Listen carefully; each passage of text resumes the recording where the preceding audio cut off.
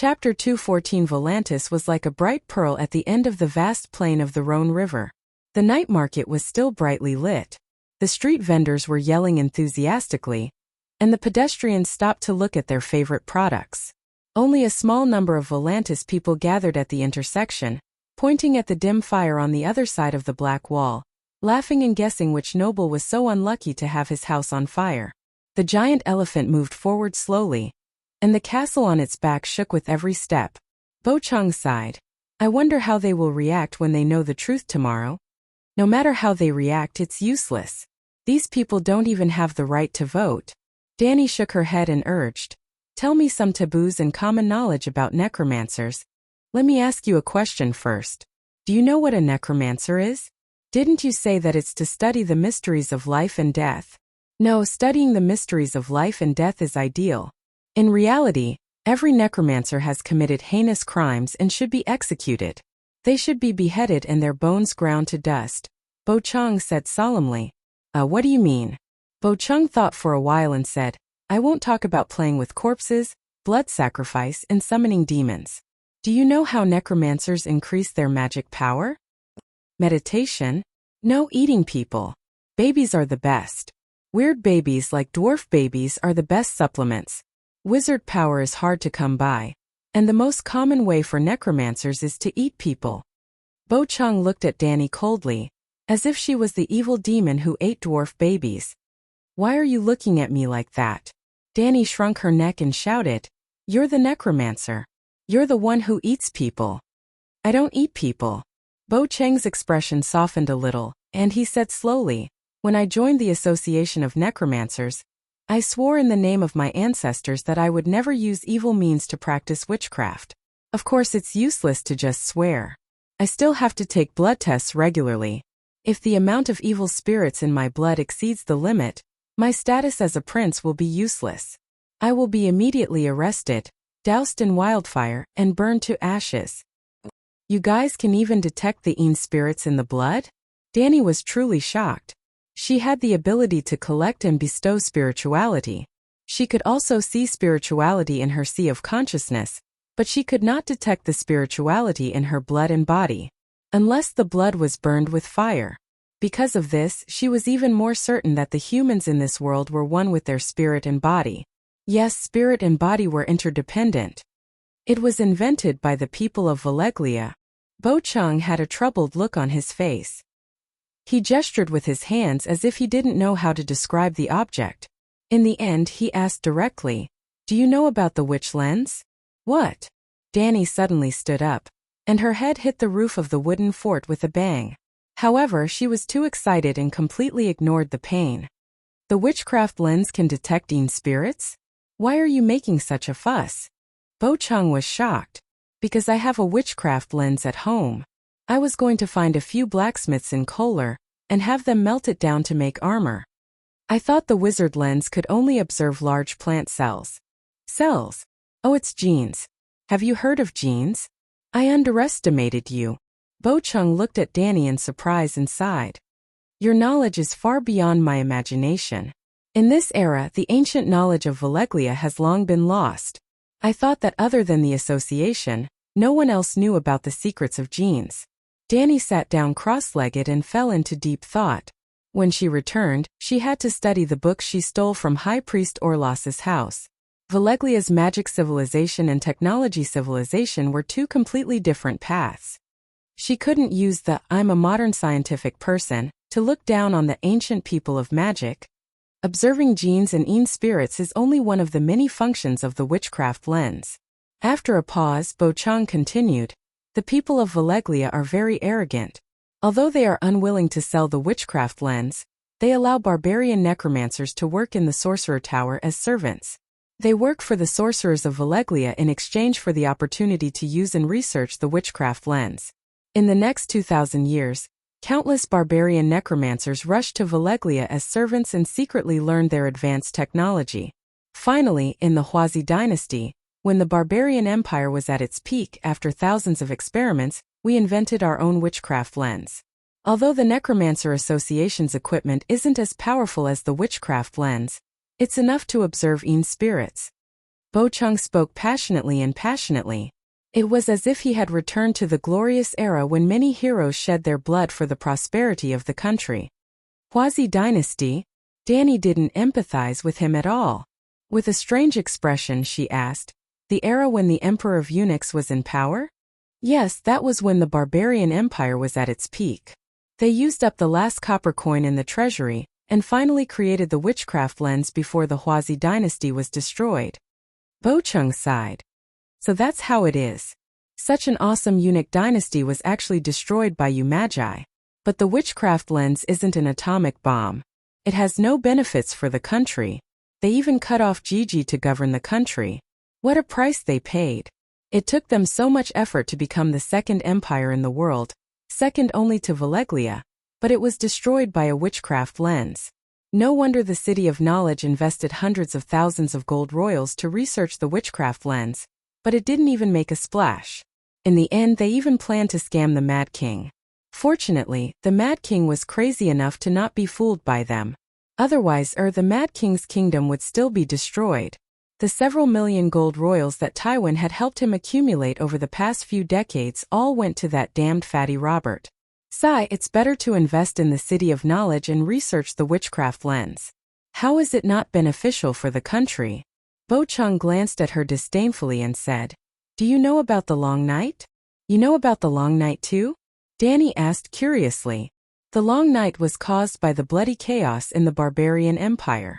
The bloody chaos was caused by the fallen necromancers, the king of necromancers, the Bloodstone Emperor. At that time, the barbarian empire was still in its Dawn Kingdom period.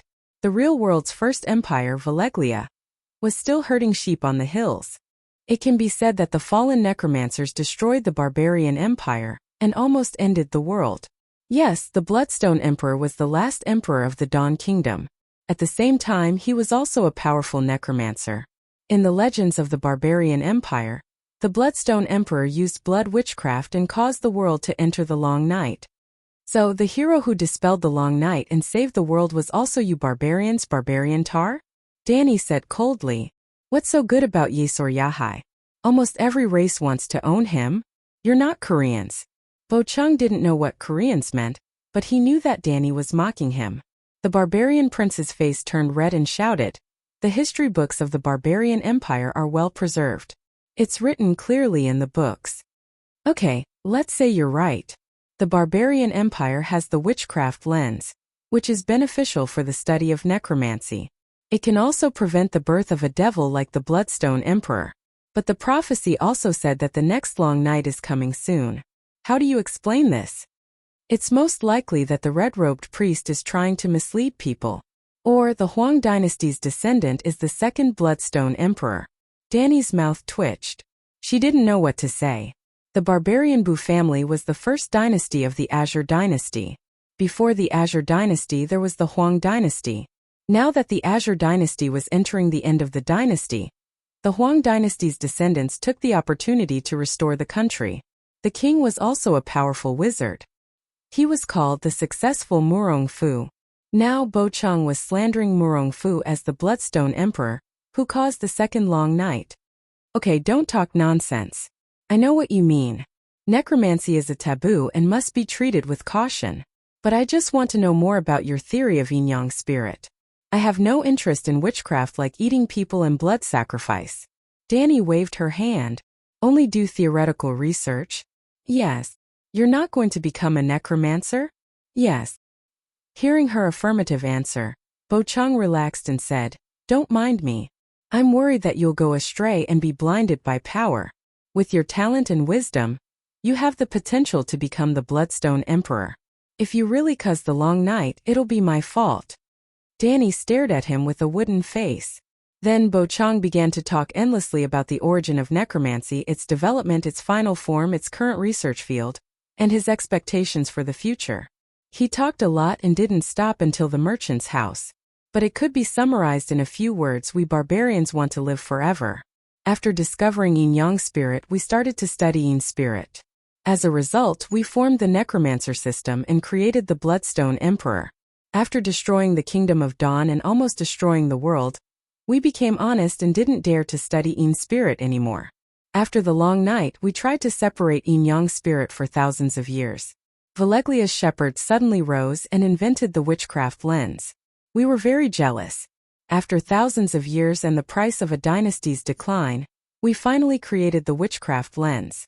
After that, it became possible to separate yin-yang spirit.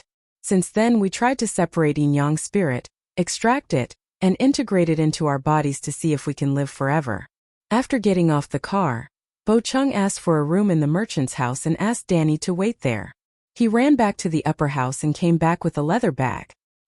He handed it to her and said, "This is for you." Danny opened it and saw 4 or 5 books. She looked up and asked, "What do you mean?" "To repay you for saving my life.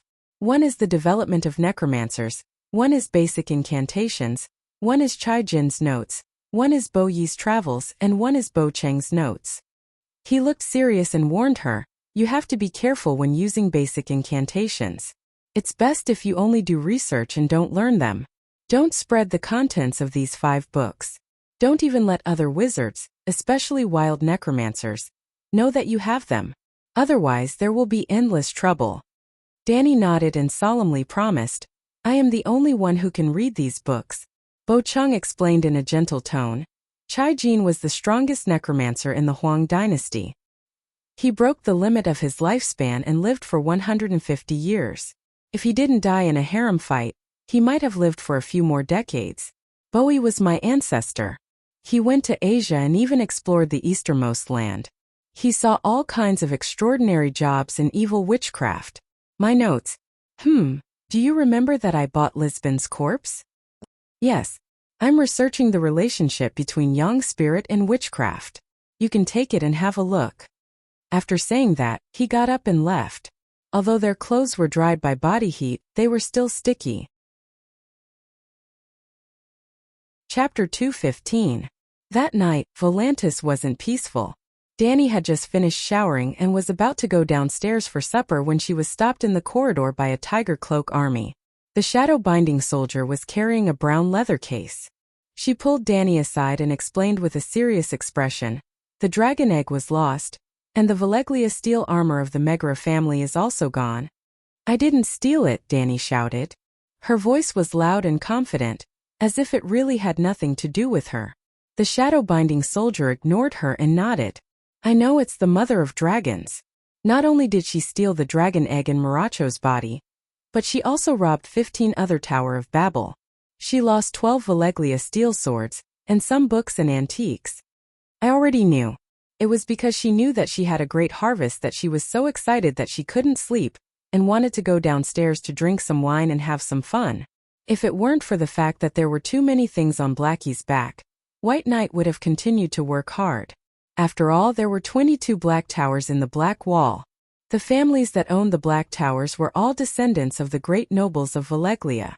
Naturally, they didn't lack 1 or 2 Valeglia steel swords. In other words, almost every family in the Black Wall had Valeglia steel swords. However, some people weren't generals and put their weapons in the Black Towers. Some people were skilled in martial arts and carried their swords with them. However, this kind of good thing could only happen once.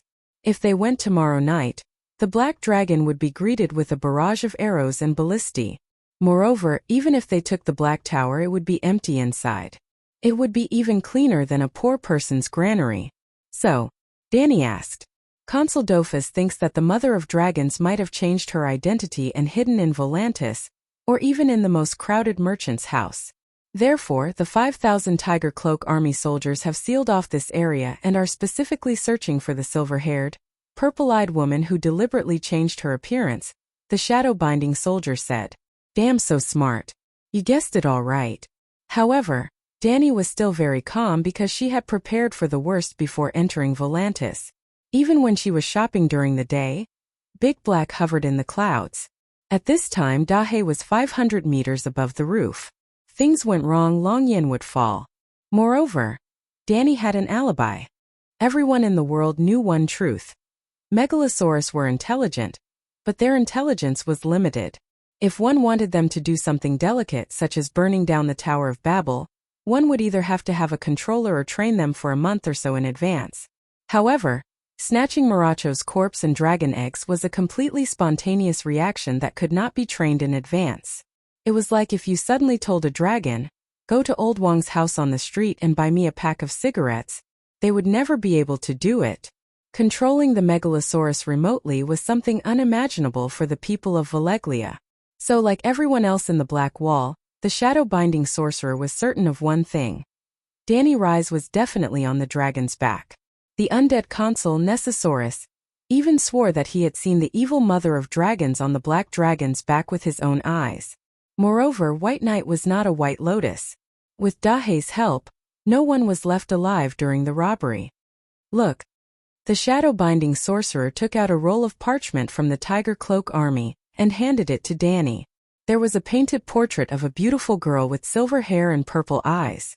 She had a small heart-shaped face, exquisite facial features, sharp eyes, and a single ponytail hanging on the left side of her chest. She was also wearing a beige dress. Hey, is this Danny Rise? She doesn't have a big head at all. She's 10 feet tall and 10 feet in circumference. She's a bit like me, Danny said in surprise.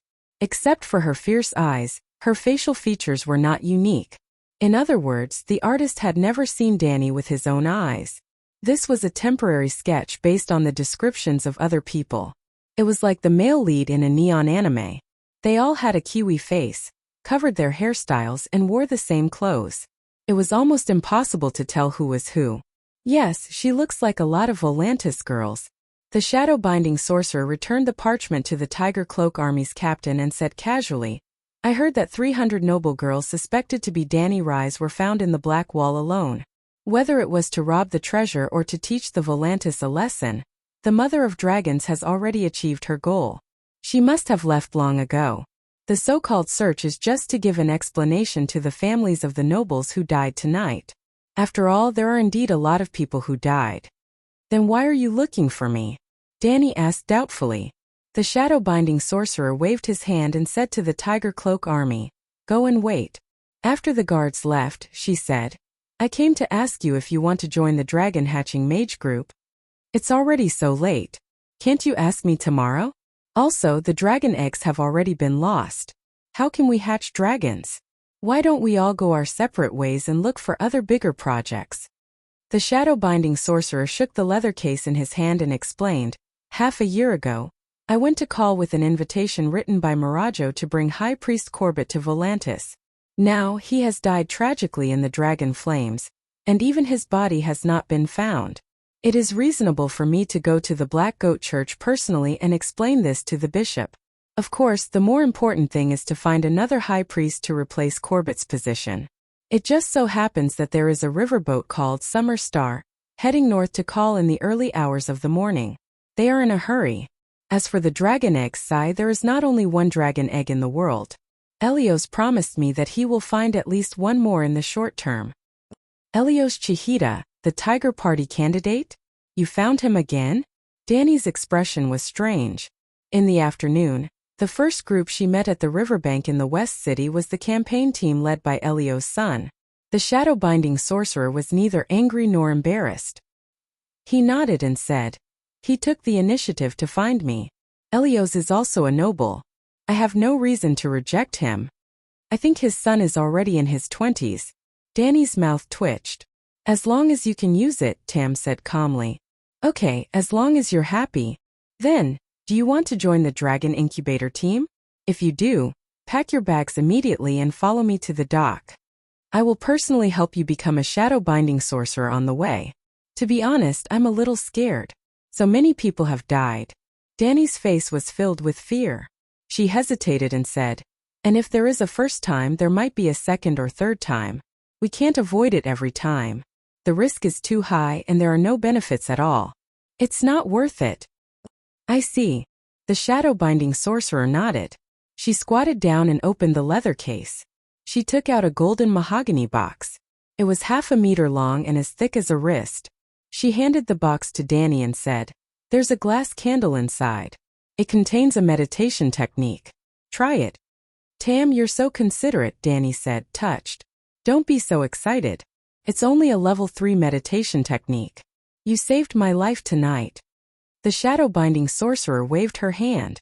Since you said so, then, Danny said shyly, why don't you teach me your level 1 meditation technique? Tam's green eyes looked at her with a complicated expression. He sighed and said, I also cultivate this meditation technique. This glass candle was a gift from my master 20 years ago. Danny was touched and embarrassed. She stuttered, it's been 20 years. I didn't expect you to be so old. I couldn't tell at all. The shadow-binding sorcerer stood up and swayed. He gritted his teeth and said, 20 years ago, I was only 8 years old. Danny felt even more embarrassed. She quickly changed the topic and asked, but you're not weak, right? Compared to a level 3 meditation technique, you're not weak. The meditation technique is not static. When your understanding of the world increases, the meditation rune may change, or perhaps evolve. 10 years ago, my meditation technique reached level 2.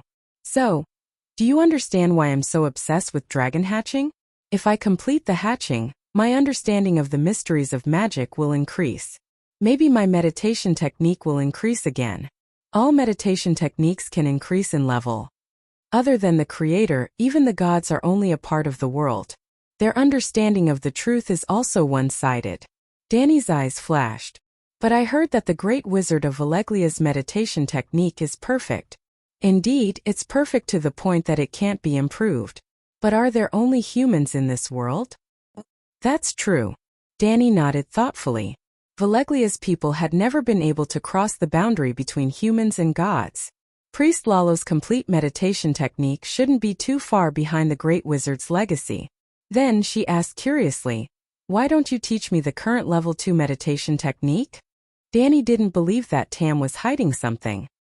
He even gave away the glass candle that was passed down from his sect.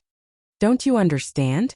Tam sighed and slowly explained, because I had some enlightenment, my meditation technique leveled up. But can my enlightenment be the same as yours? I can't even be sure if it's right or wrong.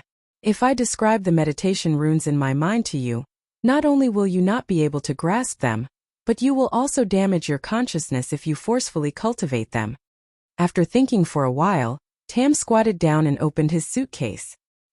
He took out a black leather book and handed it to Danny. My diary. It can help you understand the supernatural world and the basic information of the shadow-binding nights. But don't spread it. There's a lot inside. Burn it after you read it. After the shadow-binding night left, Danny called the waiter over and asked him to book a room for her. She started reading while waiting for her meal. It was a little scary, as if she was reading a ghost story. For example, Tam cut open a living person's chest and sacrificed the squirming organs to the evil god. The shadow-binding knight described it vividly. Even his emotions and mental journey weren't left out. In the dark and cold basement, a lonely candle flame flickered. The shadow was like a twisted poisonous snake that crawled up the bloody altar and drilled into Dick's sacrifice chest. His bright red heart first turned dark red, then black red, jet black, gray black. Finally, it shriveled into a layer of gray-colored mud shell. The shadow let out a sharp and joyful gagog of sound. My entire body trembled and I was almost unable to move. However, Dick wasn't dead yet. He looked at me with his dark green eyes. His gaze was filled with curses and pleading. I wasn't sure which emotion was more. Suddenly, the muscles on his face scrunched up and he let out a sorrowful groan that came from the depths of his soul. It turned out that when I was absent-minded, the squirming shadow extended its greedy tentacles towards his light green liver. Dear guest, the pork lung soup you ordered is here. Danny, who was engrossed in the story in the book, jumped up in fright. The maid with the wine pot tattoo on her face looked at her blankly. She mumbled, Dear guest, your pork lung soup. Under the faint yellow candlelight, the soup in the white porcelain bowl glowed with a faint green light. Danny forced a stiff smile and said, Do you have fried grasshoppers? Give me a plate. Chapter 216. Other than the sensational ghost stories, there were also many erotic descriptions. It was comparable to the erotic novels on the internet. Of course, Tam wasn't an immoral web writer. He was using eroticism to gain more views. He was doing serious business.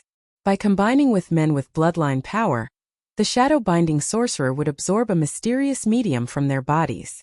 With that medium they could cast vicious blood witchcraft. The outside world's evaluation of the shadow-binding sorcerer is biased, but it's generally correct. Danny closed the diary with a complicated expression. Tam was very considerate. If Danny really became a shadow-binding sorcerer, according to the diary's records, she could perfectly repeat the witchcraft experiments that Tam had done. It was equivalent to the shadow-binding sorcerer teaching her step by step. However, Danny didn't want to learn evil witchcraft at all. She could only disappoint Tam's good intentions. Although she couldn't use it, Danny had increased her knowledge. Her ability to guard against blood witchcraft had increased by a lot. She really owed the shadow-binding sorcerer a huge favor. When she returned to her bedroom, she opened the gold-threaded mahogany box and took out the glass candle that was twisted into a lightning bolt.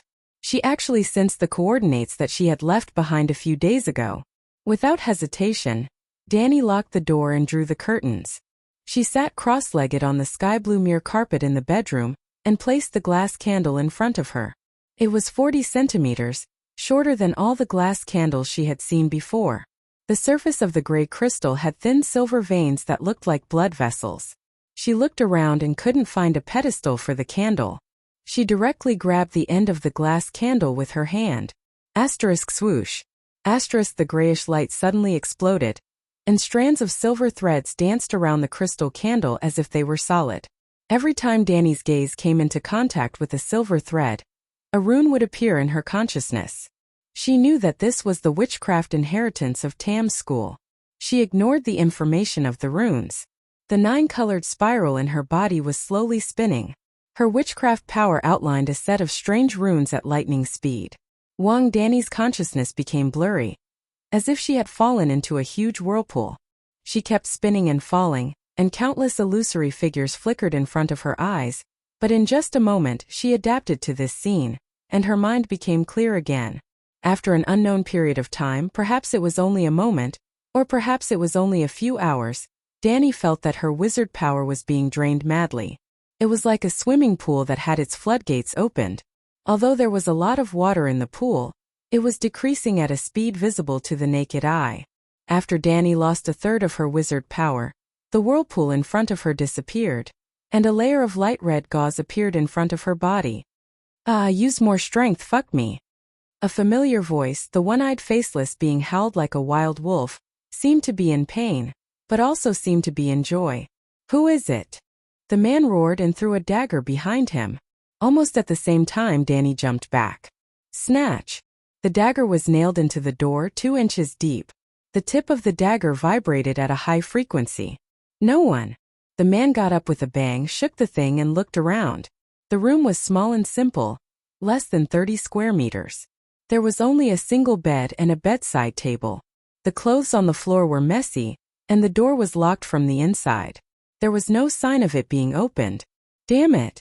The man cursed a few times and pounced on the naked woman on the bed. But this time the woman let him do whatever he wanted. She did not say a word, her head tilted to the side, and her single eye was vigilant of the door. Slap! The man seemed to be very dissatisfied. He slapped her and scolded, "Bitch, why are you not screaming? Am I not working hard enough?" A cold light flashed in the woman's eyes and she moaned softly. Tuna Tavern? Haha, back to Astapor again. The fog in Volantis was thick tonight. The sky was dark, the stars were rare, and the streets were noisy. The night here was gray and the stars were bright. She could only hear the crashing sound of the waves crashing against the stone cliffs.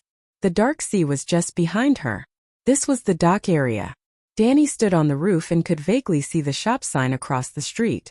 A new free man took a loan from the Queen to buy the hotel. It was late at night and the hotel was closed. Across the wall she could see a few moving flames in the sky. Those were the patrols on the pyramid. After the dragon's horn was stolen, a large net was spread out on the 32nd step of the pyramid. The Unsullied would regularly check for gaps in the net. Let's see what the faceless one is doing. With a thought, Danny slowly merged into the roof from the soles of her feet. Well, it was very similar to Obito in Naruto. Like Kueishi, Danny was not a physical body at this time, but a spiritual body projected by the glass candle. As soon as the projection came, she was found by 2 people holding hands in the room. Facing the flying dagger, Danny felt a sense of crisis and subconsciously somersaulted backward. Her wizard power was suddenly consumed rapidly, about 1/10, and then she went through the wooden door and fell into the corridor outside the room. After a moment of daze, she realized what had happened. She suddenly became excited and immediately tried to enter the inside of the wall. Just now she was too fast and didn't have time to feel the corridor. After part of her body entered the material body, her wizard power began to be consumed rapidly. But at the same time, Danny found that she could almost teleport in the physical wall. With a thought, she came to the roof and saw the surrounding scenery. Except for excessive wizard power consumption, there was almost no flaw. Oh no, it was not without flaws. When Danny tried to go back to the pyramid, she just took 2 steps and she encountered an invisible wall. Then she instantly understood that she couldn't leave the coordinates for a certain distance. Should it be 20 meters? Maybe even farther. After eavesdropping for a while outside the door, the two of them only cared about holding hands and only exchanged a few words. However, Danny also guessed their identities from the content of those few sentences: a sailor and a prostitute. The faceless one was just released for 2 or 3 days. When he left, he didn't have a copper coin. Was it to raise money to buy a ticket? Maintaining the spiritual body also consumed wizard power. In less than 5 minutes, Danny's figure flashed and completely disappeared. Volantis, the merchant's house, 2nd floor, Danny's bedroom. Phew! She gasped for breath. She didn't sweat, but she was tired as if she had just run a marathon. The farther the distance, the more wizard power was consumed through the glass candle projection. Danny could understand this. But a week ago she had just met Kuei-shi. That conversation lasted more than 10 minutes. Kuei-shi was 1,500 kilometers away from Astapor in a straight line. Danny could observe the wizard power form in other people's spiritual see through their eyes. Of course, she couldn't see the basic runes, but she could guess the other person's profession and skill through the wizard power form. In Volantis, the person with the most profound skill was the unlucky Corbett, the high priest of the Black Goat sect, who was burned by the dragon flame. The black goat that the other person believed in seemed to be real. Similar to the red-robed monk, he could ignore the age of chaos and practice as a priest. It was normal for him to be more powerful than Tam and Bo-chung. But the wizard power of Corbett's black goat form wasn't even 1/10 of Danny's 9-colored vortex. In simpler terms, Danny's chakra was as abundant as a tailed beast. Kuei-shi, on the other hand, was more durable than a tailed beast. Even if one ignored the fact that Danny wasted half of her wizard power going back and forth through the wall, Kuei-shi was only the first person among the younger generation of Asia, not an old monster who had cultivated for hundreds of years. That guy's inheritance and talent must be much higher than Tam's. His magnanimity was also extraordinary. Tam and the others only wanted to find the truth of the universe from the process of dragon hatching, but Kuei-shi had his eyes on the source of the miracle from the beginning, the mother of dragons, Danny Rise. Touching her right wrist, Danny secretly decided that when she returned to Astapor, she would reverse project Kuei-shi to see where that guy's nest was and what he was doing. Early in the morning of the 2nd day, Danny was still floating in the dark and sweet land when she was awakened by a drum-like knock on the door. "Who is it?" she shouted through the door. It's me. It's Baristan." Danny got up angrily, opened the bolt and walked to her bedroom. White Knight put the plate piled with sausages, bread, and milk on the table in the living room and asked curiously, "Didn't you say that you would leave early this morning? Aren't you tired after a night of torment? Go back to your room and get some sleep." Danny buried her head under the duvet and said in a muffled voice, "I'm so excited that I can't sleep." The old knight began to eat and didn't disturb her anymore. At noon, when she went downstairs for lunch, Danny found that everyone was discussing the matter of Dragon Mother burning the city. This matter had spread and caused a sensation in Volantis. The guests in the merchant's house were secretly whispering about how many nobles died in the Black Wall, and how many treasures were lost.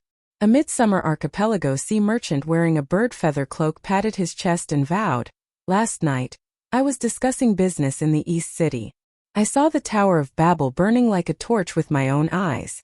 The dragon flames from the mystic dragon's mouth were like the water of the Rhone River, endless and overwhelming.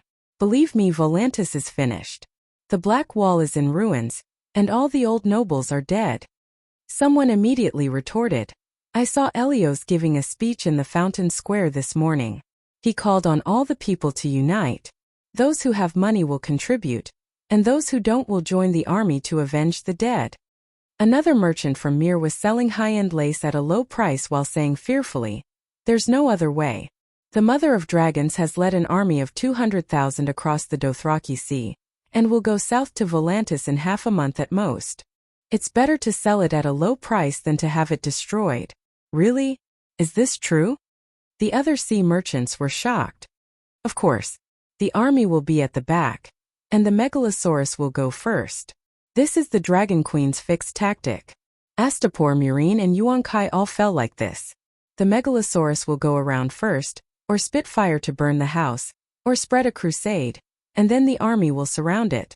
The defending army will lose its momentum, and the city will be easily taken down. The mere merchants swore.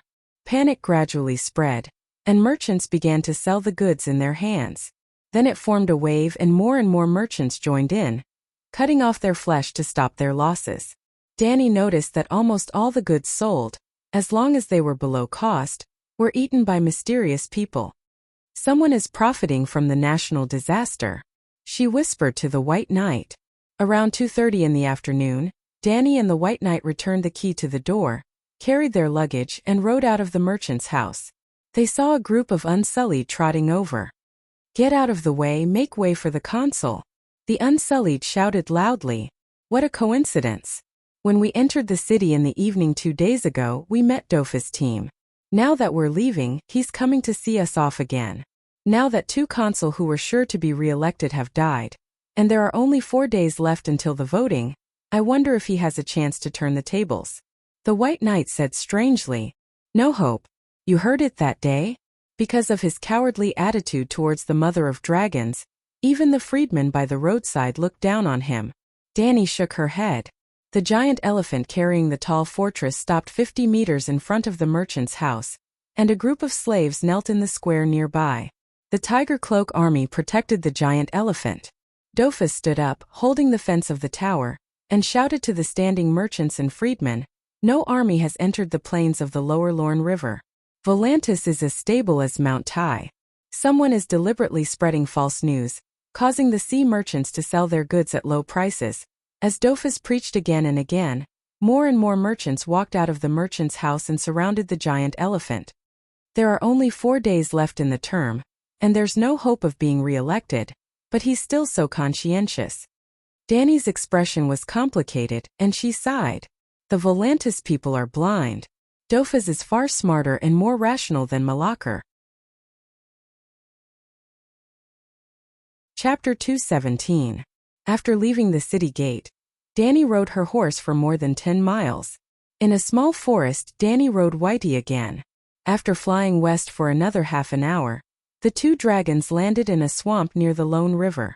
The White Knight took off his leather boots, rolled up his silk pants, and stepped on the smelly mud. One after another, he carried back 2 huge sacks from a patch of green reeds. One of the sacks contained armor and swords. It was soaked with water, and the bottom half was stained with black mud. The other sack was piled on top of it. The books and dragon eggs were not wet. Wow, what a harvest! Danny whistled and looked at the armor excitedly. As soon as she touched the helmet, a strange stench hit her nose. It was like the pork she bought from the supermarket in the summer, and forgot to put in the refrigerator. Well, Marazzo's armor is too big for me. Danny immediately threw the helmet on the grass in disgust. Barristan picked up the helmet like it was a treasure and wiped the mud on it with his hand. "Burn it with dragon flame. I'll wear it." Looking at his "I've been waiting for this for a long time" look, Danny nodded silently. Okay. There was no hope for the armor. She began to look for a suitable long sword. To reduce the weight, I threw away the scabbard. Barristan helped her choose a long sword that was 3 fingers wide and 1.2 meters long. I remember it's called Clear Sky. It weighs about 7 caddies and is 1.5 meters long. It's a little light for me, but it's just right for your majesty. Well, not bad. The sword is good and the name is okay. Danny waved the sword, but it felt a little sluggish. The center of gravity is wrong. The hilt needs to be heavier. I've thought about it. Baristan took out a ball of golden thread from his backpack. I bought it at the blacksmith this morning. Let me help you tie it. After looking at the weapon, Dani held the red dragon egg in her arms and carefully felt the weak breath of life in it. It was like a candle flame in the vast land at night.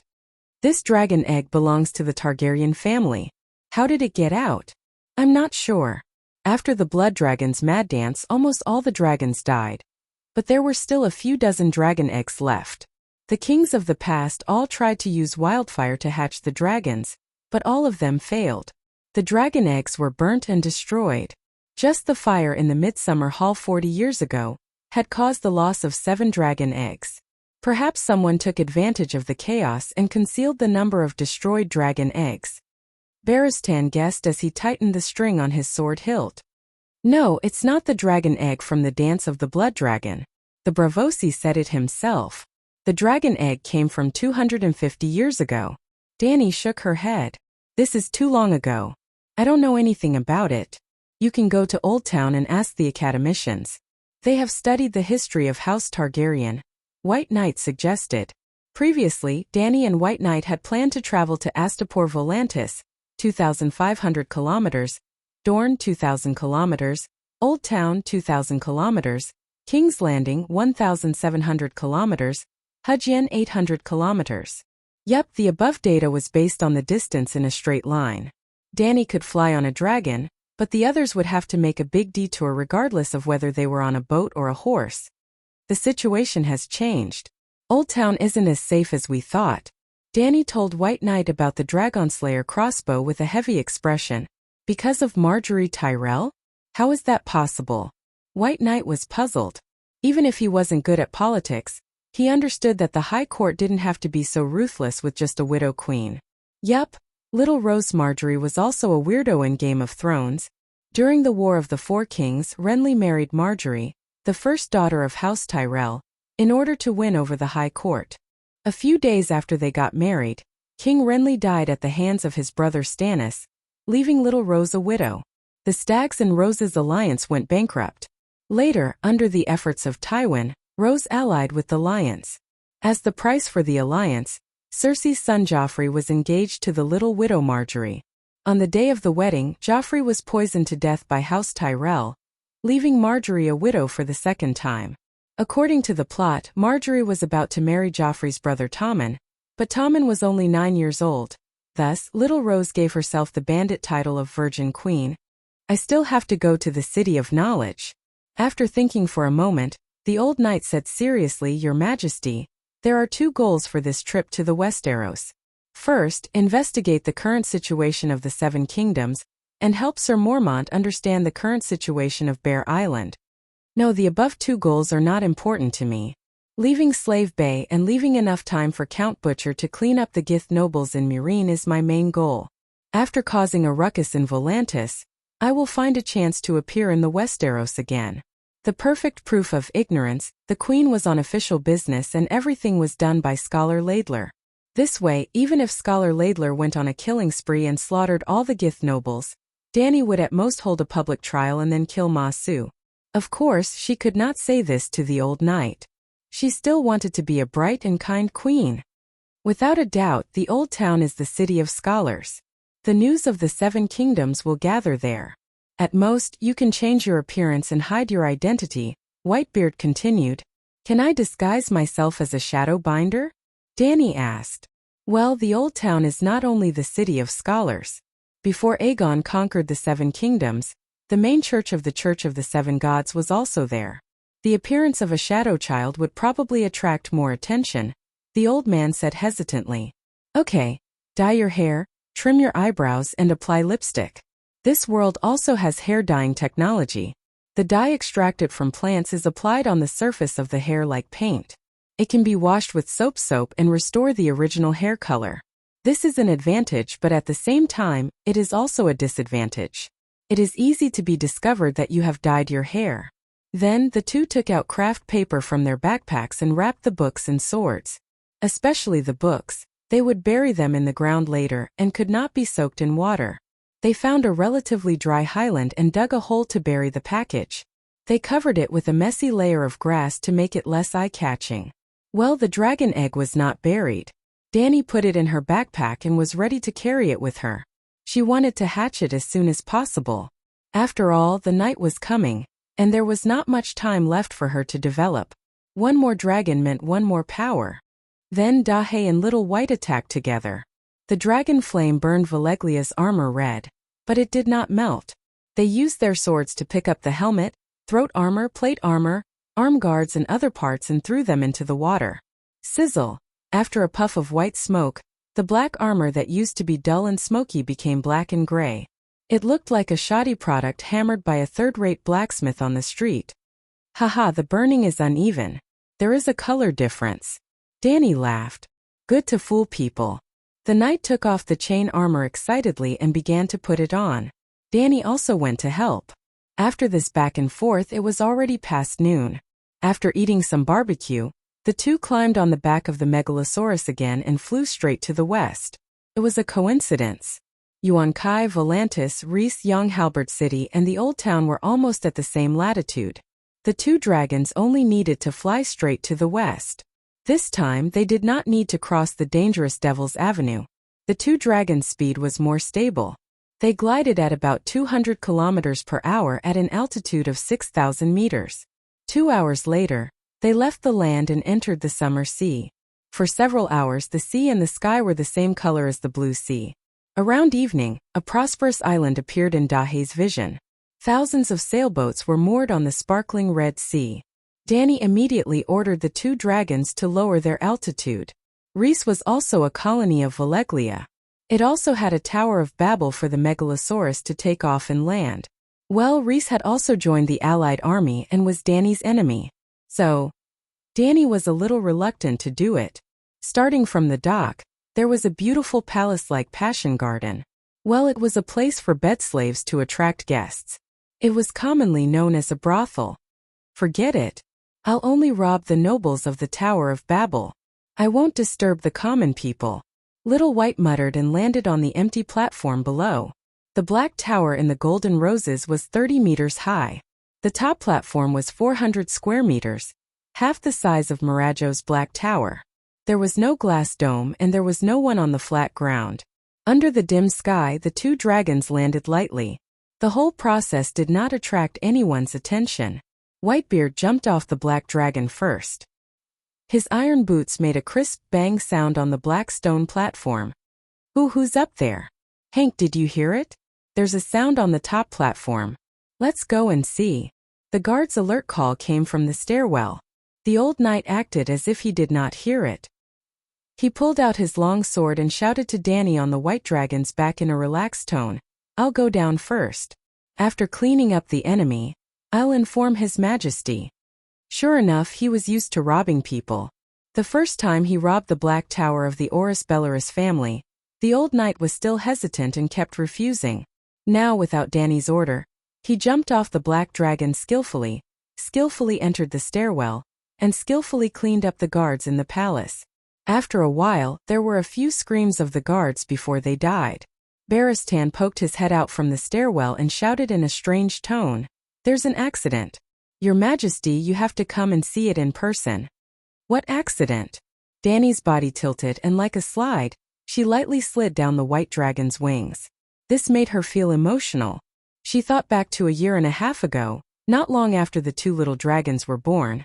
Every morning, she would carry the three little guys in a basket to the wilderness to practice flying.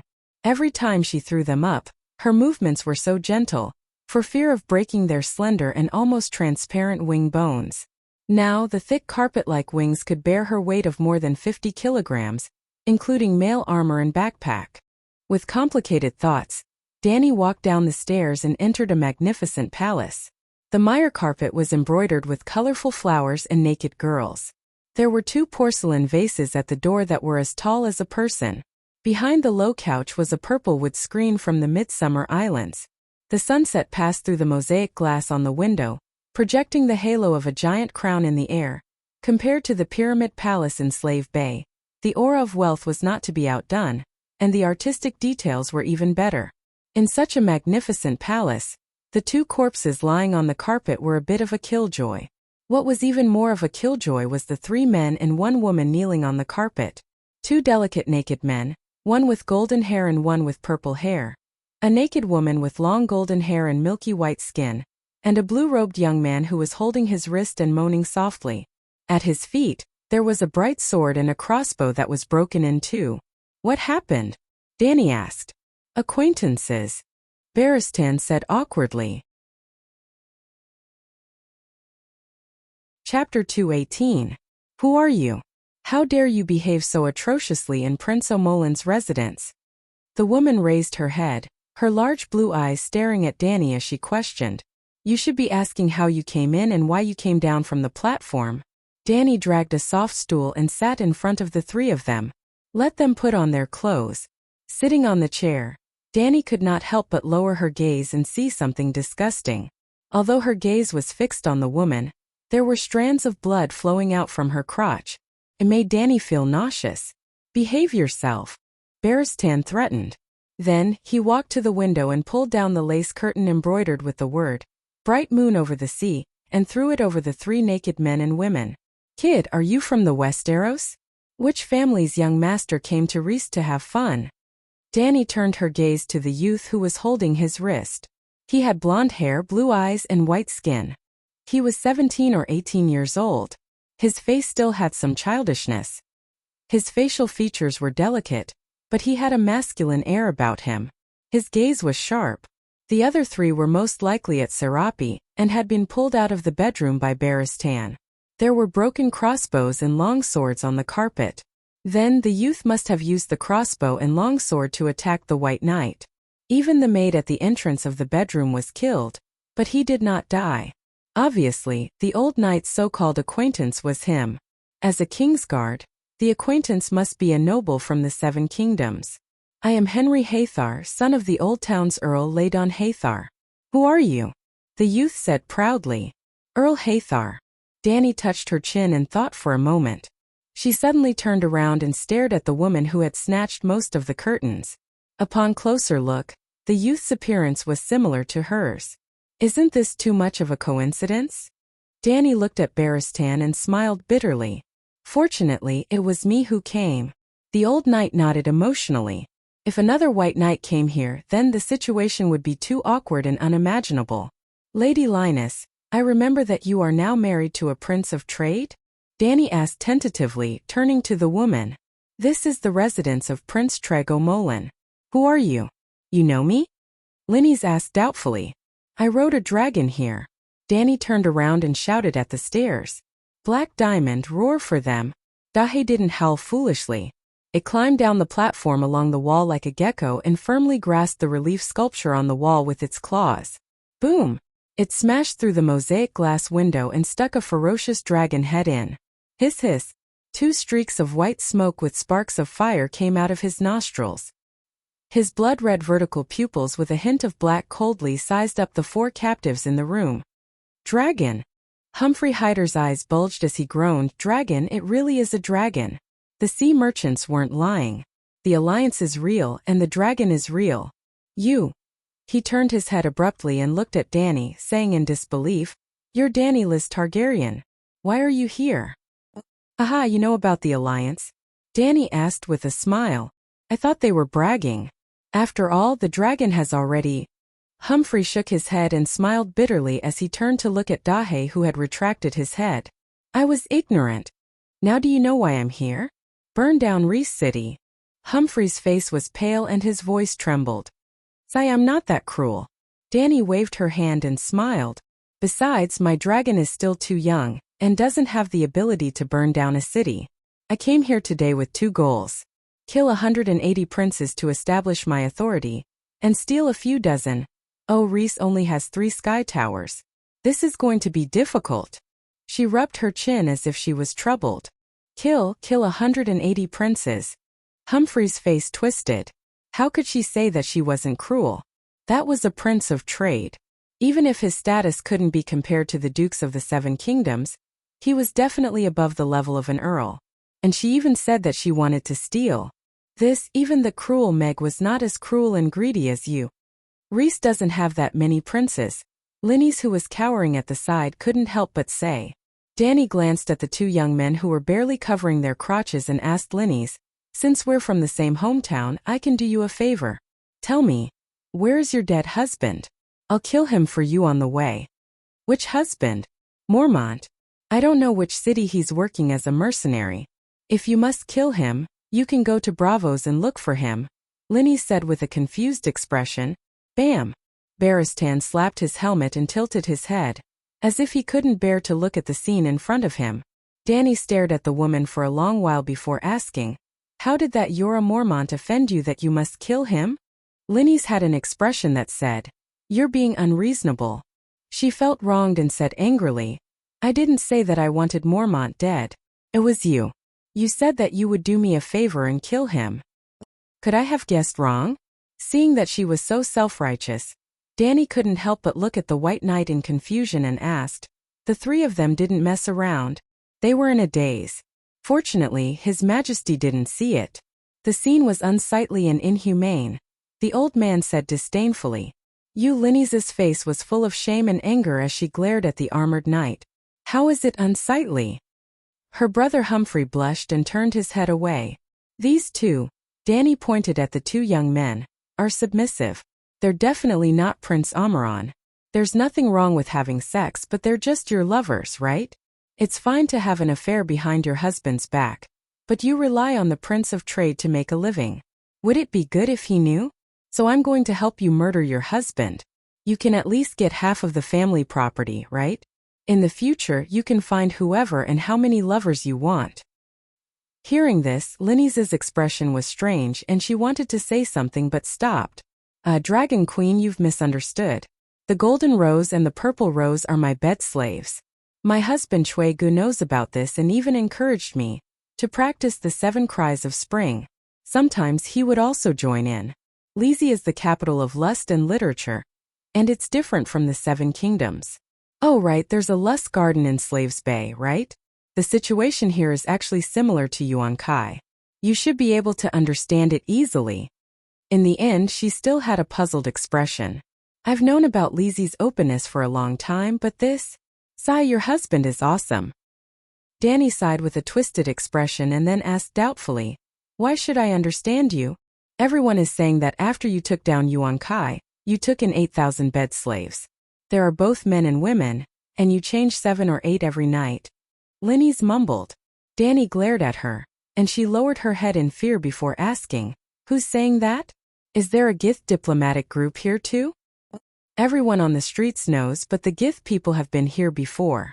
But after the Prince Council announced that they were joining the alliance, they left and went up north to persuade the Taroshi people. Linny's whispered. Nodding, Danny asked about her previous doubts. "Why did you say that killing Maul was a help to you?" When she said that she was going to help this woman, Yora Maul's name came out. Obviously, the Big Bear's death must have been beneficial to her. "I'm not Chui Ji's wife. Lizi believes in the goddess of lust. Here, married men can openly have mistresses." Linny's looked ashamed. Clearly, she had not completely thrown away her identity as the old town of Hyder. After a pause, she continued, "Maul and my marriage was blessed by the 7 gods. Even if he promised not to disturb me again, according to the laws and customs of the 7 kingdoms, we're still husband and wife. But if he's dead, I'll be completely free." The Church of the 7 Gods allows for divorce. All you need to do is to go to the other side of the strait and find a respectable monk and dissolve the marriage under his witness. "Why do you have to kill?" Danny sneered. Linny shrunk her neck and stuttered, not knowing how to explain. "No one is willing to conduct the divorce ceremony for her," Humphrey said with a look of shame. "They're all calling her a whore behind her back. No monk is willing to sully their reputation, and the Hyder family will not allow this to happen." Linny's glared at her brother and shouted righteously, "What's wrong with me choosing the life I like? Yes, my actions are shameful in the Westeros, and even against the teachings of the 7 gods. But in Lizi I'm carefree, and no one looks at me differently." At this point she turned to look at Danny. 200 years ago, a Targaryen princess even voluntarily gave up her inheritance and noble status, and went to Volantis to be a prostitute. Business was good, and she thought that it was her own pursuit. She lived a happy life. Damn, are you serious? Is that true? Danny looked at the White Knight suspiciously. He shook his head and said, I'm not sure. Danny turned to Linny's again. How do you know? Don't forget, I grew up near the City of Learning. Hank Sandy, what happened? Why is the door locked? A man's shout suddenly came from outside the palace gate. Meeting Danny's questioning gaze, Linny's whispered, Butler, can you send him away? Or can my knights kill him? Scram, don't disturb me. Linny's roared in the direction of the gate, like a lioness who was disturbed during her mating season. The butler immediately begged for mercy and retreated. Looks like you have quite a high status here. Danny said thoughtfully. Of course, this tower originally belonged to Kuig's wife, and now it's my palace. Linny said proudly. Well, let me tell you a piece of good news. Danny touched her chin, and said with a strange expression, your marriage with Mormont is completely dissolved. Why? He swore an oath to be my White Knight. White Knights could not marry, and even if it was a holy marriage, it would be automatically dissolved. Neither party would be blamed, and it would not be considered a breach of oath. Some married knights would even send their wives to the Sisters of Silence, the nuns who could not speak, in order to put on the white robe, but were unwilling to leave their wives for others to fuck. You. Linny's face twisted, and a line of words was clearly written in her big blue eyes. You actually picked up my broken shoes. Danny immediately possessed the dragon soul, and a black light appeared in her eyes. The powerful pressure made her swallow her words. Huff, huff, huff. Hyder and his brother looked at her in shock, gasping for breath. The other two young men simply rolled their eyes and fainted. Chapter 219. You're also here in Reese. To liberate yourself? Danny dispersed her draconic aura and looked at Henry Foley strangely. No, I'm here to seek help. Henry Foley looked at her in awe, then lowered his head and said honestly, after Duke Tywin died, King Balan, who had lost his deterrence, went back on his promise to only go up north and not down south. He first attacked Lannister Port and then took down the Shield Islands. From the Monday River downstream of Hiding, to the Old Town at Whispering Bay, to the Redwine Straits north of Qingting Island, there were Iron Seed soldiers everywhere. For the Old Town, for the kingdom, I came to Reese alone to seek help from my dishonorable sister. Where did Earl Pixter go? The Qingting Island fleet under his command is the strongest of the 7 kingdoms. Barristan couldn't help but ask. The 7 kingdoms of the Westeros had a total of 5 regular naval fleets. Lannister Port's Guard Fleet, Redwine family's Qingting Island Fleet, Dragonstone Fleet led by the royal family, White Harbor Fleet in the north, and Tymon Island's Iron Fleet. The White Harbor Fleet was ignored because the House of Stark didn't support and didn't have the financial resources to develop a navy in the north. All along, the White Harbor Mandalay family's navy could only fight pirates and didn't have the ability to engage in large-scale naval battles. During the reign of Mad King Aerys, the Dragonstone Fleet was the strongest. After Robert usurped the throne and King's Landing fell, the huge naval fleet escorted the pregnant Queen Layla and little Viserys back to Dragonstone Island. Seeing that Robert was gradually unifying the country and the fleets of the 7 kingdoms were converging on Dragonstone Island under Stannis' command, the Long family's naval fleet already had the idea of surrendering to King's Landing. But that night Dany Rise was born. The Stormborn wasn't just for show. The unprecedented storm completely destroyed all the fleets on both sides, and sank hundreds of warships into the sea. Since then, the Dragonstone fleet became the second-rate fleet and the Iron Islands fleet became the leader. But Balon Greyjoy was looking for trouble, and started a rebellion 5 years after Robert's ascension. At the beginning of the war, through a sneak attack, they blocked Lannister's fleet at the port and burned them all. However, with the power of one island against 7 nations, there was no chance of victory. In the end, the Iron Fleet was taught a lesson by the royal fleet led by Stannis. Stannis was the Duke of Dragonstone Island. He commanded the Royal Navy, which was the rebuilt Dragonstone Island fleet. After Greyjoy's rebellion, 2 fleets were crippled at once. Lannister suffered the most. Even after 10 years they still hadn't recovered. They had enough to protect themselves, only Port Lannister, but not enough to attack. From then on, the Dragonstone Island fleet once again took the top spot on the power rankings. Not long ago, the rebellion of the 4 kings broke out, and Tyrion burned Dragonstone Island's fleet to the ground. Over the past few decades, the Seven Nations had undergone many changes, but the Qingting Island fleet had been hiding in a corner and developing. Now it had become the #1 navy in the world. Logically speaking, even if 10 years had passed and Taiman Island had recovered and rebuilt the Iron Fleet, they should not have been able to bully Gao Ting. After the rebellion of the Four Kings, Stannis retreated to Dragonstone Island and even hired a pirate fleet from the other side of the strait.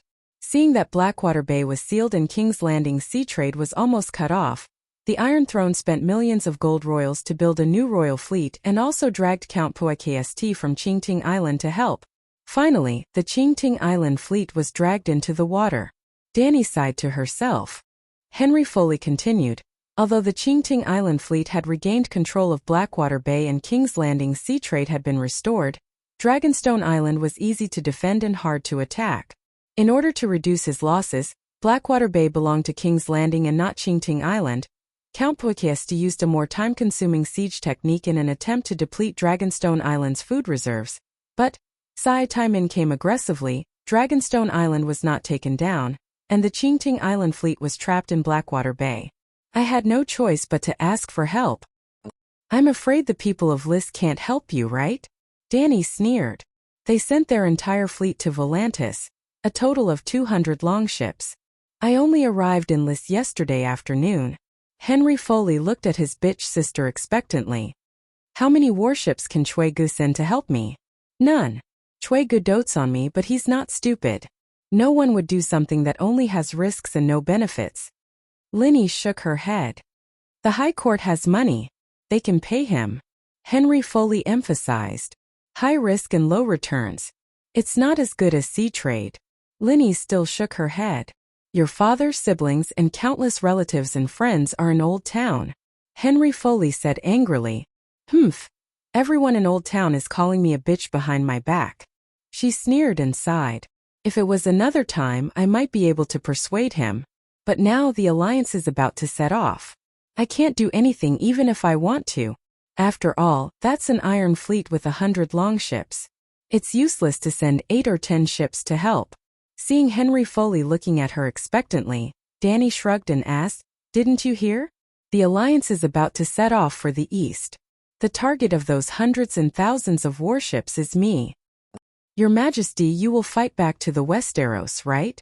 Henry Foley asked. Targaryen debts must be repaid.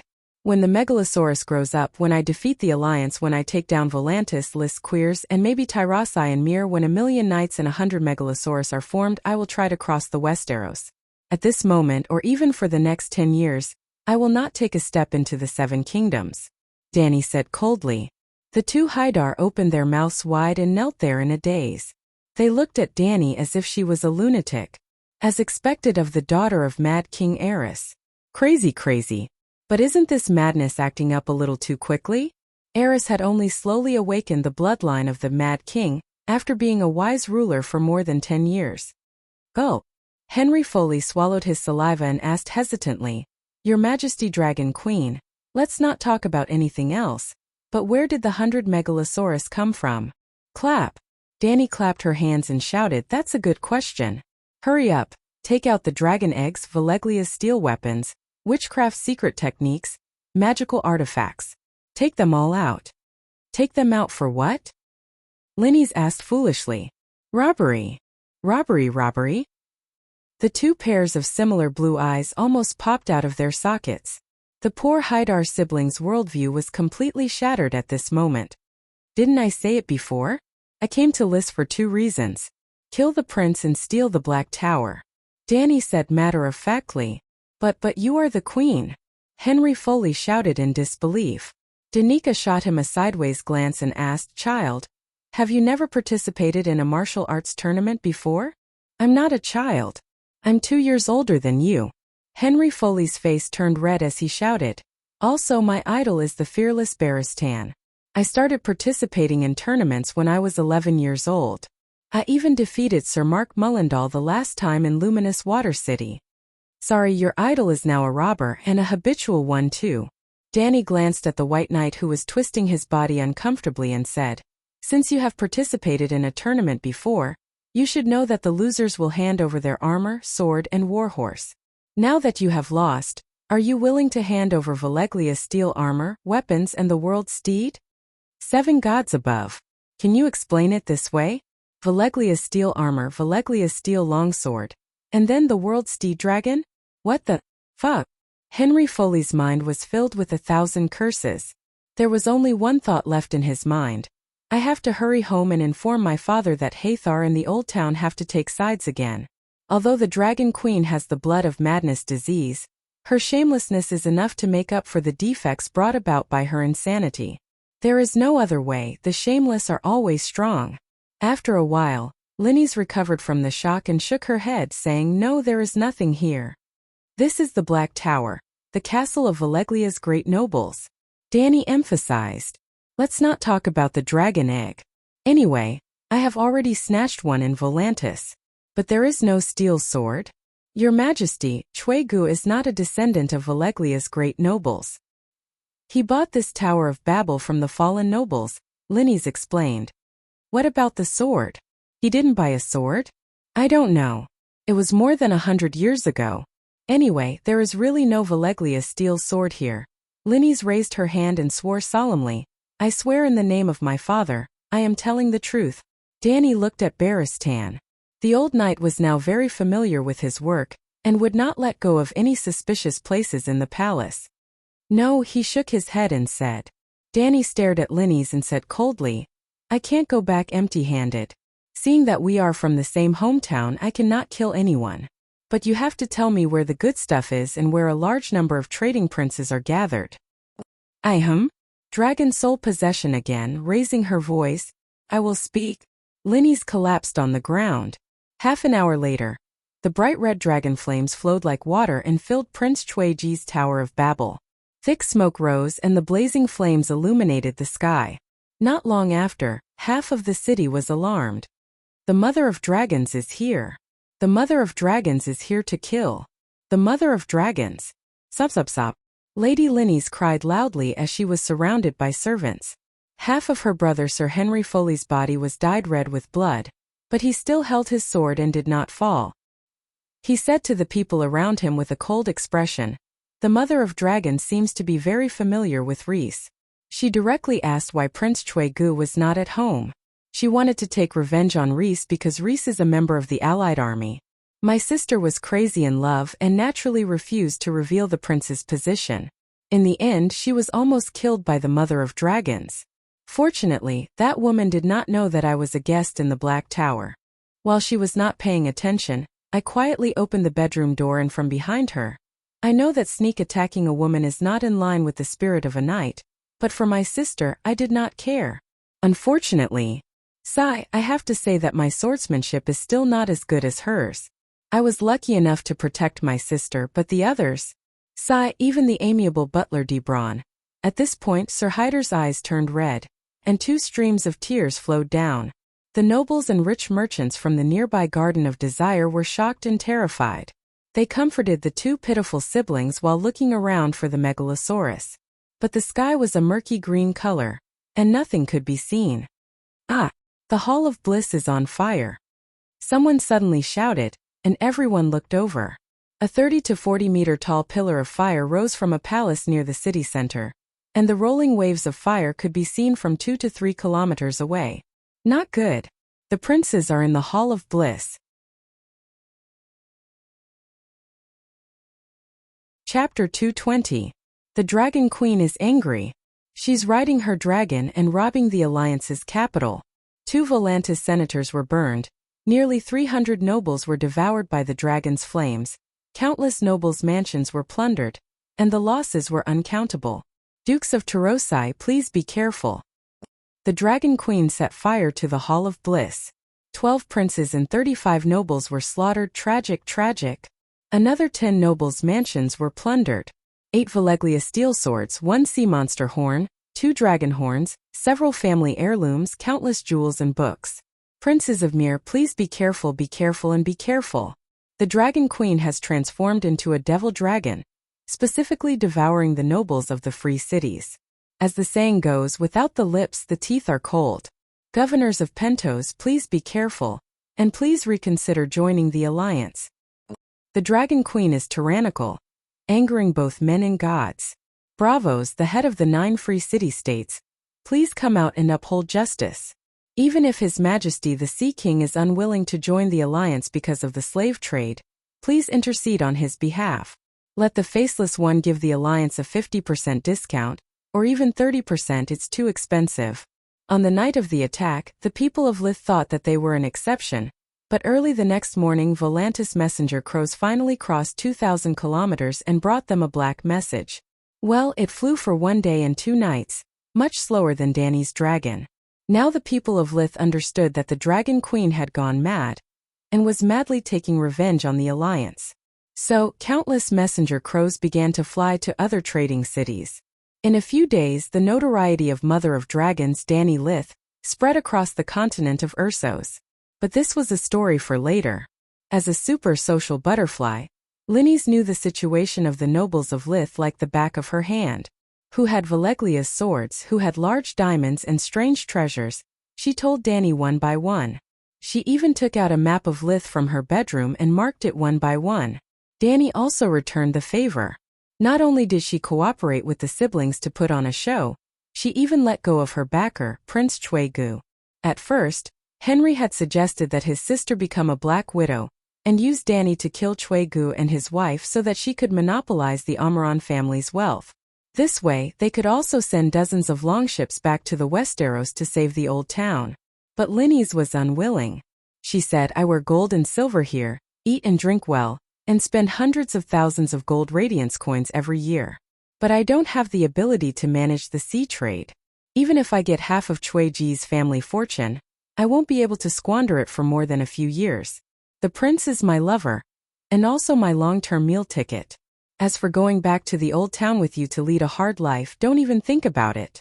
I've lived in heaven for a few years and you want me to go back to hell? You might as well kill me. Humphrey blushed and stared at his sister in disbelief. For the first time he realized that his family also had the mad blood gene. It must be the side effect of the marriage with Targaryen. His sister's madness was more terrifying than the Dragon Queen's. As an admirer of the fearless Barristan, it was normal for Knight Humphrey to have such thoughts. But Dany secretly praised Linnes for having self-awareness. But she would grow old one day. What should she do when that time comes? Look for the big bear to be the hero? It seemed together with the 8 steel swords that Rhys had obtained, Dany had obtained a total of 20 swords during her trip to the west. It was a great harvest. Other than the weapons and the precious jewelry that Linnes had been coveting for a long time, she also found 2 horns in Rhys's body. The fake dragon's horn and the broken sea monster's horn. The dragon's horn was as big as a bull's horn and was made of Valeglia steel. It was very light and did not feel heavy when hanging it around her waist. If it was purely used as a marching horn for the army, the horn's sound would be loud and long, and it would be easy to blow it. But calling it the dragon's horn was a bit boastful. It was not made of a dragon's horn, and there was no dragon soul sealed on it. How could she control the Megalosaurus? But the sea monster's horn was a bit interesting. It was made of a dragon's horn, but there was no dragon soul sealed. Or rather, there might have been a dragon soul once, but now the runes were broken and the dragon soul had dissipated. Dany could also sense the mysterious Valeglia runes in it. As for the specific effects, it still needed to be studied.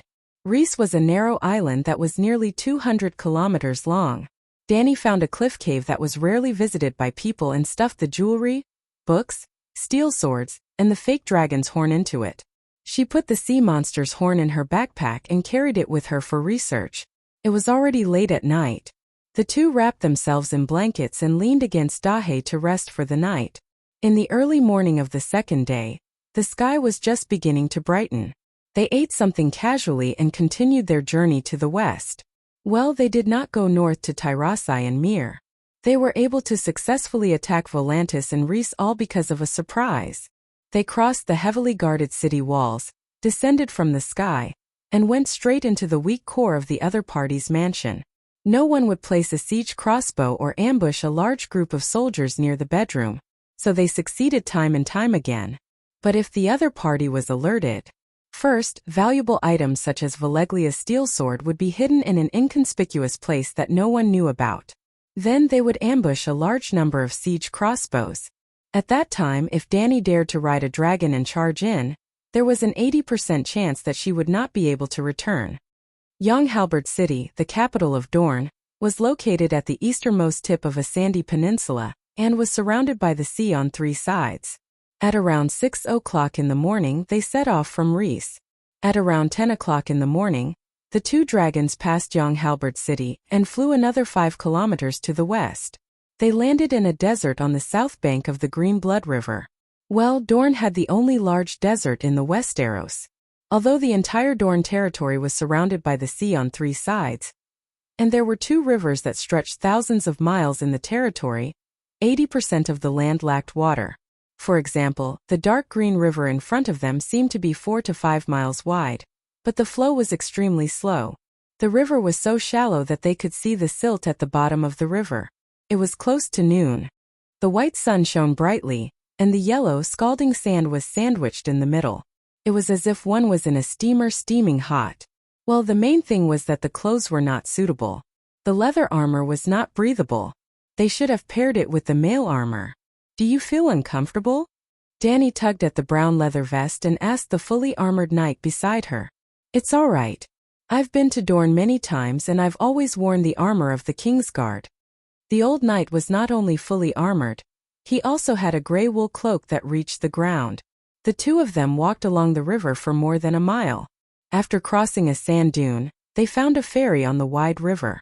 7 or 8 wooden rafts were parked by the river. More than 10 children were playing by the water. On each raft was a woman with a sunburned face. Some of them were washing turnips and carps by the rafts, while others had already started a fire to cook. It was a very strange wooden raft. A low-ceilinged house was built on the wide boat, like a matchbox in the middle of a phone. It looked very simple, but the patterns on the boat were beautifully carved. It had an attractive and unique foreign charm. "They are the orphans of the Green Blood River," Barristan said in a low voice. After the defeat of the Loyner people, they were forced to leave the vast and rich plains of the Lorne River. Finally, under the leadership of Queen Nymeria, 10,000 broken ships crossed the narrow sea and integrated the last of the people into Dorne. However, there were also proud Loyner people who were unwilling to give up their ancient river traditions.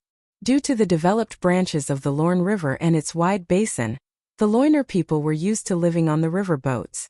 Some of the Loyner people who fled regarded the Green Blood River as their mother river, and still lived a carefree life on the river. This group of Loyner people who could not integrate into Dorne were called the Orphans of the Green Blood River. It sounded a little pitiful, but in the Dorne Hill where there was an extreme lack of water, this group of orphans lived the happiest lives. "Where are the guests from?" Seeing Dani and the armored knight, a bearded man in a gray robe immediately came out of the matchbox to solicit business. "Don't ask me where I'm from. I'm going to Yonge-Halberd City on the other side," the white knight said in a skilled tone. "Okay," the bearded man shouted at the children swimming in the river, which roughly meant, "Gooden Taiwa, come back for dinner." When the 2 naked boys climbed onto the raft, Dani and Barristan also entered the matchbox and sat down. The man then set up the pole and drove the raft slowly to the north bank. As for the woman washing the vegetables behind the matchbox, she only smiled at Dani when she got on the boat and continued to do her work. After half an hour, the raft finally reached the opposite bank. It was almost the same scene as before. 7 or 8 rafts were anchored side by side on the bank. The women were cooking, the men were resting in the house, and the children were playing in the river. "Their lives are too lazy," Dani whispered to the old knight after paying the money and going ashore. "This is their life, the customs of the river people brought over from the Norn River." Sigh. No wonder they were eliminated. It seemed that the main ethnic group of Westeros, the ancestors, the Undulls, the Loynars, were all refugees eliminated in the Ursos ethnic struggle. It was not easy for the guys to keep Slavers Bay. Dani muttered in her heart. Dorne's land area was close to 500,000 square kilometers, but its population was the smallest among the 7 kingdoms. It was not even comparable to the north, which was less than half of Slavers Bay. However, Yonge-Halberd City was not desolate. Merchants from the Midsummer Islands, Mir, Tarosai, and other city-states came and went. The natives of young Halbert City had olive skin and long black flowing hair. Most of them wore scarves or straw hats to block the sun. It had to be said that the sun in Dorne was really strong. It felt like there was a magnifying glass above one's head. Danny also sold a wide-brimmed hat with gauze hanging down the edge. Young Halbert City, the sun and the halberd. The sun represented Nymeria's loiner, and the original emblem of the Martell family was the halberd.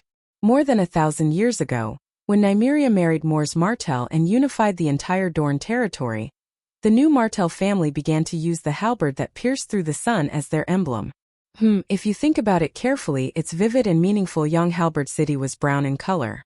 The brown gravel streets and brick houses were not as tall and clean as Volantis, nor were they as exquisite as Lys Gardens. The style was simple and monotonous, but it was very practical. With Prince Martell's old palace as the center, it was surrounded by 3 curved walls. The streets and houses were in between the curved walls. To use a common analogy, the layout of young Halbert City's walls and streets was somewhat like an 8 trigrams array. Yes, the most simple 8 trigrams array that was copied after being extremely castrated. However, it did have the effect of confusing people. If not for the experienced Barristan leading the way, Danny would have gotten lost in the circular streets that were almost exactly the same. After more than an hour, they finally passed through the 3 curved walls and arrived at the administrative center of young Halbert City outside the old palace. Chapter 221.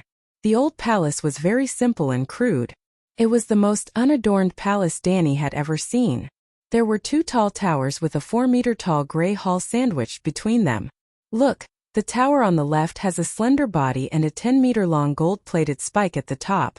White Knight pointed at the tower outside the window and introduced.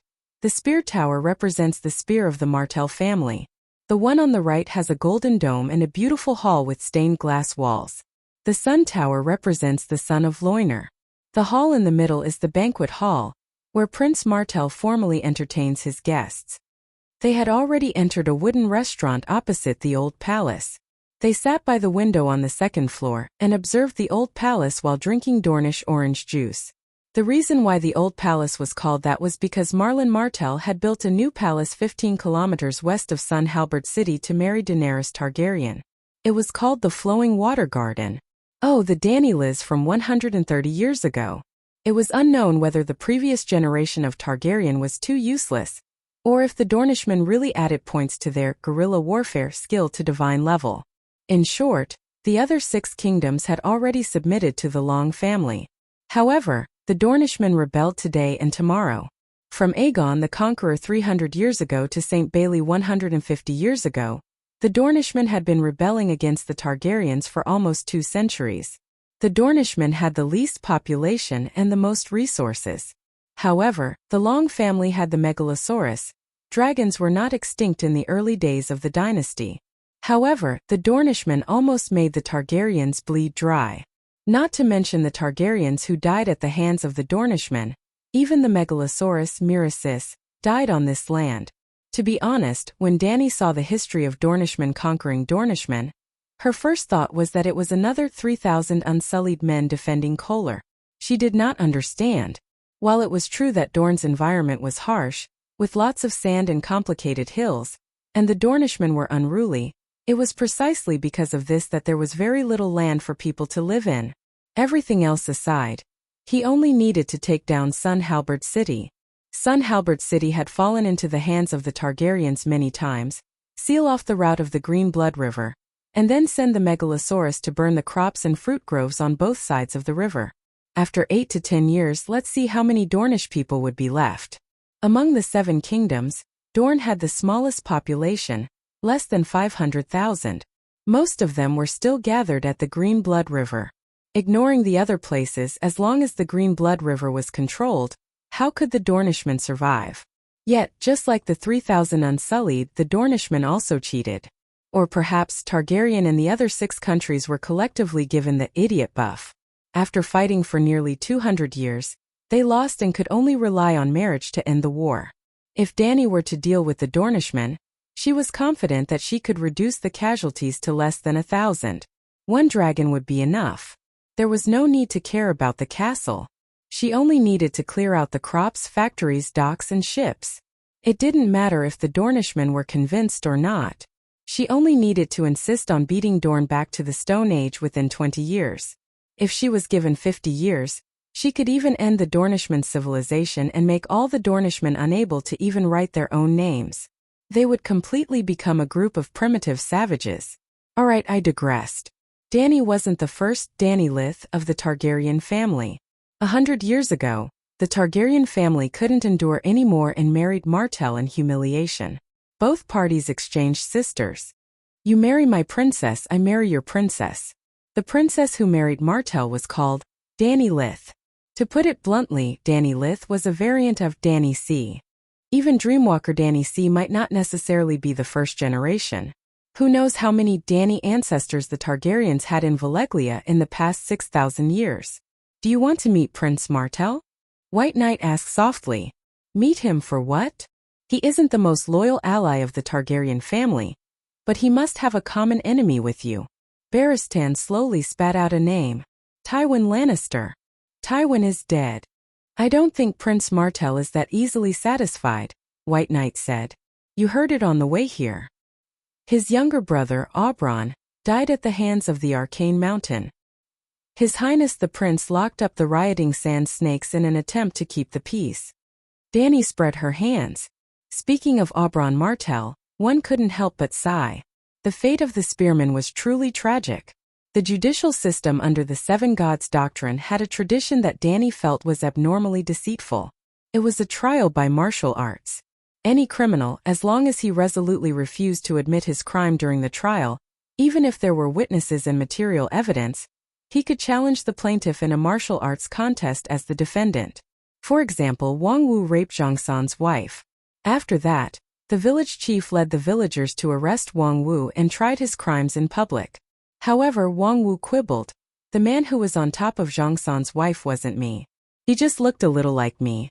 If you don't believe me, let's have a trial by martial arts. The Seven Gods will prove my innocence. Zhang San was so angry that his lungs were about to explode, but he could only challenge Wang Wu to a duel. If Zhang San won, Wang Wu would be a rapist and deserve to die. If he lost, not only would Zhang San lose his life, Wang Wu would also completely wash away that stain on him. Of course, if the village chief was completely sure that Wang Wu was a rapist, he could also reject his request for a trial by martial arts. Or he could help Zhang San find an awesome representative to kill Wang Wu. However, looking at the history of Westeros, there were almost no nobles or members of the royal family who came forward to stop the trial by martial arts. Yes, only the great lords and the royal family had the right to stop it. They were equivalent to the village chief of Wang Wu and Zhang San's village. For example, Tyrion in the Purple Wedding was accused of regicide and kinslaying for poisoning his nephew Joffrey. He was guilty of the most heinous crimes and deserved to be cut into pieces. Queen Cersei hated this idol to the core. When all the evidence was against Tyrion, he proposed a trial by martial arts. Cersei couldn't reject him. She was the queen regent. Tyrion originally wanted to find the mercenary Bronn to represent him. After all, they were old acquaintances. Bronn stood out to represent the imps in a duel with Lys's Grand Knights in the Eagle Nest. However, Cersei arranged for the Magic Mountain to represent him. In theory, he was the current #1 knight in the Seven Kingdoms. Barristan was old, Arthur Dayne was dead, and talents were declining after the Night Era. Furthermore, the conditions were not low. As long as Bronn rejected Tyrion, Queen Cersei would help him marry Earl Stockworth's daughter. Oh, this was different from the plot of Game of Thrones in Dany's memory. In the end, the person who represented the imps was the Red Viper Oberyn Martell. He was the younger brother of Prince Dorne and the brother of Dany's sister-in-law Ilya. The Magic Mountain killed the Princess of Dorne and her child. Oberyn wanted to take revenge for his sister, nephew, and niece. He almost succeeded. However, he talked too much and even had lucky. After all, he was a spearman. This was the same as the plot of Game of Thrones. The poisoned Magic Mountain, who was lying on the ground waiting for his death, suddenly grabbed Oberyn's leg and pulled him down. Then, he used his bare hands to crush the Dornishman's skull. Oh, with such strength, he didn't even need a pair of walnut pliers to eat walnuts. Logically speaking, with his sister, nephew, and brother dying consecutively in the hands of Lannister, the Magic Mountain was Tywin's loyal hound and represented Cersei in the duel. Prince Dowling would have rebelled if he had even a little bit of courage. After all, he was Prince Martell of Dorne. How hard was Martell's bone when he was in the House of the Dragon? He couldn't crush an army of 100,000, and the wrath of the true dragon couldn't melt him. He was a fierce man and a fierce woman. However, when it came to Prince Dowling's generation, he shrank back like a tortoise. Thus, Dany didn't even need to ask around. At this moment, everyone in the streets of Young Halberd City was talking about the cowardly actions of their prince. Oberyn was very popular in Dorne. When the news of his death spread, the entire Young Halberd City was in an uproar. They didn't even need to mobilize a large army. During that period of time, Oberyn's illegitimate daughters were also very active. Every day they would post nonsense about taking revenge for their father on the streets. Yes, Dorne's illegitimate son's surname was Sand, and Oberyn had the bandit title of Red Viper. Thus, his many illegitimate daughters were collectively known as Sand Vipers. Oberyn had at least 8 Sand Vipers, but he didn't have a single son. It was very strange.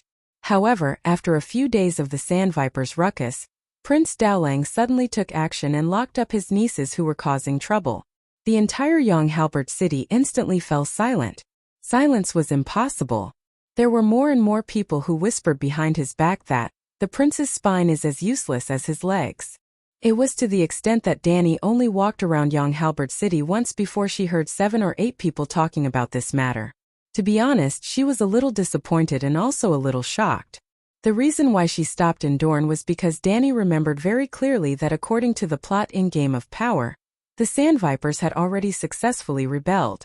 They had poisoned Cersei's daughter, Princess Myrcella, and stabbed the cowardly and easily bullied Prince Dowling to death. They were preparing to launch an attack on the Iron Throne. Only such a big event was worthy of her staying in Young Halberd City for a while. It wasn't the first time that the plot had deviated. Although she was disappointed, she could still accept it. However, through this incident, Dany discovered one thing. The coward Dowling's control over Young Halberd City and Dorne was far beyond her expectations. Even if countless people secretly expressed their dissatisfaction with Prince Dowling's pacification, Young Halberd City's politics were stable, the economy was prosperous, and the people lived and worked in peace. There wasn't even any undercurrent, let alone a major upheaval. Dany could see that Prince Dowling might not have the courage to forge ahead, but he wasn't cowardly. He had made a safer choice for the people in Dorne. No matter how good the people of Dorne were at guerrilla warfare, their strength was limited. They had more than enough defense, but they were lacking in offense. Leaving the familiar environment of Dorne, they were no different from soldiers in other places. If they couldn't even get past the Highlands and the Stormlands, how could they deal with the King's Landing? Well, Dorne was very far from the King's Landing, about 2,000 kilometers away. There was a part of the river bend and part of the Stormlands in between. Because of this, Dany wasn't interested in Barristan's suggestion. Let's rest. Dany stopped talking and looked up. A red shadow flashed across her purple eyes. She was confused for a moment. She shook her head and said in a low voice, "Did you feel it? We are being watched." Barristan got up quietly and called out to the waiter standing by the corridor. "1 pepper-stewed chicken, please."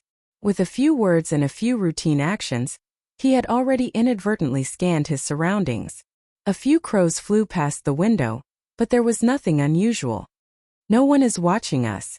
Are you sure you are not mistaken?" The old knight sat down and asked doubtfully. Dany heard him and stood up to look around. She didn't even miss the street outside the window, but she didn't find anything. It was close to 2 in the afternoon, long past the meal time. Although they weren't the only 2 people in the lobby, it was very empty. There were only a few silk merchants discussing business in low voices. "Leave immediately after we finish eating." Dany frowned. Chapter 222. The sun was scorching, and the world was filled with light. The white light of the sun, the yellow light of the desert, and the hot light.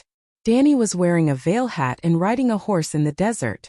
The veil in her ears fluttered in the wind, and she shouted in surprise, "Wow, this sand horse has great endurance." She was riding a slender gray horse with short hair. It was as fast as the wind, and its steps were light. According to the old knight, this was a sand horse that was a specialty of Dorne. It would not be tired even if it ran for 2 days straight. It might be a little difficult to run 1,000 miles in a day, but most sand horses could run 500 miles in a day without any weight. Dany did not believe it at all. If there was such an awesome war horse, all the cities in the world would come to Dorne to look for stallions. However, after running in the desert for more than an hour, she had to believe it. The sand horse's strange running style gave them great endurance in the desert. In modern society, scientists had simulated the movement of ostrich foot tendons and created an exoskeleton equipment that allowed the wearer to run at high speed and for a long time. The sand horse's leg muscles and running style had a similar effect, but they were only suitable for the desert environment. If they were to go to flat mud, the effect might not be as good. How is it? Barristan looked around sharply and asked, "Do you still feel like you are being watched?" It's vague. At first, my spiritual sense felt something strange, but it was not strong. If she had not entered the dragon spirit state and pulled Big Black into her spirit realm immediately, Dany would have thought that she was drunk and hallucinating because of the strong aftereffects of the Dorne wine. Not long after we left Sun Halberd City, the feeling of being watched disappeared. This is very strange. If the other party found out about our identity, even if they did not greet us, they would have sent someone to continue watching us. In that case, let's leave Dorne Hill quickly. The races, costumes, and customs here are different from the other 6 countries. The old town has a large population, so we will not be so conspicuous, the old knight said. Dany nodded and summoned the 2 dragons. She left the 2 sand horses in the desert and the 2 continued to travel west. After flying for more than 2 hours, it was close to dusk. They watched the red sun gradually bury in the desert from an altitude of 3,000 meters. The vast red light on the earth was intoxicating. Dany had never seen such an infectious sunset before, nor had she ever seen such a huge red sun. It seemed like little white would catch up to the red ball if it was just a little faster. She was very worried. What if they hit the sun? The stunning scenery intoxicated the white knight. He shouted, "Seeing such a sunset, I have no regrets in my life." Dany was also very excited. She opened her arms and shouted, "We still have a long time in the future. We want to see sunsets all around the world, Summer Islands, Snake's Lizard Horn, Saucerose, the Jade Sea Barren Land." She did not stay idle during the flight. Barristan still had to hold on to the belt that extended from both sides of Big Black's neck to stabilize his body. Dany did not fall off the dragon's back even when she was lying on the dragon's back. Little White would subconsciously adjust her position to keep her balance at all times. So Dany had extra energy to do other things, such as multitasking. She could look at the scenery while studying the blood dragon dance that she got from the dead Lisbon. Ugh, that guy made up the name.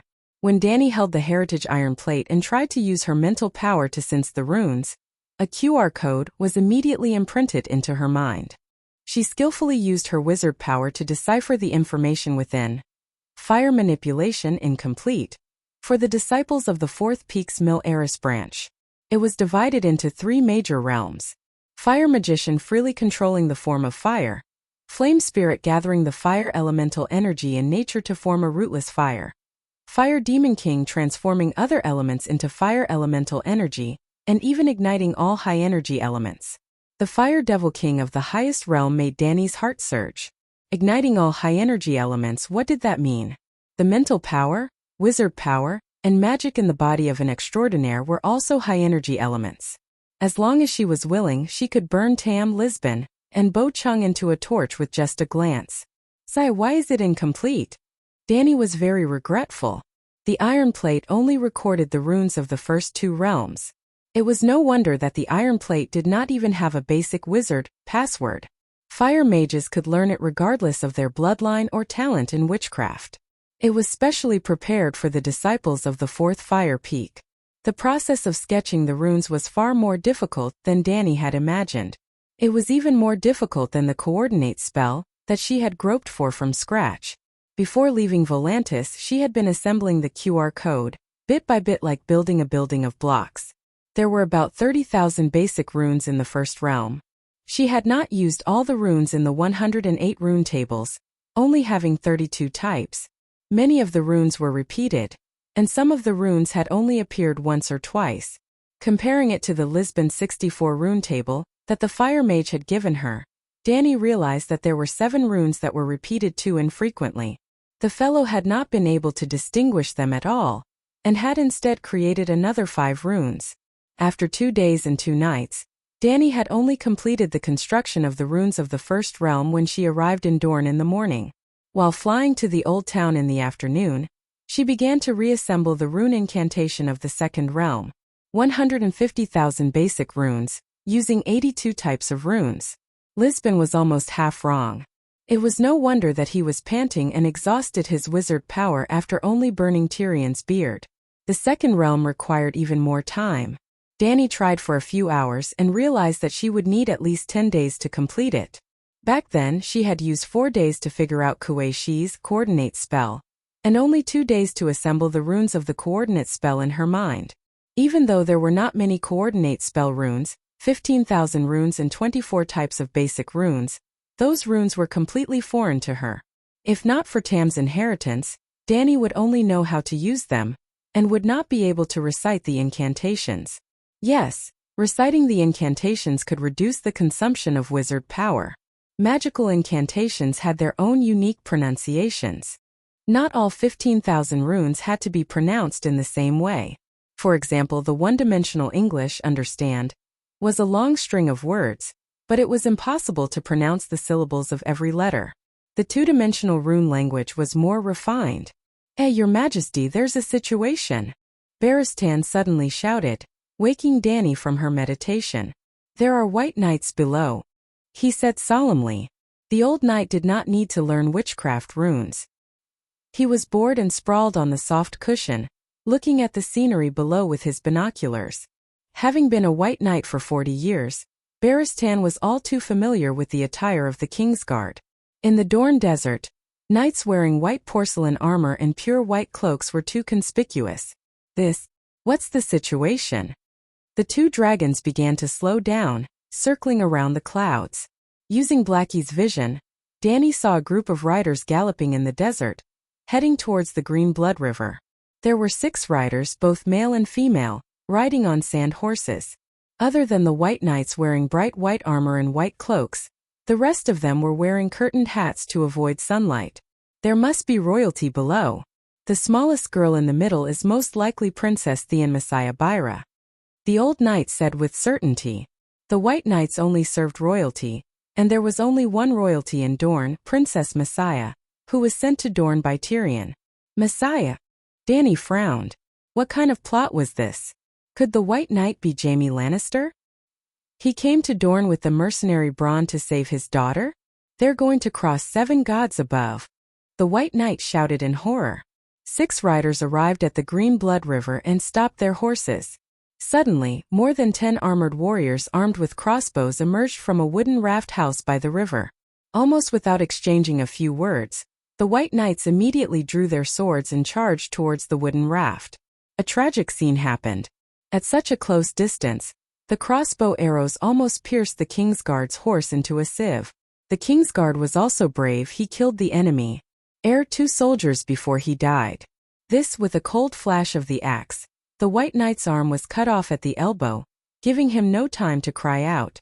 The axe drew a beautiful arc and his head, which was the size of a rice cooker, splashed into the river, blood gushing out from his neck. The entire process took less than 2 minutes, and a white knight went to meet the 7 gods. I probably won't be able to meet the 7 gods, but I might be able to meet the Mad King Aerys and usurper Robert in hell. Ah! Danny exclaimed softly. The white knight's tragic death was shocking enough. But the other unforeseen event was even more shocking. Originally, the 6 riders were surrounded by the ambush. The others seemed to be planning to surrender. Only White Knight rushed forward. But, when the ambush was distracted by the berserk Imperial Guards, her companions suddenly turned hostile. They drew their swords and hacked down the defenseless Messiah. If that was really her. What's going on? The 2 were confused. That guy ran away. Let's go ahead and stop him, the White Knight suggested. What if our identities are exposed? Danny hesitated. Kill him, Baristan said without hesitation. Only an animal would hurt a little girl. Sir, please pay attention to your position. You belong to the Long family now, but the girl below is a Lannister. Although she was complaining in her heart, Dany thought about it and agreed to his suggestion. Sir, take off your gloves, she shouted. What for? I can't go down. What do you mean? The old knight was confused, but he still struggled to take off the lobster gloves on his right hand.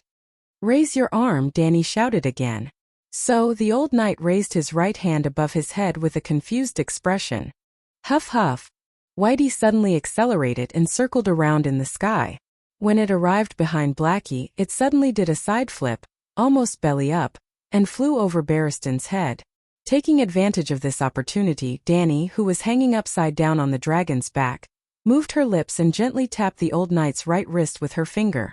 Before she fell, Whitey's body twisted like a snake, carrying Dany and flipping her body. The entire process was as delicate as acrobatics. Even though the old knight had been in battle for a long time and had been injured countless times in his life, he still held his wrist and cried out, "What's going on? It feels like my soul was burned by fire," the old man said in confusion. Centaurs are actually quite smart. The best way to deal with the shadow children is to never let them touch you. Dany smiled strangely and continued, "You can go down now, you'll understand later."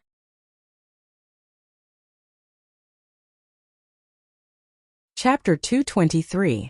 The red sun completely disappeared into the endless sea of sand. The sky in the west was like a dark purple tapestry. The desert itself turned from gold in the day to red in the evening, then to purple after sunset.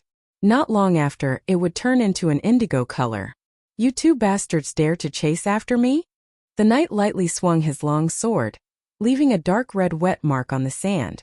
Not far away, two sand horses that had lost their masters ran away, neighing, leaving two gray-robed soldiers lying on the ground, their blood staining the yellow sand.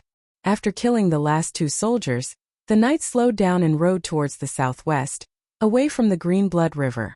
Just as he crossed a sand dune, the knight stopped his horse and shouted at the two people below, "Who are you?" "Baristan Selmy." The white knight did not lift his helmet, but he still reported his true identity. "Baristan the Fearless?" The knight took a few steps forward and asked in surprise, "Sir, I haven't heard from you for a few years. When did you come to Dorne?" "You..." The white knight carefully looked at the man's appearance and clothes.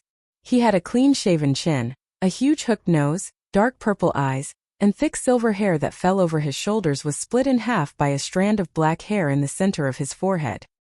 He carried a huge sword on his back, and his purple leather armor had a family emblem in the shape of a black sword. The old man looked familiar, but he did not recognize the family emblem at all. "Who are you? I have never seen the family emblem of the black sword," the old man said directly. "Oh, this is not the family emblem." The young man raised his right hand and slowly pulled out the huge sword on his back. He looked down at his chest and smiled. "I gave myself a nickname, Star of Darkness. This black sword symbol, haha, my personal emblem, you see it? This is it. You want to fight with me?" The white knight said coldly. "Let's not beat around the bush. I can feel the murderous aura on you." The hooked-nosed young man licked his lips and said with his eyes shining, "Actually, I am looking forward to it, really." Dany's mouth twitched as she said, "Don't kill him. I understand. Haha, old man, you're boasting shamelessly. I'm going uphill and you're going downhill. I have a horse and you don't. You're already over 60 years old. Even if you were 40 years younger, you would still lose today." Dark Star sneered and whipped his horse forward. That bastard actually kicked the spur of his horse and pulled it to the side, charging towards Dany, who was wearing a veil hat. With a sigh, Dany looked at the young man with eyes full of pity. Sure enough, the scene where Baristan hurriedly came to the rescue that the young man expected did not appear at all. Although he did not know Dany's identity, he could tell that White Knight valued her a lot. His vision blurred, and the woman in front of him moved at an astonishing speed. In the blink of an eye, she had reached the side of the warhorse, in the opposite direction from where he had swung his sword. The young man missed his attack. Although he held back 70% of his strength, his body still swayed. With this small opening, Baristan took a step forward and grabbed the blade of the greatsword with his hand. He was not worried about the iron gloves being cut. He pulled with all his strength and pulled the young man's body to the side. The young man had no choice but to let go of the sword. However, the next moment he felt a pain in his back. With a bang, he was sent flying from the saddle by the scabbard and fell on the sand. Turning over, he saw the long sword in White Knight's left hand. The long sword was still in the scabbard. His face was ashen as he muttered, "Impossible, this is impossible. Kid, you have probably been living a smooth life and have never met a pay-to-win player, right?" Indeed, the iron gloves in the shape of a normal lobster would not be able to snatch the blade of an opponent of equal strength. Before snatching the opponent's weapon, the blade would have already cut through the metal plates protecting the finger. However, the old knight was wearing Valeglia's steel armor. Not to mention a surprise attack to steal the sword. Even if you were to fight 10 rounds with him, you would only lose and never win. "Which family are you from?" the old knight asked. The young man was not stubborn. If he told the old knight his family background and identity as a nobleman, there was still a chance that he could pay for his life.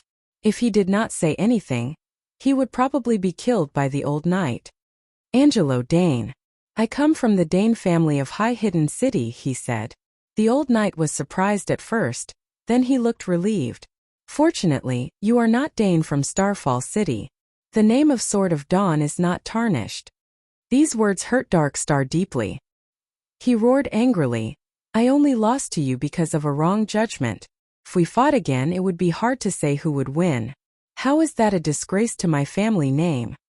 Baristan said coldly, "You killed Princess Marcella. She was only 10 years old. She was still a child. Also, they had always treated you as a companion. You betrayed them and assassinated the person you should have protected." "How did you know?" Gino Dane's eyes widened. He stammered, "Did you join that coward Dowlang?" Then he said doubtfully, "That can't be right. You don't even know who I am. You can't be the pursuer sent by Aelio Heta." "I was nearby. I saw everything," the old knight explained. "I admit I really wanted to kill her. Unfortunately, I failed." Gino sighed with an unpleasant expression. He explained, "From the beginning, I did not agree with supporting Marcella to become king.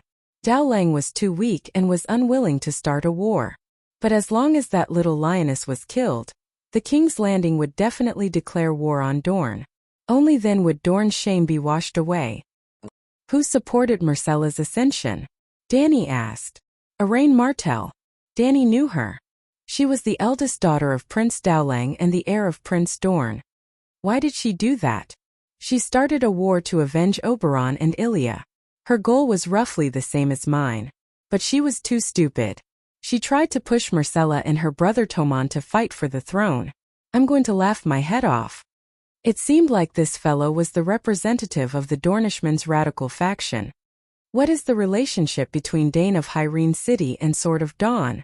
Dany looked at the old knight. The main family and the branch family, the lord and the vassals. Dane of Starfall City is the main family. "I see. Just like Stark and Call of Carhold City." Dany nodded. The Long family could also be imitated. These branches had almost never rebelled. Theon of Bela seemed to be a branch family of the Targaryen family. The first Duke of Phoenix's Rest, Theon of Theon Bela, was said to be Aegon's illegitimate brother. In the end, could it be because of the illegitimate bastard bloodline? Darkstar complained, "My family's history can be traced back 10,000 years, all the way to the legendary Dawn era. Why is that relative of mine the only Dane that people remember?" "Obviously, he is the greatest knight of this era," Baristan said calmly, "because he has a great sword." Darkstar said indignantly, "Perhaps, but more importantly, he has a great heart. No matter what the situation is, that relative of yours will never harm a child. You can tell that to Lannister. How did Prince Rhaegar's 2 children die?" Gino sneered. Baristan glanced at Dany. After getting her signal, he walked forward and took out Ser Gino's belt, tied his hands, and threw him to the other side of the sand dune. "Your Majesty, what do we do now?" he asked. "Let him go. Let's not get involved in the affairs of the Dornishmen. To be honest, if this Dane came from Starfall City, Danny might have thought of pulling him into the team for the sake of the orphan of a loyal vassal. However, this fake strength aside, his temperament was too extreme. In other words, he was too egotistical and had his own ideas. This was not the way of a vassal. The old knight nodded and walked back to throw Dark Star's greatsword on the ground. Then he left without looking back. "Wait a minute," Gino shouted, but the two ignored him. He clenched his teeth and shouted, "Danny, rise." This time the two who were leaving reacted. Danny suddenly turned around. "What did you say?" Gino's face lit up. He quickly asked, "You are the Dragon Queen Danny Rise Targaryen, right?" Danny did not deny it. Instead, she asked curiously, "How did you guess?" "Ah, you really are the Dragon Queen." "Yes. So, the news of the slave rebellion at Slaver's Bay and the dragons and queers are also true?" "This news is outdated." Danny squatted beside him and asked, "How did you guess my identity?" "The fearless Barristan, the glorious Kingsguard. I know him too well." The hook-nosed man pursed his lips at the armored knight. "Or rather, we all know him. He can lack anything in his life, but he can't live without a king to be loyal to." When that brat Joffrey took off his white robe, the nobles of the Seven Kingdoms were guessing which king they would see him again. Renly? Stannis? Robb Stark? There were even people who went to the Iron Islands to ask if Sir Barristan was so hungry that he offered his knees to that idiot Balon. These words were so vicious that the old knight's hand was on the hilt of his sword. "What about me? Am I wrong?" Dark Star glanced at Danny and asked, "Who are you following now?" "Sigh, the people of the Seven Kingdoms have seen through the old knight. Sir Barristan chose justice. He is serving justice and I am just doing what is right. That's all," Danny said matter-of-factly. The old knight was so touched that his eyes teared up. However, her words that seemed to be defending the White Knight made Dark Star's eyes widen. Can humans really be so shameless? The hook-nosed man's mouth twitched a few times before he continued. "When we couldn't find Sir Sammy in all the Westeros, we had two guesses. He was assassinated by Joffrey, or he lost his will to fight and hid in a corner waiting for death. However, I saw a living knight. An armored knight who was full of energy. He wasn't dead, he wasn't depressed, he was strong and powerful, and his martial arts were superb.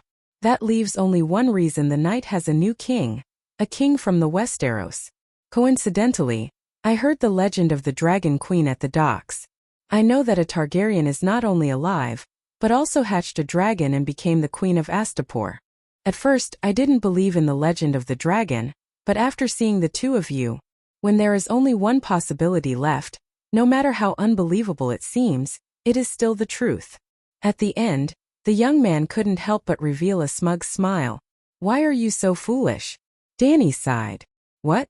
The young man was stunned. The old knight pulled out Devour Son and said coldly, "You seem smart, but you are really stupid." "Hey, wait." The hook-nosed man's expression changed as he shouted, "I have something to say." "It's useless to say anything. Accept your fate." The old knight raised his long sword and slashed at the young man's neck. "I want to be a Kingsguard, sir." He closed his eyes and used the last of his strength to shout in despair. The sharp blade stopped 3 centimeters away from his neck. A gentle breeze blew, and large pieces of silver hair fell to the sand. "What are you trying to do?" the old knight asked, puzzled. "Although I have been mocking you and even gave myself the name Darkstar, to show my disdain for Dawn, I've always admired you. I've always admired you and Sir Arthur Dayne since I was young. I've always wanted to be a glorious Kingsguard. A great knight like the Sword of Dawn. The so-called indifference, the so-called belittlement, is just to cover up the unfulfilled desire in my heart. I really want to be a guardian knight of the true king." Jane Dane shouted these words almost in a sobbing voice. At this moment Danny's vision blurred. She seemed to see a long-haired delinquent kneeling on the ground and crying, "Coach, I want to play basketball."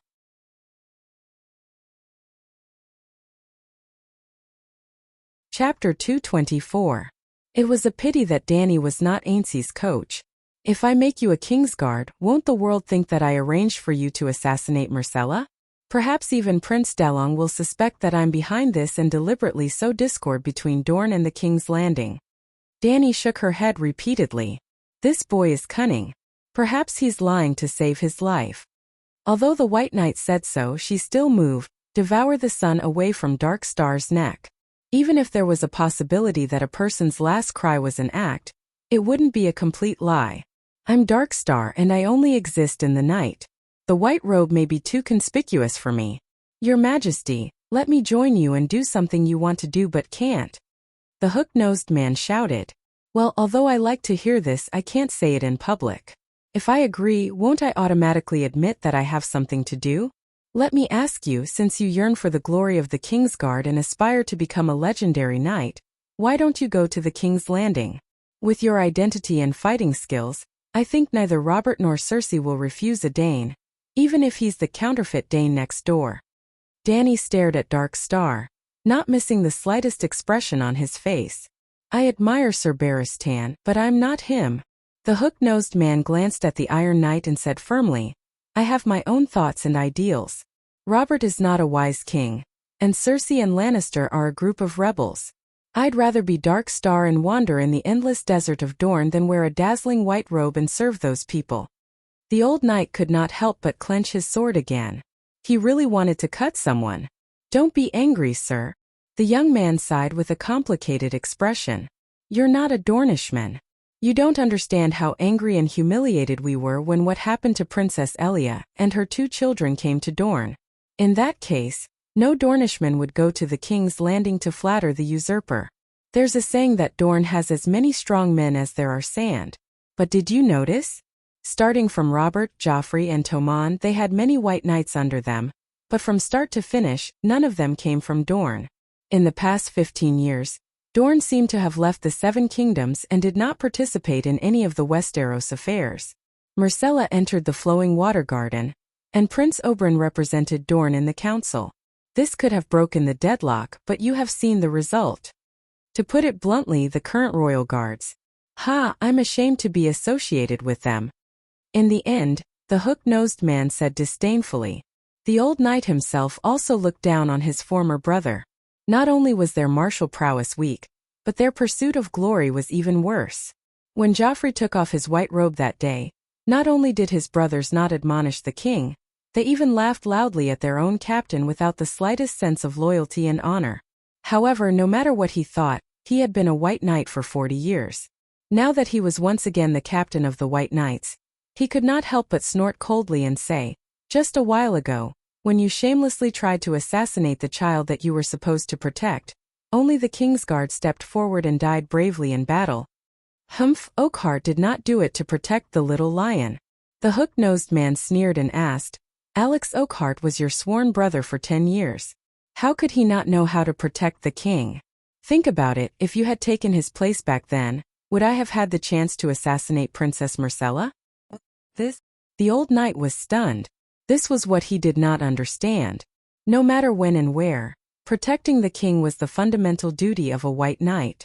Back then the enemy did not intend to kill him, so there was no need for a white knight to throw his life away.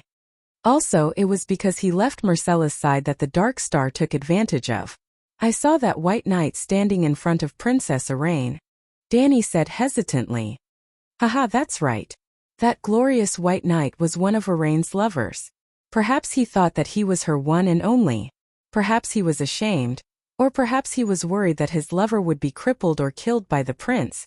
In short, at that moment there was no trace of his king in his heart. How is this possible? The old knight muttered in disbelief. What's impossible about it? From the moment the Kingslayer killed his king, the White Knight was no longer the pure and noble White Knight of the past. The Dark Star mocked loudly. His smile was bitter and his eyes were bleak. You yourself successively pledged your allegiance to Targaryen, Theon Byra, and Lannister. I did not. The old man's face turned red as he argued. I am a White Knight. I only serve the king. Suit yourself. The Dark Star chuckled and continued. Jaime first killed the king and then committed adultery with the queen. He even gave birth to 3 bastards who stole the king's kingdom. Alex Oakheart was seduced by a woman and gave up his king. The hound who took your place, Sandor Clegane, fled when the king needed him the most during the siege of Stannis. He fled. Burrows Bronn was a coward. He personally handed over the king he was protecting, Tommen. To the bandits, Tyrion's men in disguise, in order to survive. The remaining few were even worse. The Kingsguard, who was known as the strongest knight of the Seven Kingdoms, was actually torn apart by the ragged commoners on the streets despite being fully armed. TSK. The substitute Kingsguard who joined in the past 2 years was even worse. Loras Tyrell of High Court. Everyone knows that he is a Kingsguard. I really wonder why he joined the strong Kingsguard. Do you dare to take a bath with him? That Osmond Kettleblack, a mercenary whose name I have never heard of before. I heard that his work is big enough and that Queen Cersei is very satisfied with his service. This is the current Kingsguard. I would rather kill the young than join them. The hook-nosed man said firmly. Not only was the old knight shocked, even Dany was shocked. The Kingsguard had fallen to such a state. I currently have 3 Kingsguard under me. Other than Sir Barristan, there is also Jorah Mormont, a knight who exiled himself for selling slaves, and a eunuch who was born in the Meereen arena. Other than being able to eat, he has nothing to boast about. If I were to take in someone like you who assassinated children, the quality of my Kingsguard would not be worse than Tommen. Dany chuckled as she teased. This time it was Darkstar's turn to be stunned. Could it be that this was an era of comparing the worst? Why was it so difficult to find a wise ruler to rely on? Sai, you have the dragon. Whoever has the dragon will rule the world. You liberated Slaver's Bay. You are virtuous. Whoever has the virtue will win the hearts of the people. You dared to come to the 7 Kingdoms alone to investigate the enemy's situation. You are brave and smart. Now in the 7 Kingdoms, you are the only one who has the qualifications to be a king. Darkstar's tone was a little sorrowful and aggrieved. He could only pick the best out of the best. The heavens did not give him a choice at all. How about this? Dany thought for a while and said, I will give you 2 choices. First, swear in the name of the Dane family that you will not reveal my secret, and I will let you go. Second, I will give you a few missions that will send you to your death, and after you complete them, I will consider making you the number 1 substitute. Number 1 substitute? If there is a shortage of people, I will let you join the Kingsguard as a substitute. Darkstar's expression was blank, and the word fuck was spammed in his mind. Give me a few missions that will send me to my death, and consider making me the number 1 substitute. Yes, I admit that it is wrong to assassinate children, and it is reasonable for you to look down on me. But I am a noble Dane, a noble family with 10,000 years of history, a relative of the Sword of Dawn. You can't humiliate me like this. But when he was still hesitating, Barristan immediately advised, Your Majesty, this guy does not have the spirit of a knight, and is not qualified to be your Kingsguard, even if he is the number 1 substitute. And with just a few words, it is impossible for us to see through his character. Didn't the muscular Beavos also become the number 1 substitute for half a year? He only followed the Queen to fight wars for a month, and was immediately promoted to an official Kingsguard. Without waiting for Darkstar to refute, the old knight continued, One more thing, if you include him, 4 of the 7 Kingsguard spots will be used up. To be honest, other than me, Mormont Beavos and this Darkstar have bad reputations, and their family backgrounds are not good as well.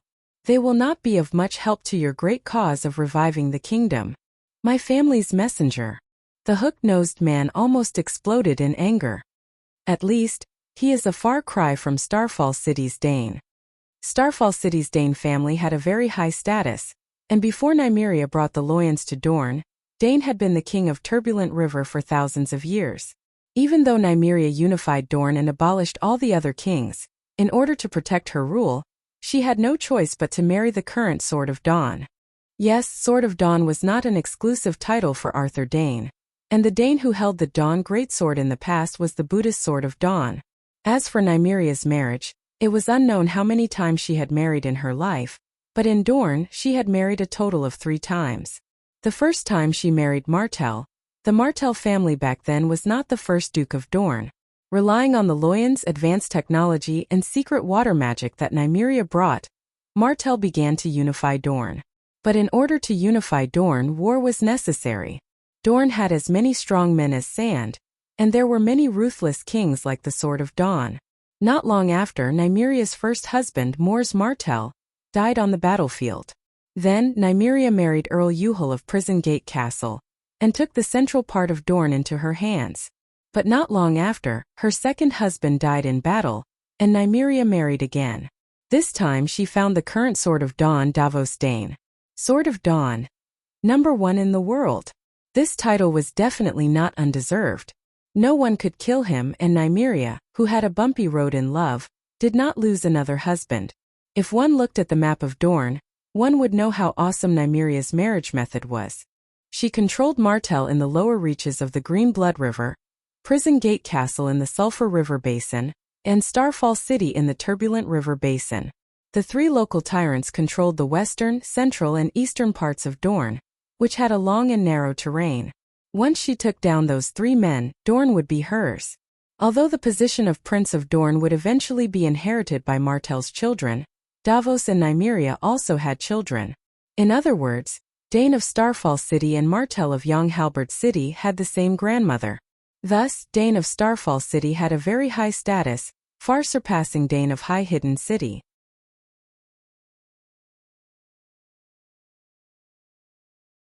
Chapter 225. Your Majesty, you should try your best to keep the position of the Kingsguard. After the long winter, when we restore the Targaryen dynasty in the Westeros, the remaining White Knights can be used to rope in the nobles, the old knight advised. What he said made sense. Look at the Mad King Aerys, the White Bull of the old Count Hightower, the son of the Guardian of the West, Jaime Lannister, Prince Dorne's uncle, Levon Martell, Oswell Heen of the Heen family in Hellenberg, and Dawn Swordsman of Starfall City. Even the lowest-ranking Barristan and John Derry, one was the heir of the Count of Harvest Hall, and the other was from Derry City of Hudgien. Yes, Barristan gave up the title of Count and gave his inheritance and fiancé to his cousin. The Derry family was once glorious for thousands of years. At that time, even the Tully family in Hudgien was not as good as them. It was only in the recent few hundred years that they slowly declined. However, the Derry family was the most loyal royalist.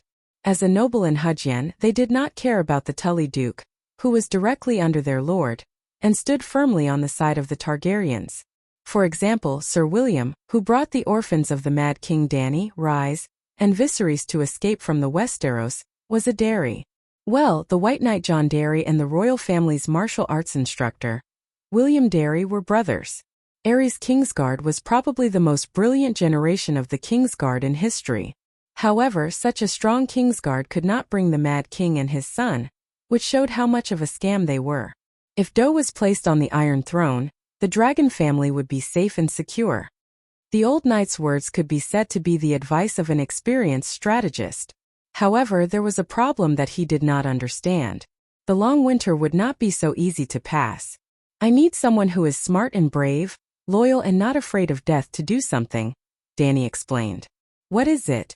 I'll do it. The old knight patted his chest and volunteered. Hee. Her Majesty the Queen would not bear to send you to your death. Dark Star, who was lying on the ground, sneered. Yes, Dany nodded and looked at the hook-nosed young man. She said bluntly, it's very dangerous. I can't guarantee your safety. Dark Star fell silent and asked with a frown. Tell me about it first. What is it? Something that concerns the fate of the world. Jenordane's handsome face started to twist again. Be more specific, he said. Dany rubbed her chin and said slowly, currently, of the 9 free trade city-states, Volantis and Rhys have already been confirmed as members of the alliance. Tarosai Mill and Kohor joined the United Nations that sealed off Slavers Bay. They even promised to seriously consider sending troops to join the alliance. Pentos, Novos, and Rolas had relatively weak military forces and were too far away from Slavers Bay. Their current attitudes were unclear. Lastly, Bravos had the strongest naval power among all the cities. They might be hostile to me, but they would never join the Slave Master Alliance. Since the enemy has joint vertical, I can also joint horizontal. But although I am the strong Qin, I still lack a few Zhang Yi and Su Qin. Although the two of them didn't understand a few words, they understood the general meaning. You want me to be your representative to negotiate with the other city-states? Darkstar grinned and looked regretful. How did you provoke so many enemies? I thought that Lannister and Tyrell were already insurmountable mountains, but compared to the 9 free trade city-states, they sigh. He really regretted it. If he knew that she was so hated, he wouldn't have joined in the fun. He didn't care about the suffering of the slaves at all. The Dornishman thirsted for revenge and the blood of lions. He only wanted to serve a wise master and rise to a high position while taking revenge, becoming a legendary knight that everyone praised. Danny sneered and provoked him. "Aren't you the Dark Star? After taking on such a title and wanting to surpass Barristan and Sword of Dawn, how can you not do something earth-shattering? Or perhaps you only have this little bit of tolerance and vision, and you only know how to bully children and bully them?" The hook-nosed young man was not enraged, nor was his face flushed with excitement. He calmly thought for a moment and said, "I failed to assassinate the little lion. Prince Daolang will definitely blame me for his daughter holding the princess hostage and fighting for the throne with Toman. In the coming days, I will be wanted by the King's Landing and Dorne. I can't even return home. I can leave the Westeros and hide for a while." "Oh, you agree?" Danny raised her eyebrows and asked, "What should I do?" "Go to Bravos first and ask the Sea King why a faceless one would assassinate a liberator of slaves. Also, I had a meal at his house back then. Why didn't he talk about our old friendship?" Dark Star's eyes widened and he was stunned. "Go." He swallowed hard and shouted in disbelief, "Your Majesty, just tell me, how many enemies do you have?" "Well, you should ask, who are my allies in this world?" Danny tilted her head and said, "All right, who are your allies?" "Your family's high hidden city." "What?" Dark Star was confused. "Since you have joined me, the high hidden city of the Rapids will naturally be tied to my chariot," Danny said matter-of-factly. At this moment, the hook-nosed youth's face twisted like never before. "I want to get off. This White Knight reserve slot should be left to other great nobles. Dane of High Hidden City is not blessed enough to enjoy it. This child has been eating sand in Dorne. He has not seen the world. He is scared silly." Danny muttered to the White Knight beside her. "Why don't you think about it? If I am so easy to deal with, why would they form an alliance?" You're right." The youth came to his senses and looked at the woman in the veil hat seriously. He could not see her face, but she must be much younger than him. Her tone was relaxed and her attitude was casual. Obviously, she did not care about the World Alliance and the legendary Faceless One. This woman is not simple. "How do I prove my identity to the Sea King?" he asked seriously. "Are you really going to accept this mission?" Danny smiled. Gino Dane's lips curled into a confident smile. He said calmly, "Your Majesty, you are right about something. Dorne is really small compared to the world stage, and I have never been afraid of challenges." The White Knight frowned. After a long while, she used her sword to cut open the belt on Gino's wrist. She said helplessly, "Swear the oath first." Gino held his silk pants with one hand and supported himself with the other. He got up and nodded. "All right." Hiss. Two beastly roars that made one's heart palpitate suddenly came from the lead black sky. The unfamiliar voice and the fearful atmosphere made Gino Dane's expression change instantly. "Dragon!" The shadows fell. The figures of the megalosaurus could be vaguely distinguished. One was a white dragon and the other was a black dragon. Burp! The white dragon seemed to have burped. It opened its mouth wide and spat out a fireball the size of a wash basin. It was round and spinning. It was bright red, like a small sun rising in the dark desert. Gino Dane was not the only one who was shocked. Even Barristan was speechless as he looked at the sun that was suspended in mid-air. Gino's pupils suddenly shrank. He actually saw another girl wearing a veil hat jump down from the white dragon's back. When he turned back, the girl who was standing beside him just now had disappeared. Or perhaps did she really appear before him? Darkstar shuddered. He suddenly felt that everything in front of him was blurry. It was as if he had fallen into a dream. His previous understanding was being broken one after another. Everything suddenly seemed so unreal. "You haven't even seen magic before?" Danny took off her veil hat, revealing a head of black hair that was as black as ink. Under the bright red fireball, the girl's smooth and fair cheeks could be seen clearly. Her small and delicate facial features and heroic spirit exuded from her. She was a beautiful girl with a valiant disposition. She looked very energetic. However, Gino completely ignored the appearance of the queen opposite him.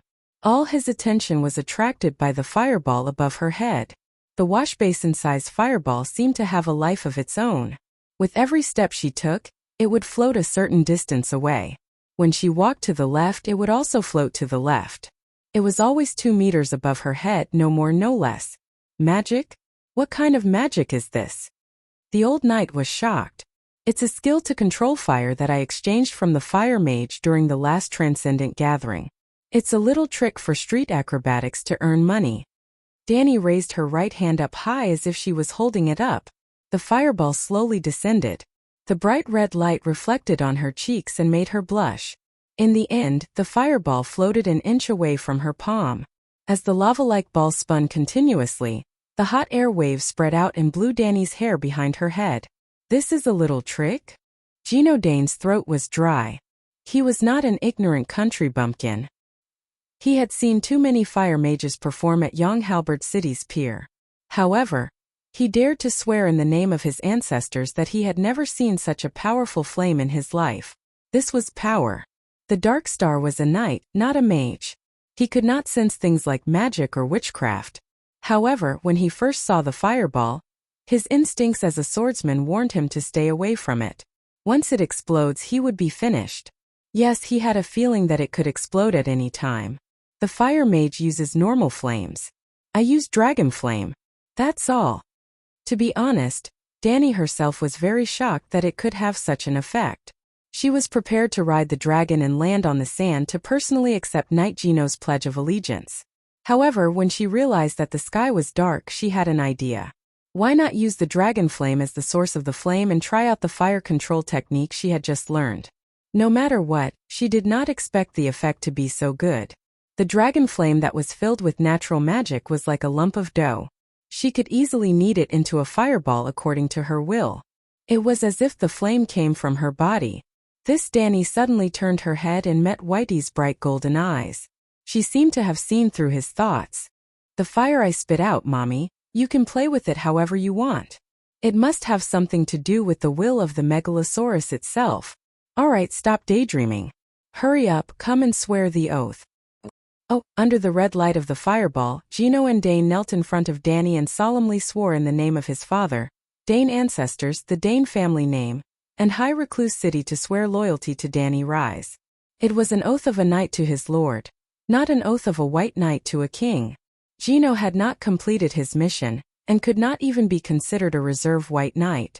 However, Danny's performance was still very effective.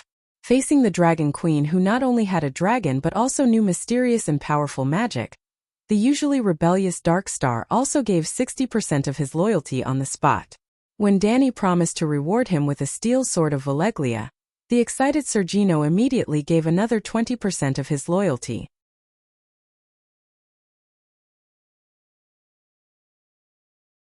Chapter 226. Looking at the bright red fireball that had shrunk to the size of a cantaloupe, Danny's expression changed. It had been burning for 3 hours since nightfall. The fireball had shrunk from the size of a washbasin to the size of a cantaloupe. Perhaps it could last for another 3 hours. Now I'm starting to understand Valeglia's dragon and magic civilization, she said slowly. They were in a small campsite behind a sand dune. The three of them sat together and stared at the fireball in the middle that was radiating light and heat every second. They looked at it quietly with blurred eyes, as if they were witnessing a miracle. Can everyone in Valeglia do this? Dane asked curiously. Maybe only the great wizards can do it. Danny thought of one of the requirements to become a great wizard. A dragon dreamer from the 14th Fire Peak family. She had tried it before, and as expected, she could control the fire of ordinary wood. But her movements were jerky and could not last long. The fireball she made was like a squashed rubber ball, the size of a fist, and lasted for only 5 seconds. The dragon dreamers use fire witchcraft to control the dragon flame of Megalosaurus, but it was different. Through the soul connection, they seemed to be able to borrow part of the power of Megalosaurus. Without a doubt, Megalosaurus did not have an oil barrel in its stomach.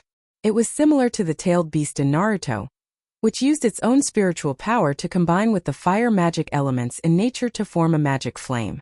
This was verified by Danny herself. She opened Blackie's mouth and checked carefully. There were no holes for oil to spray. In other words, Megalosaurus converted magic into dragon flame. The dragon flame had magic power. And as the master, Megalosaurus could control this magic power. The dragon dreamers could connect with Megalosaurus souls and gain control of the dragon flame magic power. Just like what Danny had done, he could easily control the dragon fireball. On the contrary, the fire of firewood was mostly the wildfire of nature's will. In order to change their shape, they had to fight with nature's will. It was harder to control than the dragon flame, which had a higher energy level. Of course, for ordinary fire mages, nature's will was definitely easier to deal with than Megalosaurus's will. Only in the hands of the great wizard of Megalosaurus could the fire control spell be used to its full potential. Just like how I used the magic of the Megalosaurus to light up the fire and roast the meat, the people of Valeglia must have gone one step further and invented a spell to extract magic from the magma. It's incredible, Danny murmured. Beristan was worried that the queen would fall into a fanatical pursuit of witchcraft. He could not help but advise, Your Majesty, no matter how glorious Valeglia used to be, it has been destroyed, which means that their path was not right. I just feel sorry for them. Danny understood his good intentions. She smiled and sighed. This world is too peaceful. It has developed steadily for millions of years, and we haven't encountered any alien civilizations. What alien civilization? Darkstar asked curiously. Danny thought for a moment and said, in the era without large ships, Westeros and Ursos did not communicate for millions of years. It was like two independent worlds. The children of the forest are to Westeros what we are to this world. They are content with the status quo, believing that a peaceful life is as eternal as the rising and setting of the sun. Then the ancestors who used bronze weapons came. In less than 10,000 years, the children of the forest with a history of millions of years were almost extinct. So, open your eyes and imagine that there is another world outside the known world. Its development is not weaker than the magic civilization of Valeglia. What would our ending be? The greatest ambition of the two natives was to become a legendary knight that was praised by others. The civilization war was as far away from them as the Milky Way. That's impossible, right? How can there be another world outside the world? Darkstar said, confused. In the end, he was still young and had a flexible mind. His ability to accept new ideas was stronger. Although he said it was impossible, he felt that the Dragon Queen's words made sense. The children of the forest might have had the same idea as you. Then, in the face of danger, they became extinct, Danny said calmly. Beristan frowned. Your Majesty, aren't you thinking too much? We are not scholars. There is no need. Scholars? Danny smiled bitterly. I don't know what's wrong with scholars. After thousands of years of development, the magic civilization has not been created. The development of science and technology is almost stagnant. Sai, let me ask you, how long did it take for Valeglia to become the overlord of the world? Less than 1,000 years. After following Danny and collecting so many secret books of Valeglia, the old knight had roughly flipped through them and knew a lot of secrets. 1,000 years. From a nomadic people who didn't even know how to forge iron, to a super civilization that can extract the power of earth fire. This is the normal path of development. The technological civilization on Earth started from the Renaissance in the 14th century. In the 20th century, people on Earth were able to use nuclear energy. The development speed was almost the same as that of Valeglia. But what about scholars? The scholars were not even comparable to the undead association of the barbarians. At least they had their own ideas of development. Although the speed was slow, they were always moving forward. Even the witchcraft lens had been copied long ago. Therefore, Danny wanted to know more about the lower city of knowledge and see what those people were doing. Your Majesty, you are so special. Darkstar looked at Danny with a complicated expression. Oh, 90% of the kings think about hunting, banquets, and masquerades. The wise kings only think about governing the country and stabilizing the royal rule. No one thinks about the problems from the perspective of the whole world and the whole human race. Genord's dark purple eyes shone with sincerity. The conversation with Your Majesty has almost given me a new lease of life. I just don't know what solution you have. I mean, to avoid being invaded by an alien civilization. Haha, there is only one way. and that is to work hard to improve the level of our civilization. Danny was in high spirits, and her tone was sonorous. I'm still young and I have plenty of time. In 5 years I will conquer the slave city-states of the world. Then, in 2 years I will take back the Iron Throne. After that, in 3 years I will establish a perfect new social system. 10 years later, I will plan 2 development paths for this world, technology and magic. For the future you can think about it this way. Every city will be the capital of Valeglia without slavery. In the end, she added a line that was common in some novels. It will be a great era where everyone is like a dragon.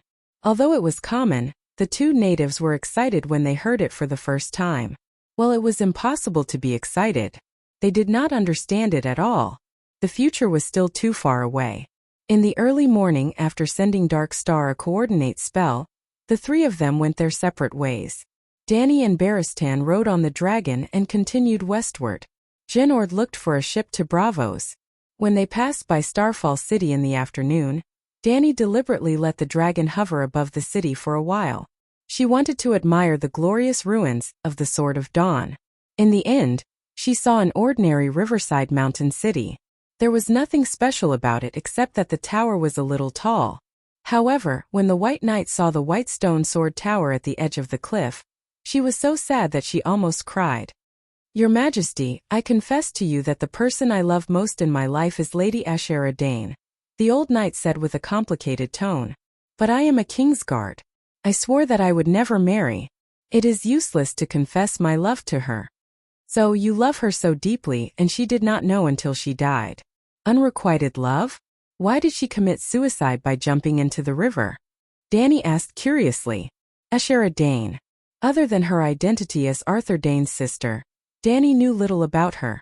She only heard that I'd had an affair with her and had a child named Jon Snow. That was nonsense. The old knight said gloomily. Ashera had a miscarriage.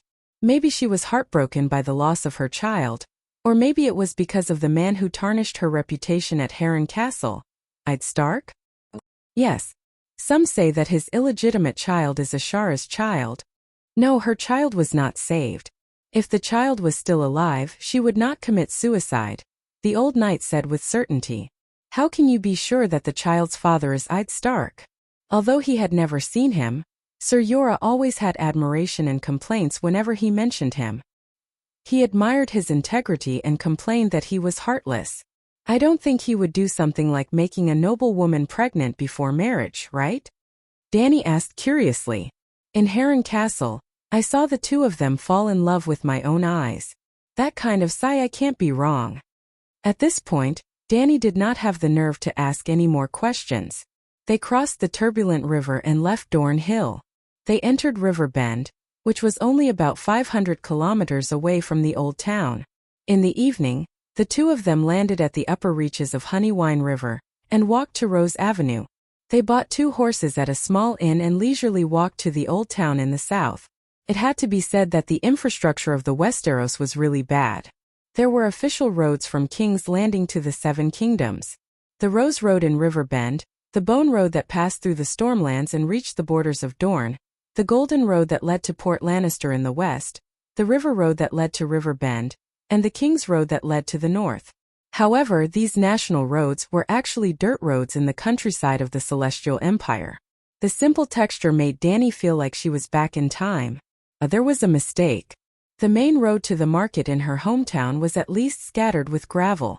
However, when she went to the vegetable fields to pick cucumbers and tomatoes, she often took such dirt roads. River Bend was still relatively peaceful. Under the orange sunset, farmers were rushing to harvest the crops in the golden wheat fields. Merchant caravans passed by them from time to time. It was a very lively rural scenery. A gentle breeze blew by, bringing a sweet fruity fragrance from the apple forest. She let go of the reins and let the horses move freely. It seems that the situation of the Westeros is not as bad as we thought, Danny said to White Knight with a smile. Da-da-da. The 2 of them were leisurely riding on horseback. Suddenly, a group of riders in old brown leather armor rushed from behind. They waved their whips wantonly and sang tuneless songs loudly. They happily rode to the south. The dirt on the ground immediately brought up a yellow earth dragon. Danny could not help but lower the tool hanging on the brim of her hat. However, she also noticed the lyrics of the riders. The general idea was, sharpening a sword for 10 years, testing it today, defeating all opponents and becoming the Night King. Freedom Knights. White Knight looked at the group of disheveled riders and was puzzled. They are going to participate in the martial arts tournament to make a name for themselves. The old town is going to hold a martial arts tournament. Danny suddenly understood. Most likely. I wonder which hider is hosting the tournament.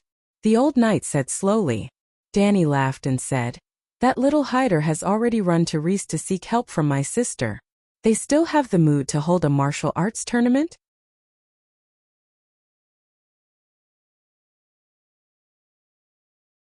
Chapter 227. It turned out that Danny's guess was wrong. The nobles of the old town did not lose their sense of purpose. Most of the time, especially during Robert's reign, the tournament had two purposes. One, to provide the upper class with an opportunity to gain glory. Two, to provide entertainment for the poor commoners, so that they could temporarily forget the hardships of life in the real world. To put it bluntly, the tournament was the Western medieval version of a large-scale reality show.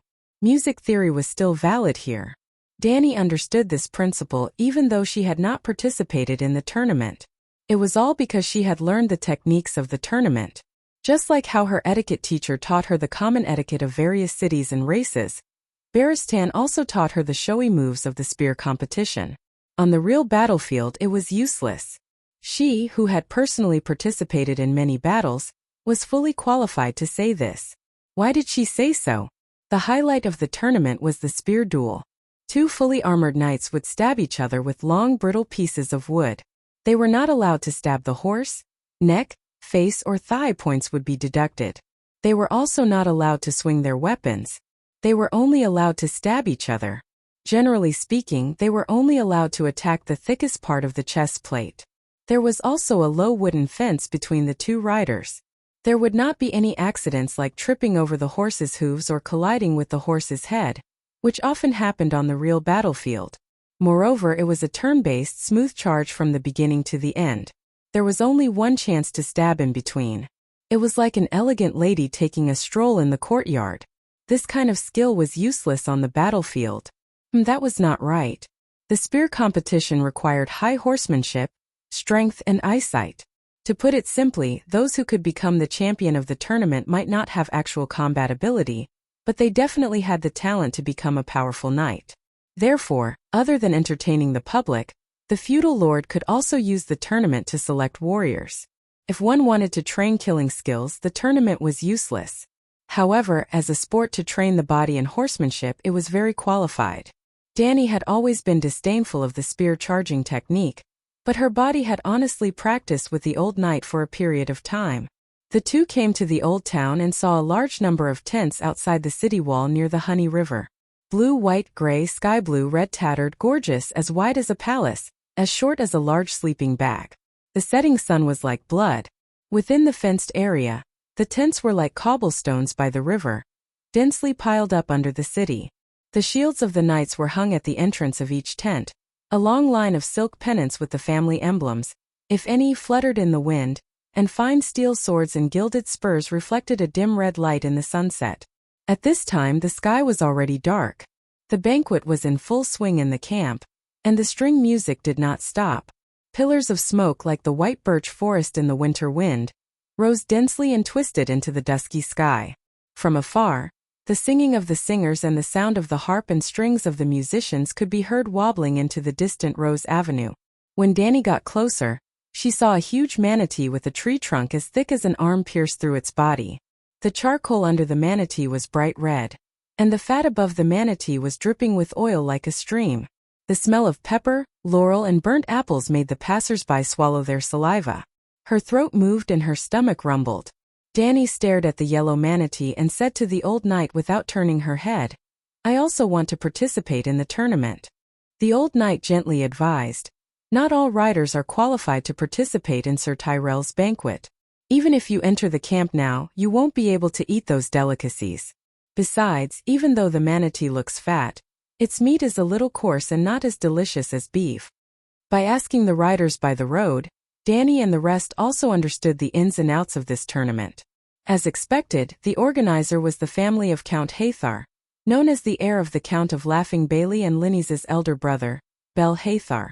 However, outside the pure white tent with golden edges in the middle of the camp, which was as gorgeous as a palace, hung the flag of the High Court Tyrell family, a golden rose blooming on a green field. The second son of the High Court Tyrell family, Valiant Garland, had also come. They had joined forces with the Hathar family to gather free riders in the Old Town to deal with the increasingly rampant Taiman pirates.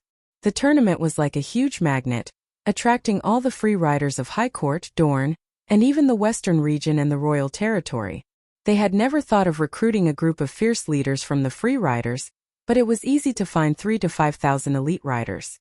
There was no such thing as a mercenary in Westeros, but there were many similar professions.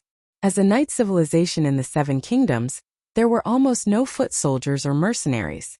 In other words, if you didn't even have a horse, employers wouldn't even consider you, and mercenaries wouldn't get any business. According to status, Westeros knights were roughly divided into 4 classes: free riders, a wild knight with a sword, a broken leather armor, and a poor horse; mercenary knights, free riders hired by the lord; productive knights, knights granted land by the lord; noble knights, nobles with titles and land. Danny and Barristan's current identities were wild knights, and there were as many of them as there were hairs on a cow in the Seven Kingdoms. Of course, there were very few female knights, and most of them had a hard time making a name for themselves. For example, Beauty Brain and Beauty Malice, both of them had aspired to become great female knights since young, but in the Ensai it was fine to be mocked, but for the strong and ugly Brain, if not for her main character aura, she would have been strengthened many times over. Malice didn't have the status of a count's heir, and was born in a normal mercenary knight family. She didn't meet her Jaime Lannister saved Brain, and the key was that she didn't look as safe as Brain, so she couldn't survive in the Westeros. According to the red-haired Lila, her lord led a few knights and knocked her sword away, knocked her off her horse, and then ridiculed her while taking turns with her. Left with no choice, Meryl could only cross the ocean and become a mercenary in the neighboring trading city. However, her teammates weren't anything good either. After getting drunk, they went berserk, and more than half of the mercenary group took turns with her like a beast.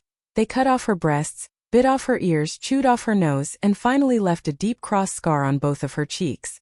She was able to survive all because of her extraordinary willpower and unyielding spirit. Fortunately, the Ragged Prince took her in, and the reputation and atmosphere of the wind-blowing group was much better than other mercenary groups. Malice met a wise lord, and slowly revealed her talents, and became an officer of the wind-blowing group, an interrogator. Well, it was said that Malice could torture the person being interrogated for a whole month before they died. The world of ice and fire was too cruel to women. Noble girls were taken for marriage alliances, or played with by nobles of higher status. Her family was mostly happy about it. Girls from normal families were even worse. The beautiful ones were strengthened by their lords, and the ugly ones. Sigh, no matter how ugly you are, can you be uglier than Beauty Brain? Even she couldn't keep her chastity many times. As for abilities, it was fine if it was a high warrior or high magic, but strong people like Brain and Malice might be able to defeat a male warrior one-on-one, and if they were lucky they could win one-on-two or even one-on-three, but when there were more than 5 enemies, even Arthur Dayne couldn't guarantee his life. After passing through the tournament camp and waiting in line to pass through the city gate, the old knight leaned close to Dany and whispered, "Lady, women can't participate in the tournament." The sky was dark, and there were already torches on both sides of the city gate. Because of the tournament, there were more wild knights coming from all over the world, and there were many riders and carriages waiting in line at the city gate. The tournament this time is mainly to recruit riders, and there are no restrictions on the identity of the participants. Who would know if I'm a man or a woman if I wear a helmet? Dany asked with a smile. The rules of the tournament were mostly fixed, but depending on the venue and the host's personality, some small details could be different. For example, a lord who was a devout believer of the 7 gods and held a tournament in the name of the 7 gods at his doorstep, it was very likely that only regular knights with holy oil were allowed to participate. But the tournament was a social event that everyone in the Westeros knew about, almost similar to the Asian Spring Festival. In most cases, as long as you had a horse, anyone could participate in the tournament. Even if the rules didn't allow women to participate, no one would check the competing knights' little Gigi one by one. Catching a glimpse of people looking over, Dani's expression didn't change. She pursed her lips and continued, I know how Barristan got the title Fearless. 50 years ago, in the tournament at Dark Harbor, Barristan, who was only 10 years old, picked up a set of armor from somewhere and participated in the tournament as a mysterious knight, and even dared to challenge Prince Duncan. In the end, he was defeated by the prince, and his helmet was lifted, causing everyone to laugh loudly at him. But Prince Fran was very fond of him. Not only did he express sympathy and appreciation in the end, he even gave him the nickname Fearless Barristan. The old knight was like a living history book. He even knew the first generation of men who broke off their engagement. The armor was not picked up. The old knight shook his head sadly. At that time, he was the knight squire of Sir Manfred Swan, and when they learned that he had the idea of participating in the tournament, the sons of the knight pooled their money to make a small set of armor for him. 50 years had passed, not to mention the Grand Knight who had served him. Even his childhood friend was no longer alive. It was really sad to think about it. The old town was a bit similar to Volantis, both wrapped around the mouth of the river into the city, but the Honey River was not as wide as the Rhone River, and the water volume was much lower. There were many gray stone arch bridges on the river. There were also a few small islands in the center of the river, many of which were built with tall houses, connected to the banks by stone bridges, and there were also arched stone bridges between the neighboring islands. Ignoring the Western architectural style, Dani had the illusion that she had come to the Qinhuai River in Yangzhou, where 3- or 4-story brick buildings stretched out colorful paper lanterns on both sides of the river. Passers-by walked leisurely along the river. There were brightly lit flower boats on the river. The smell of cosmetics, the laughter of women and the sound of zither could be faintly heard. God, the base is even bigger than the old Great Pyramid of Gith, the towering tower. It really lives up to its name. In fact, outside the city, the tower could be seen stretching into the indigo night, the 240-meter-tall building. Its top floor was burning with flames, providing the most clear direction for the ships coming to and from the Whispering Bay. After getting closer, she was shocked to find that the towering tower occupied the entire island. It was as huge as a big castle, roughly more than 10,000 square meters. Of course, the towering tower is one of the 9 wonders of the world.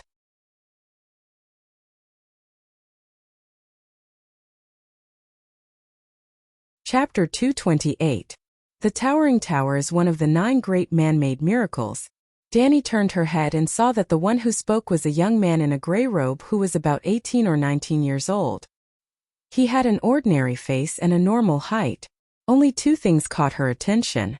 The young man had brown eyes that were a little cross-eyed, and there was a white mark of an open book on the chest of his gray robe. This cross-eyed man was an apprentice of the City of Knowledge. And he was the kind of apprentice who was not smart and had bad grades. From the style of his gray robe and the mark of the City of Knowledge on his chest, Dani knew that he was a scholar apprentice.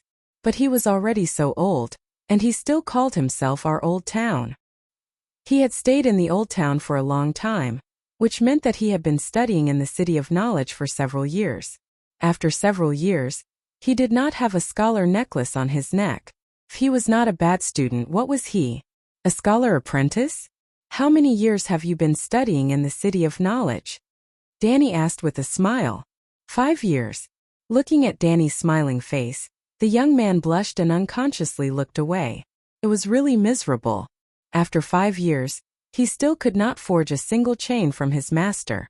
A chain represented a graduation certificate of a certain subject. The scholar necklace meant that the scholars were Westeros servants. Even when they were sleeping, they would not take off their necklace.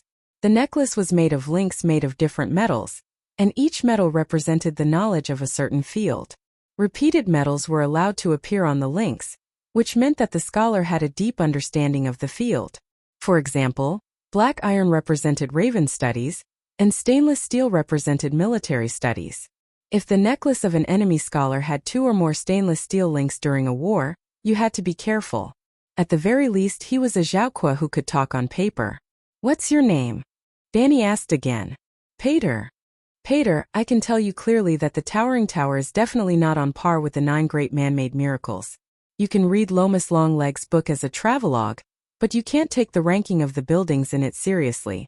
There was no printing in this world. If a book was written by hand, the distribution range of the book was often very limited. If you randomly took a book from the bookshelf and threw it into the furnace and burned it, there was a 50% chance that it would be completely lost. However, Lomas was an exception. According to the ranking of Chidian writers, he was a top author. The fellow had been to almost every corner of the known world except Soros, and had written 2 extremely popular travelogues, 7 natural sites, and 9 man-made structures. Because he had traveled to so many places, he even got the nickname Long Legs. Among them, the 9 man-made wonders are the most famous: the Avenue of Valeglia, the Great Wall of the Impasse, the Titan of Bravos stone sculpture, the Triple Wall of Kars, the 3 Great Bells of Novos, the Long Bridge of Volantis, the Palace of 1,000 Rooms in Shannis, the Great Pyramid of Gith, the Old Gith now in ruins 210 meters high, and the Tower of the Old Town. Obviously, he was born before the destruction of the ancient Valeglia civilization. Otherwise, he would not have listed the 9 wonders. Danny, who has traveled to Valeglia through the tributary of time, can responsibly say that except for the Great Wall of the Northern Region, Valeglia Avenue, and the Old Great Pyramid of Gith, the others are just to make up the numbers. Miss, have you been to those places? Pater asked enviously. Danny nodded and said, I have been to some places. The relief on the surface of the Triple Wall of Kars has some artistic value, but it is not very exquisite. The Long Bridge of Volantis and the Tower of the Sky here are not as difficult as the Avenue of Valeglia in terms of engineering and technical difficulty. In fact, you will understand if you think about it carefully. The people of Valeglia can build a long bridge, can build an avenue, can build a triple wall, and can build 3 bells. How magnificent is the place they live in? Pater seemed to have never thought about this question before. He was stunned and said, That's right, most of the 9 wonders are related to Valeglia, but they are only considered the outer buildings of Valeglia. My lord, there it is. At a fork in the road, the old knight pointed to a small island in the river.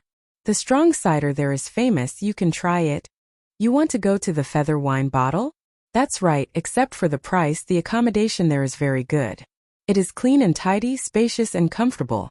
It is close to the Honey Wine River, the scenery is beautiful, and it is convenient to travel. Pater was surprised and enlightened. You have been there too? The White Knight asked curiously. The cross-eyed young man nodded and said, The Feather Wine Bottle is very close to the City of Knowledge. We often go there to drink. I am about to go there now. After a few words, they found that they were going the same way as Pater. Danny and the old knight were too embarrassed to ride on the horse, so they turned around and led the horse while chatting. Danny explained her background to him. Her father was a great noble in Westeros, but her mother's ancestral home was in the continent of Ursos. She died in childbirth when she gave birth to her, and she had never seen her father in her life. Well, her name was Layla Vesuvius. She was a female knight with money and leisure, traveling with her knight attendants. Pater sympathized and envied this poor bastard daughter. He sympathized with her background and envied her for being able to travel freely.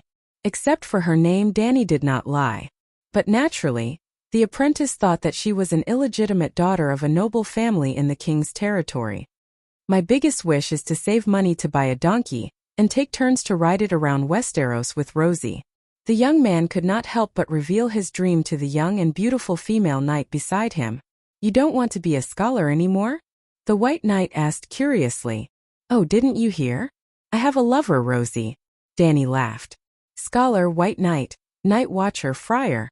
These were the 4 major eunuch occupations in Westeros. They could not marry, had no right to inherit, and gave up everything in the world, dedicating their life to serving. Scholar, Lord, White Knight, King, Night Watcher, the Wall, Friar, the 7 gods. Not yet, not a lover. Pater stuttered with a red face. Rosie was a waitress in the Feather Wine Bottle. When the hotel waiter came to help them with the horse, Pater said goodbye and pulled the girl with the sweet dimples to a corner of the hotel. The front hall of the Feather Wine Bottle was a 3-story wooden building that tilted slightly to the south.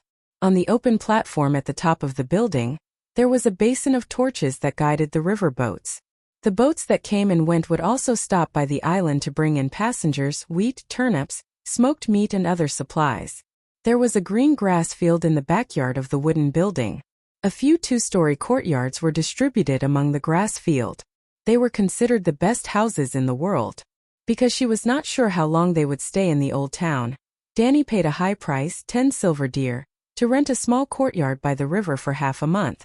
The courtyard was less than 30 square meters, and there was a garden of Chinese roses.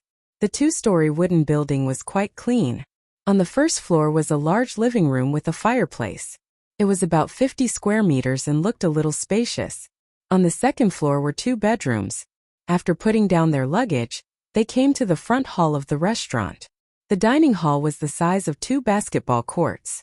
There were tallow candles that were as thick as a child's arm on the 4 walls. There were also kerosene lamps hanging from the ceiling.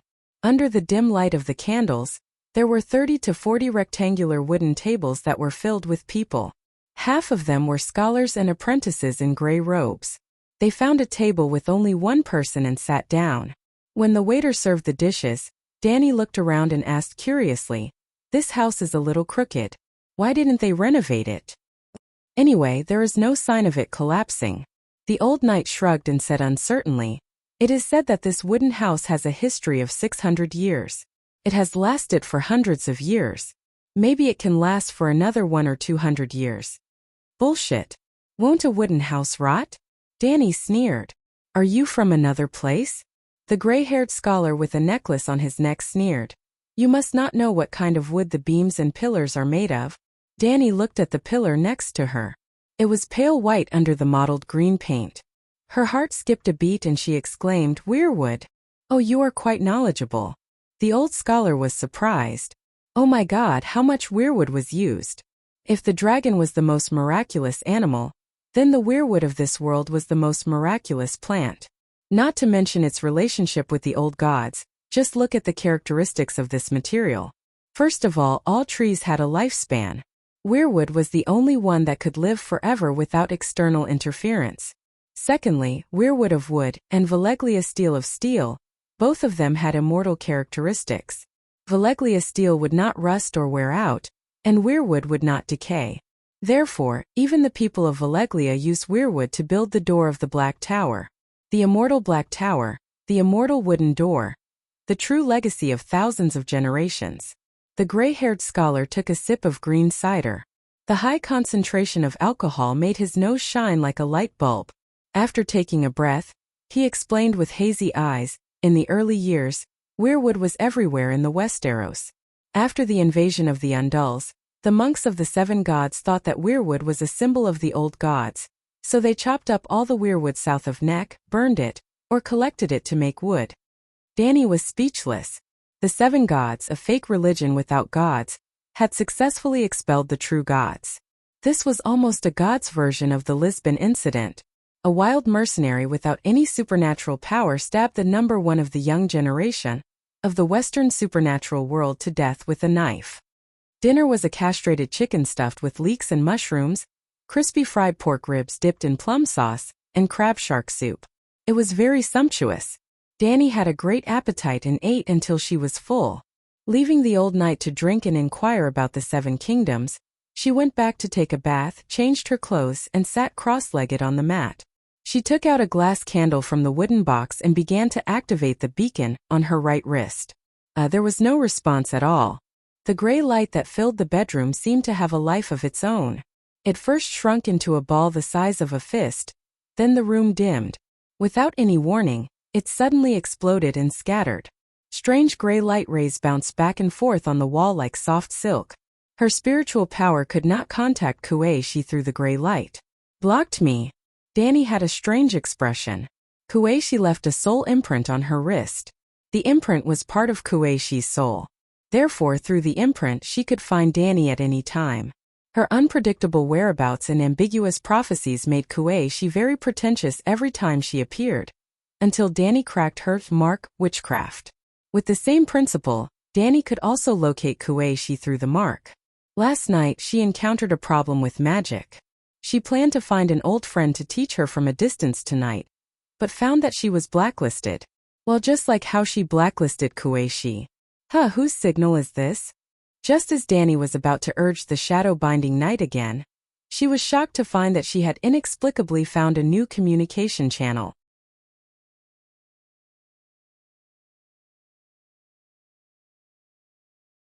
Chapter 229. A witchcraft bottle? Or should I say shake it? Both of us activated the glass candle at the same time, and there's a 1 in a million chance that our witchcraft frequency is the same. Isn't this too much of a coincidence? No, the other party didn't notice me, but I can.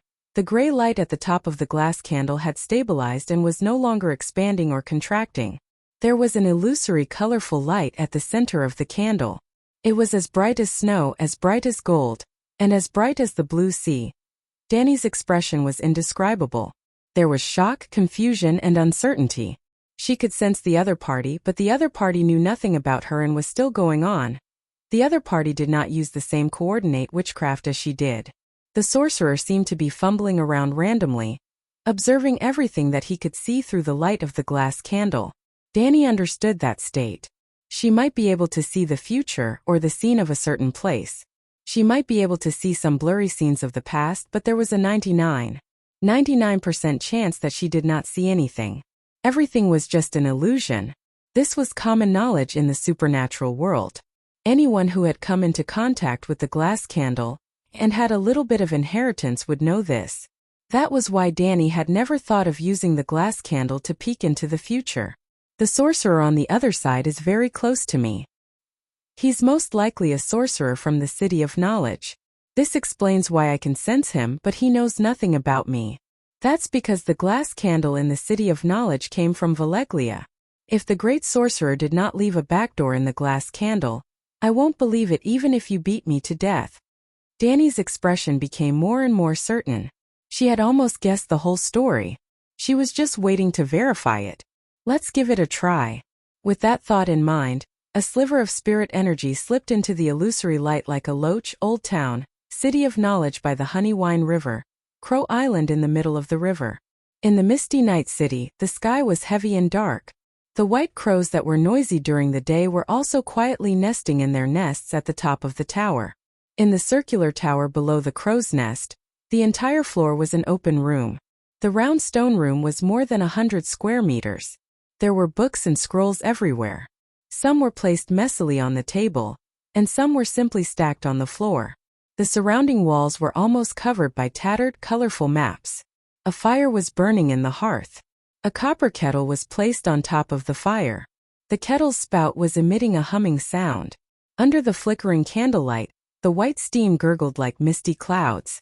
There was a tall black candle in the middle of the room. It was 1 meter tall, thin and twisted. The candlelight was evenly distributed in the room. It was neither brighter because it was close to the room, nor dimmer because it was far away. It was a glass candle. There were 2 people standing by the candle. One of them was a short and stout man who looked like a butcher, and the other was a short-haired young man with long limbs. The butcher wore a chain made of countless metals around his bull-like neck. He was a scholar or even a doctor. The young man also had a rope around his slender neck. The rope was connected to 3 links. He was an apprentice scholar. Professor Marwin, something doesn't seem right, the handsome young man said softly. What did you see? Sphinx. Professor Butcher stared at the light without blinking. The young man's expression was conflicted. He didn't know how to describe it. It seems like someone is looking at us through the flame, but I'm not sure if it's an illusion. It's not an illusion. A pleasant female voice rang out from the flame. Ah! The Sphinx's eyes bulged as he screamed in fear. Professor Marwin was confused. Why are you screaming? Ah! When he turned to look at the young apprentice, the professor saw in horror that the young apprentice's agate eyes were dyed gray. 2 beams of gray light flowed out like tears and gathered at his mouth. Gradually, the gray light gathered into a large ball. It was a human head. A human head slowly crawled out from his apprentice's mouth, followed by a torso. For limbs, this scene, compared to a gray light figure crawling out from a human's mouth, Sadako crawling into a TV drama, was nothing. Even the experienced professor was shocked. Oh no, the glass candle is connected to hell. It's attracting the evil spirits. He took a few steps back to the table. His hands reached behind him and found a short dagger. He immediately pounced on it. How ignorant. You don't even know me? The light figure had already landed on the ground. It slowly expanded into a normal woman. Her face was blurred. She was about 1. 7 meters tall with long limbs. Who are you? The color and style of the woman's clothes couldn't be seen clearly, but there was a flame mark on her chest. Professor Marwin felt that it was familiar. Fire sorcerer, the inheritor of Valeglia's witchcraft. Danny had verbally changed her class to a fire sorcerer again. Why did you come from me? The young man took a step back and covered his mouth in fear. Why did you crawl out from my mouth? I'm Shikue from Bravos. Danny introduced herself first before explaining to the two who were wary and fearful. It didn't come out from your mouth. The eyes are the window to the soul. Your eyes are the door to the spirit realm. Previously, you used the glass candle to wander the world, which means that your spirit entered the candle's illusion through your eyes.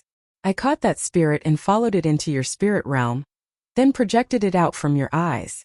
I see. The Sphinx was still confused, but Marwin seemed to understand. In the process of searching for the truth, the spirit we released connected with Sorcerer Layla's glass candle.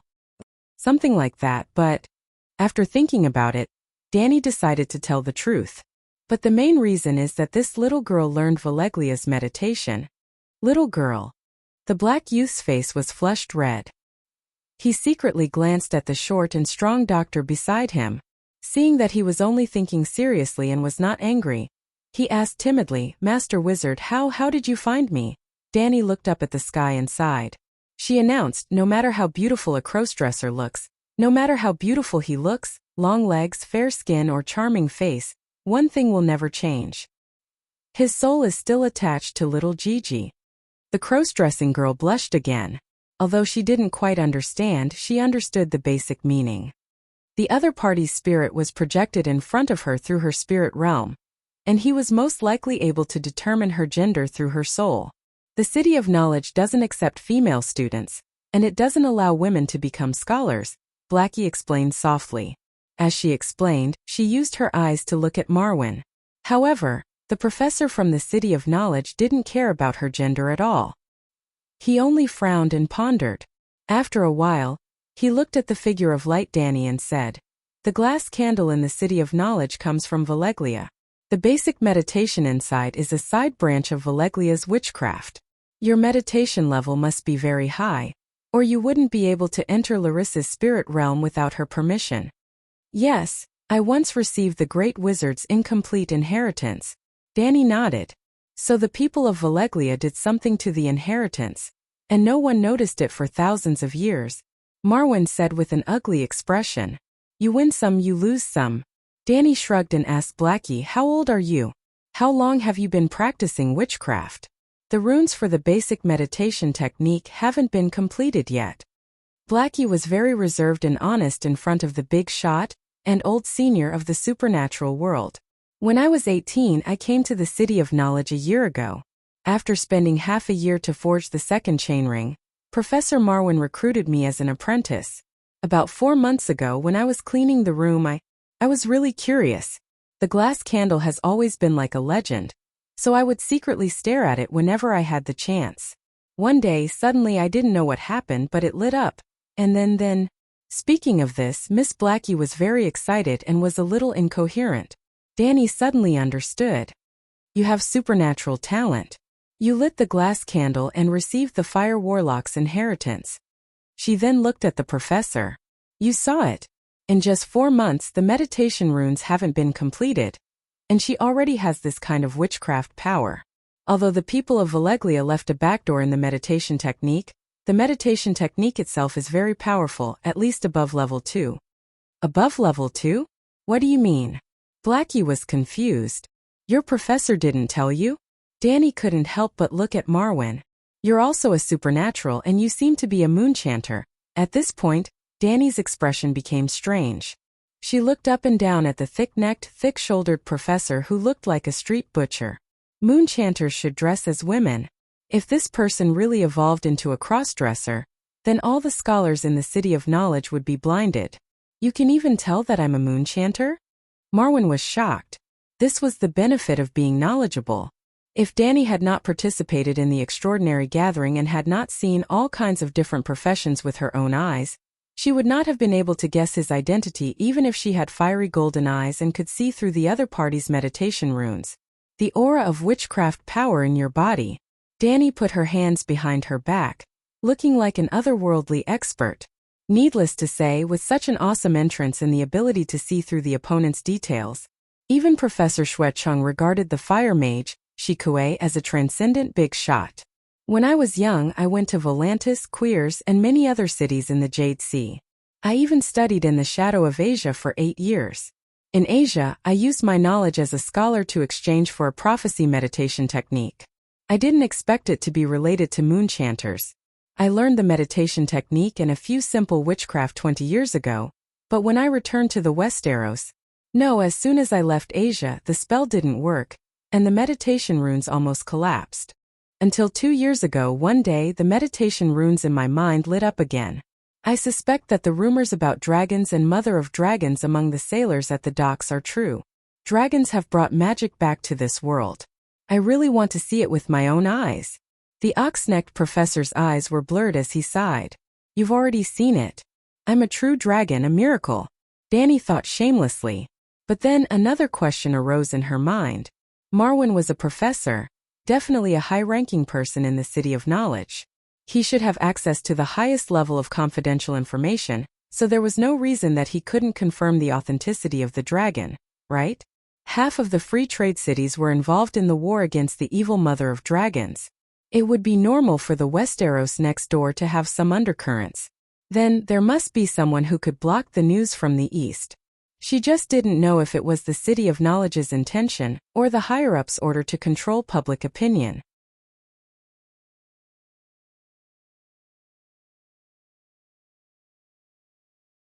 Chapter 230. Since you've been in Wuxia for 8 years, there's no reason you don't know the basic knowledge of the transcendent realm. Danny glanced at Blackie. The level of meditation is such a basic knowledge. How can a mage who learned meditation not know? Oh, a certain someone thought that she was really a big shot and completely forgot that she had just learned this common knowledge. I only know that she can light glass candles, but I don't know much about her meditation. Besides, what's the point of knowing the level? I've already learned it and it's set in stone.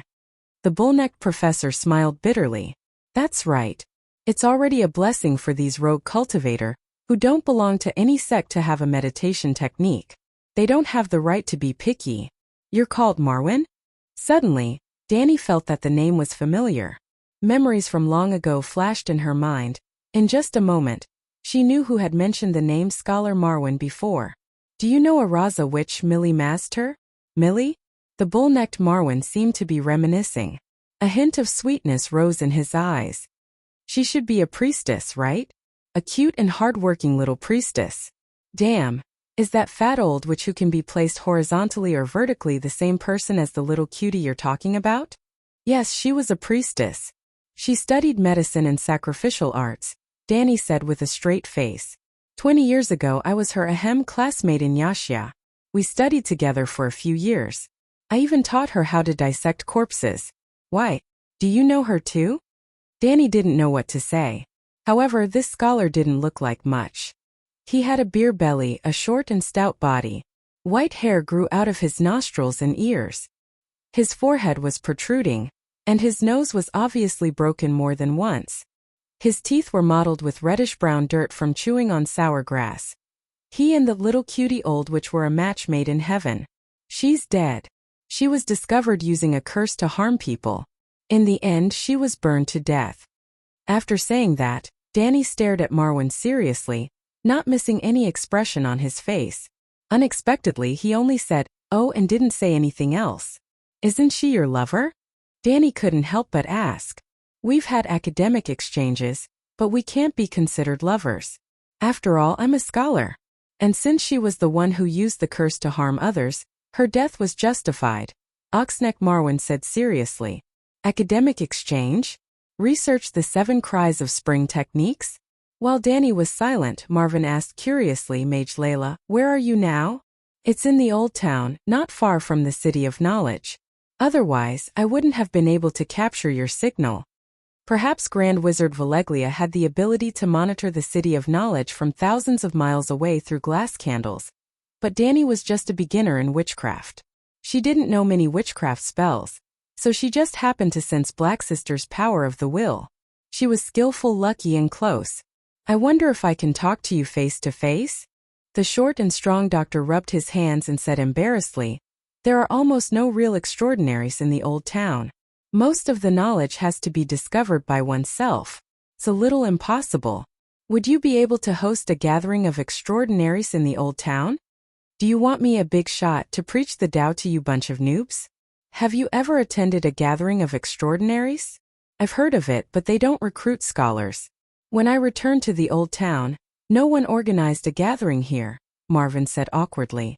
Scholars and the 7 gods were not allowed to attend a gathering of extraordinaries. Since you know the rules, you should know that mages don't get up early if there are no benefits, Danny reminded him. Why would the shadow-binding warrior Tam organize a gathering of extraordinaries in Volantis? She wanted to train Lisbon, and at the same time she was looking for underling candidates. Wouldn't Moon Chanter and Priestess Layla become her new underlings? But what was the reason for Fire Mage Layla to organize a gathering of extraordinaries in the old town? What would she get? There was nothing to gain. Danny's words made Marvin's thick cheeks flush red. After a while, he pulled the long chain that hung down to his belly button and said hesitantly, I'm a doctor in the City of Knowledge. I'm proficient in medicine, anatomy, raven studies, metallurgy, history, economics, geography, astronomy, Valeglia's advanced mathematics, the principle of optics, part of alchemy, and prophecy. Sir Mage, you can choose one or more knowledge in exchange. Danny's eyes flashed as she nodded and said, that's fine. How many of you? Just me. What? Danny shouted. How can you organize a gathering with just you? But the City of Knowledge, the old town. Marvin was extremely embarrassed. He was the only occultist in the entire old town. It was too pitiful. Yes, the Valeglia steel chain in the scholar's necklace represented magic and occultism.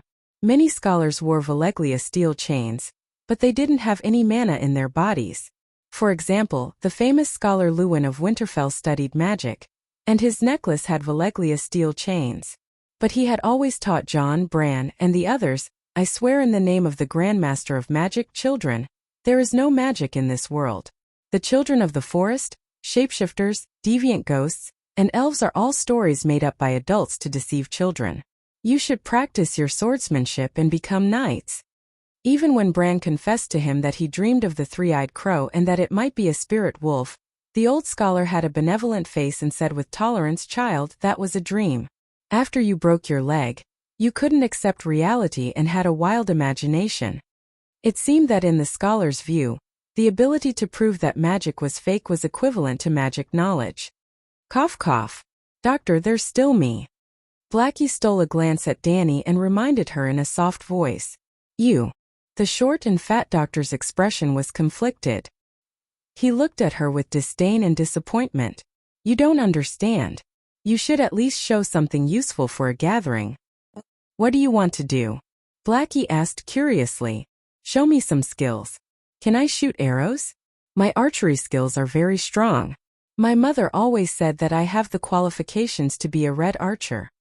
The people of the Summer Archipelago often carve the heads of their ships into the images of birds and animals. Therefore, their sailing ships were called swan ships. Unlike the trading city-states, which had 1 or 2 paddle boats or longboats as escorts, the swan ships were usually alone. The task of protecting the ships was given to the armed personnel of the Summer Archipelago, the Red Archers.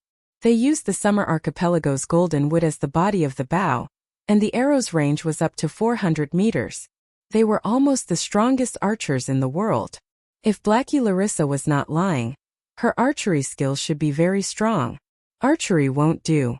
Marwyn shook his head. He also knew the knight's slashing skills. If archery and slashing were useful, he would have joined the mysterious gathering long ago. Count her in. We were able to contact her this time. Both of us also practice Valeglia's witchcraft. It's fate. Thank you, Master. Thank you, Master.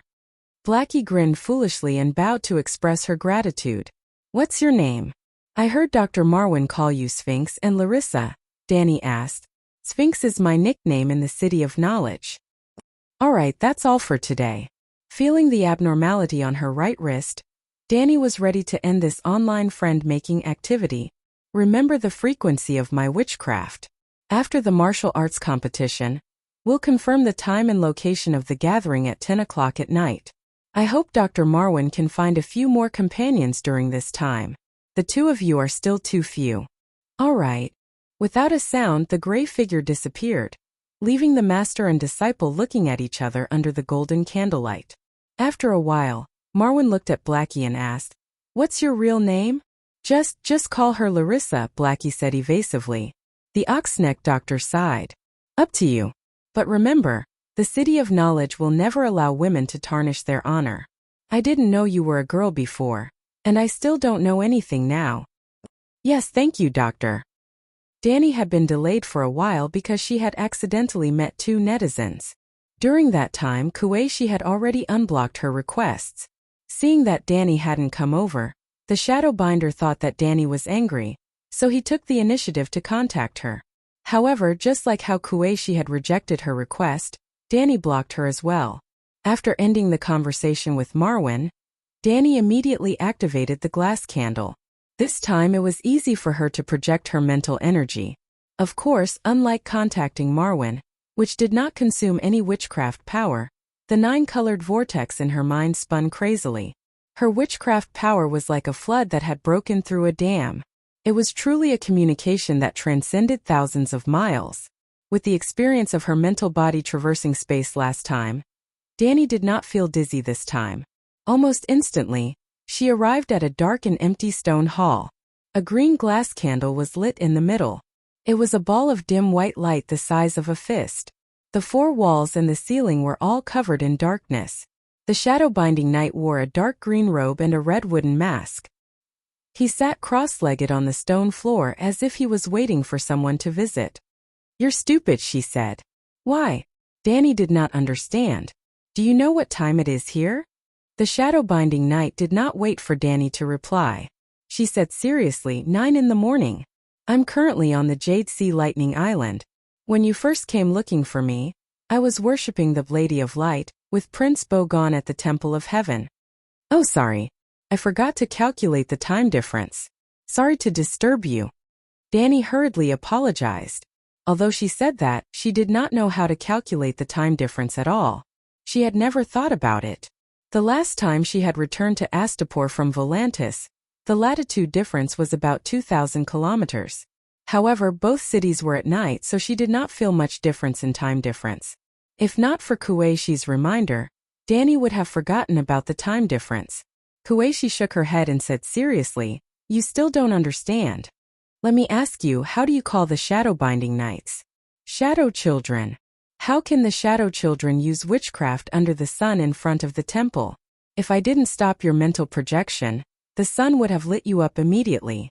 Kueishi pointed at Danny and said in a low voice, "It would have been as easy as a torch lighting up a down quilt." Danny was shocked. "I've never tried it under the sun." "You use the soul coordinates on other people?" Kueishi understood the meaning behind her words. She suddenly stood up and said with some complaint and worry, "I warned you not to use it last time. It hasn't even been half a month and you've already used it once, not once, 3 times. I used it 3 times. Kueishi's body stiffened. She did not say anything. After a long while, she groaned and said, "You're courting death."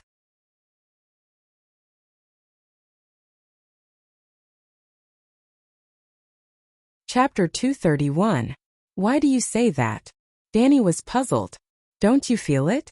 Every time you leave a soul coordinate, a part of your soul will be torn off," Kueishi asked. "Indeed.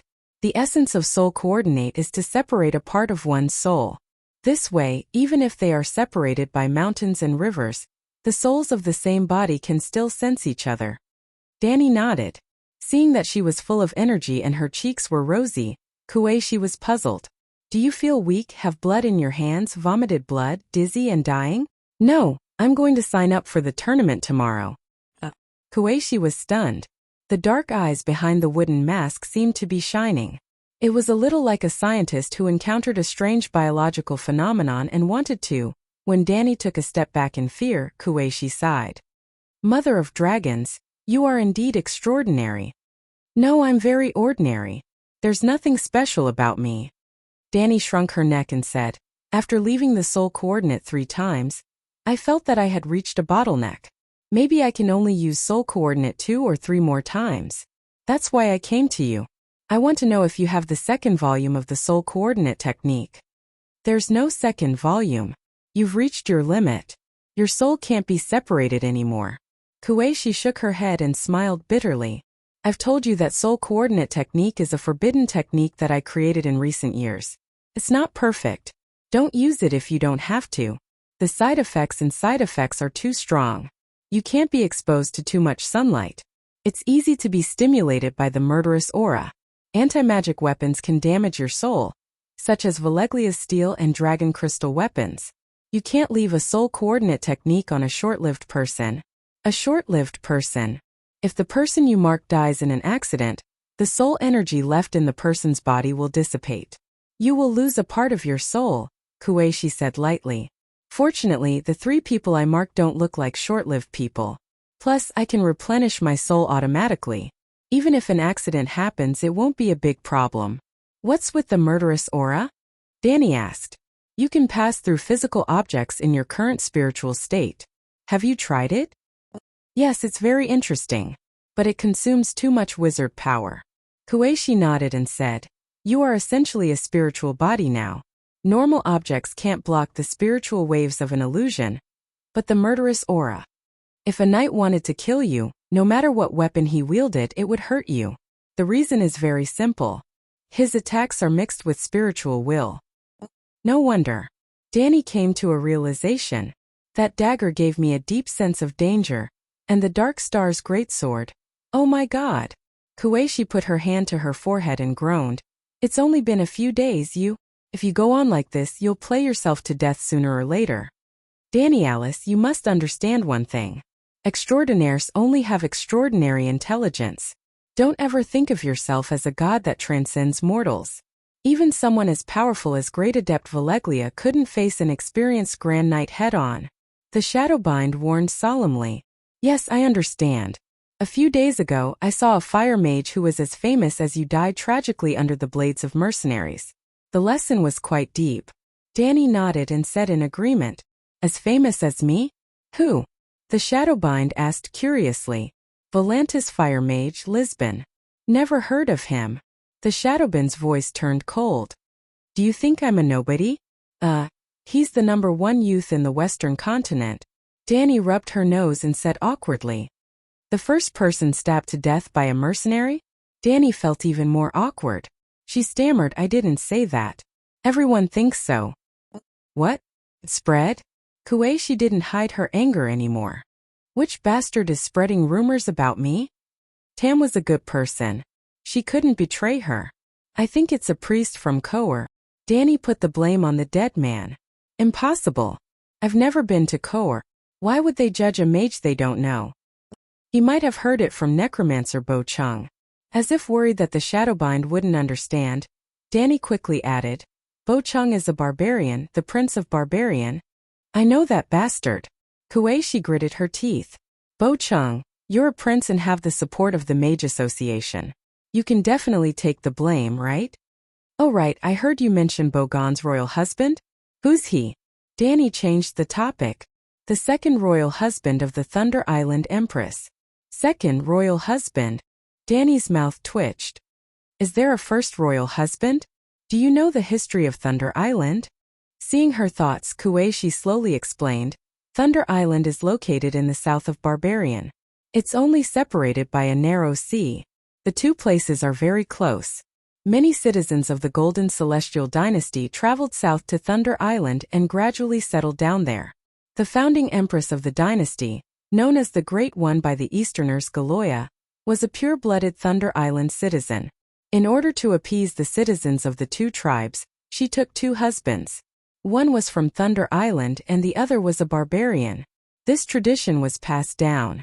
The current empress followed the tradition and took a nobleman of the barbarian royal family as her second royal husband.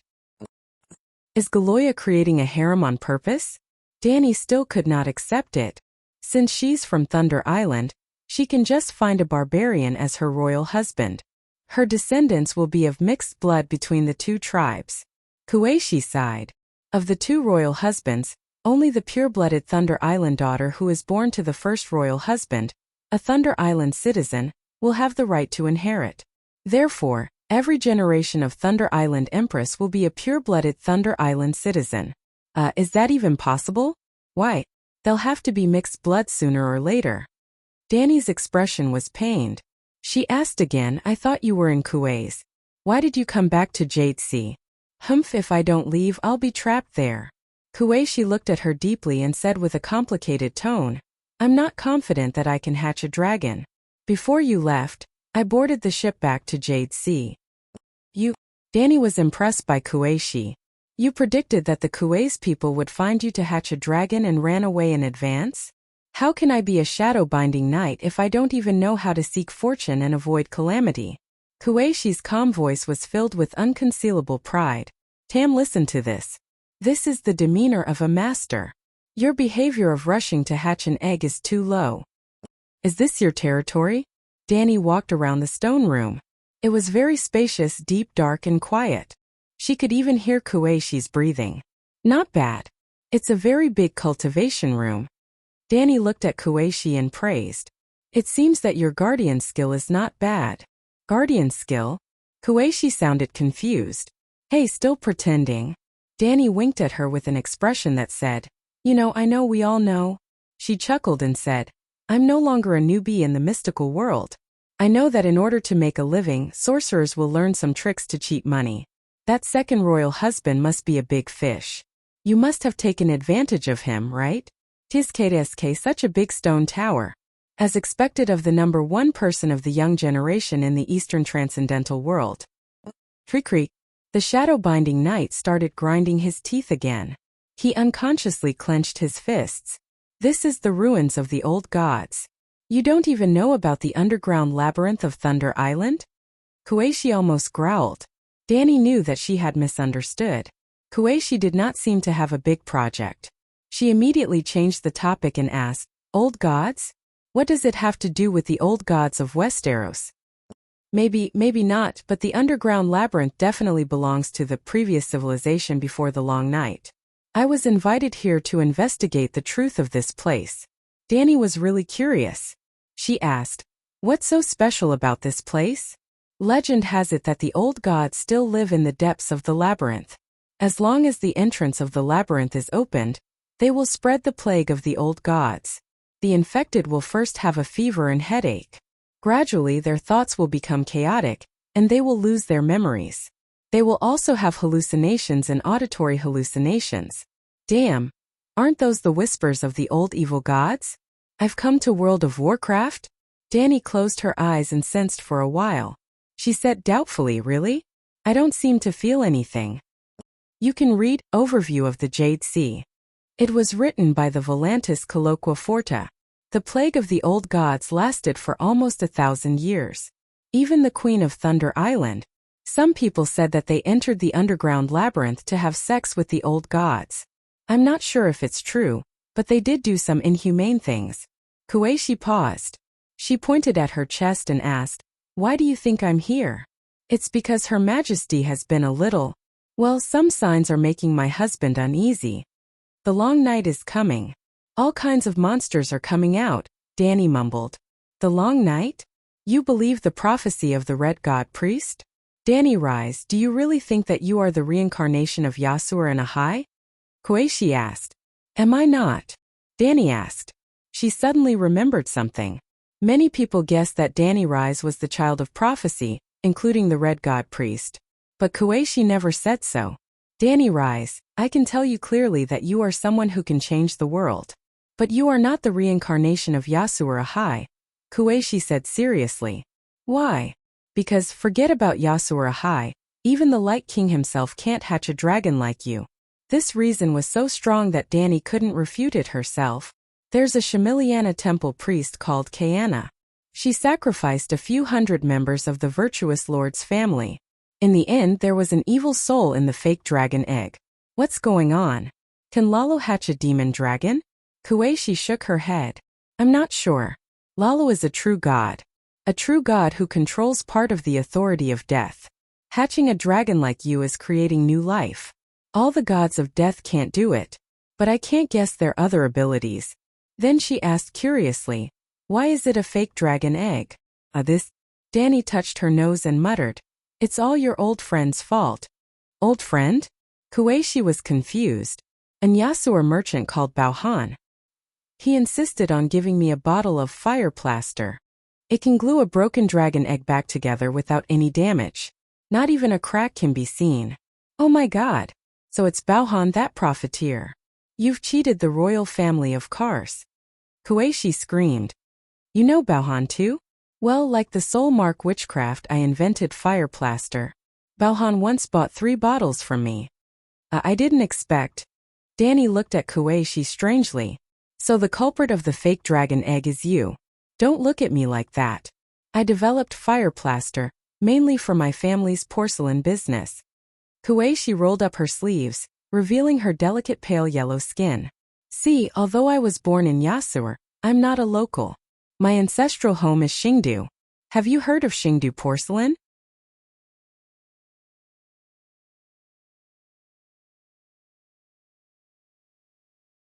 Chapter 232. The next morning, the sky was blue, and the sun lazily looked at the noisy city below. The warm sea breeze rippled along the green honey wine river and entered Riverside Street from Whispering Bay. The stone road was crowded with people. Danny and Whitebeard rode on horses and slowly moved along with the crowd. Danny's black hair was tied into a valiant ponytail. She was wearing a capable scarlet leather armor, leather pants and high boots. Her limbs were slender and her body was straight. A long sword hung on her waist, and a pure white cloak hung down, covering the horse's buttocks. Her willowy eyebrows had been deliberately trimmed into sharp, thick, black sword-like eyebrows. Together with the confident and proud expression on her face and the slightly upturned lips, she had lost the last trace of childishness of a 16-year-old girl. She had completely become a valiant and confident female swordsman. When the mercenaries and knights passed by, they would often peek at her, look at her openly, or whistle and throw flirtatious glances at her. She was very eye-catching. Baristan had also changed his appearance. His long white hair was shaved off and he was bald. His lips and beard were dyed dirty gold. When he was young, he had black beard and hair. The ends of his eyebrows drooped down, making him look more decadent. In fact, 80% of his acquaintances could not recognize him with the messy beard on his face. For example, when he was in Quars, Yora Mormont did not recognize him. The old knight's cheeks were smooth and tidy, and he was meticulously groomed. He was an old handsome man. Even if there was no terrifying difference between Jack and the water gun man, it was at least the difference between the Wolf of Wall Street and the Hunter of the Wild. The old knight was always wearing a helmet. Even if he did not pull down the visor, it was difficult to recognize his appearance. Anyway, after walking around the street, the White Knight saw at least 20 acquaintances, but none of them looked at him. At most, they gave him an indifferent glance because of the heroic female knight next to him. Were there so many people in the old town in the past? Danny asked. Although the Honey Wine River tournament would not officially begin until 2 days later, from Rose Avenue to the streets and alleys of the old town, one could see knights and free riders, bards playing harps or beating leather drums, carriages loaded with hops, ham, large rings of butter, and buckets of honey. There were also merchants, craftsmen, and prostitutes, Baristan explained. Although this isn't as sensational as the martial arts tournament to celebrate the inauguration of the Prime Minister, Ide Stark, a few years ago, Timon is truly hated by many. Other than the local knights of River Bend, many nobles from Dorne, the Land of Storm, and the port of Lannister have also come. Look over there. As he spoke, the old knight raised his hand and pointed at a group of cavalrymen on the other side of the river. 17 or 18 cavalrymen were chatting and laughing on horseback, and from time to time, some of them were convulsing with laughter. 3 of the riders who were guarding the perimeter each held a flag in their hands. The images on the 3 flags were 3 golden ears of wheat, 2 fawns, and a yellow haystack. He stared at a square-faced young man with black curly hair and said with a complicated expression, "The Harvest Hall, the Calvert family of the Young Deer Village, and the Hilaire family of the Hay Hall are all lords of the Land of Storm." "Your relatives?" Danny asked. The old knight was from the harvest hall. He was originally the heir of the count and had a fiancée, but in order to pursue the glory of the Kingsguard, he gave it all up. Yes, a ruthless man who didn't even want his wife. The current count of the harvest hall, Aston Selmy, my grandnephew. The old knight's voice was so low that Danny almost didn't hear him clearly. She remembered that the old knight had used the fake name Aston to hide his identity in Queers. Do you want to meet him? The old man misunderstood her and said hesitantly, although the harvest hall is the largest granary in the land of Storm, it doesn't have many soldiers, and now is not the right time. Sigh, do I lack those people? Danny waved her hand. It's just a chat. There's no need. That child is more honest and can't keep a secret. After a few words, the group on the other side of the river had disappeared into the crowd. Danny and Selena also turned into an alley. Under the old knight's lead, they took a few turns and finally came to a street full of riders and swordsmen at the edge of the western city. Blacksmith Street. You can buy any kind of armor here, the old knight said with a smile. Along the way, Danny saw 7 or 8 blacksmiths. Bare-chested weaponsmiths were hammering in front of the forge. There were also free riders who had the same purpose as her, holding armor and loudly bargaining with the shop owners. There were also a few old men with wrinkles on their faces driving carriages and pedaling along the street. The carriages were littered with rusty old swords and blades full of gaps. Finally, the old knight took Danny to the front of a huge stone building on the street. The walls on both sides of the wooden door were equipped with glass booths. On the glass booths hung red, blue and white porcelain full-body armor, as well as griffins, unicorns, bison and even megalosaurus helmets. As soon as the two dismounted, a servant came to greet them and took the initiative to lead the horses to the side. Then a round-faced maid came out from the door and bowed. What do you need? Swords, shields, armor, mail and leather armor. We have them all in our shop. I want a full-body armor, Danny said. Custom or stock? How long will it take for you to pick it up? Danny asked. According to your requirements, at least half a month, but not more than 2 months. I need it urgently. We have a lot of stock here. After that, the round-faced maid asked about the price and got a reply from Danny. The price is not important, but the quality must be the best. Then she led the two through a hall full of different kinds of armor, and along a cobblestone path through a courtyard facing charcoal, iron ingots and other sundries. Finally, they came to a row of low red brick houses in the backyard. There was no door or wall on the side of the terrace house that faced the courtyard. The whole house was wide open like a warehouse, but there were no piles of goods inside. It was full of smithing rooms that were filled with rolling heat waves, smoke and clanging hammers. From time to time, blacksmiths would yell at their apprentices or ask them to do something. At that time, 2 young men in undershirts covered in a layer of black ash hurried through the courtyard carrying a basket of charcoal. Well, they deliberately avoided the cobblestone path. The old knight nodded and said, only in the hands of a blacksmith master can you buy the real good goods. Mercenaries who are shy of money will buy the goods that are displayed in the front hall. The round-faced maid smiled at him approvingly and led them straight to the largest forging room on the left. Outside each forging room, there were 2 rows of wooden shelves, hanging a mess of plate armor, iron helmet, throat guard and other armor parts.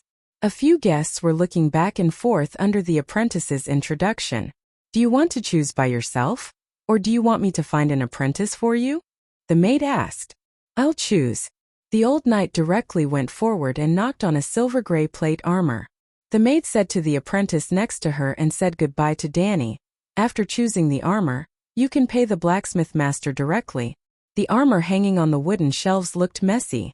It was a complete set that was disassembled and placed together. This way it was convenient for the guests to check the quality of the armor, and also according to the actual situation of the guests, some parts could be adjusted. Just as they were choosing the armor, they heard a conversation coming from the blacksmith shop. A man said with full energy, Garland, you must help me. There are too many people coming to the old town recently. I don't dare to say the whole country, but all the River Bend knights who can come are here.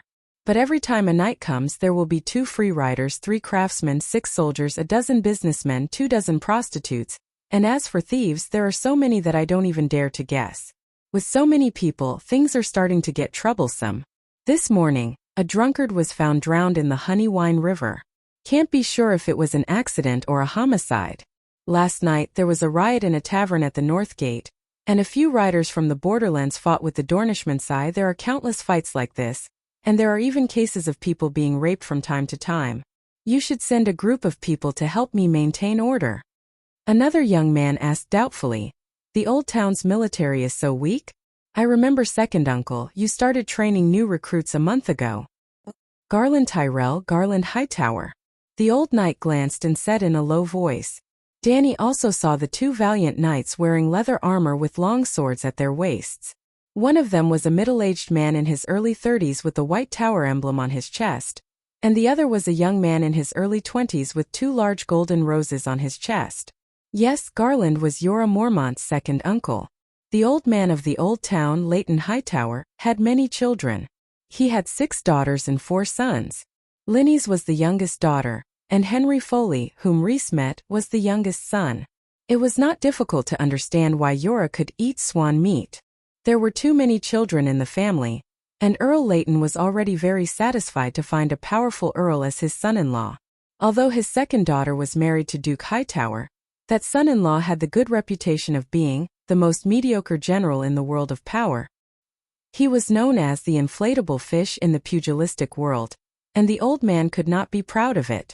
Garland said helplessly, "Didn't you notice when you came?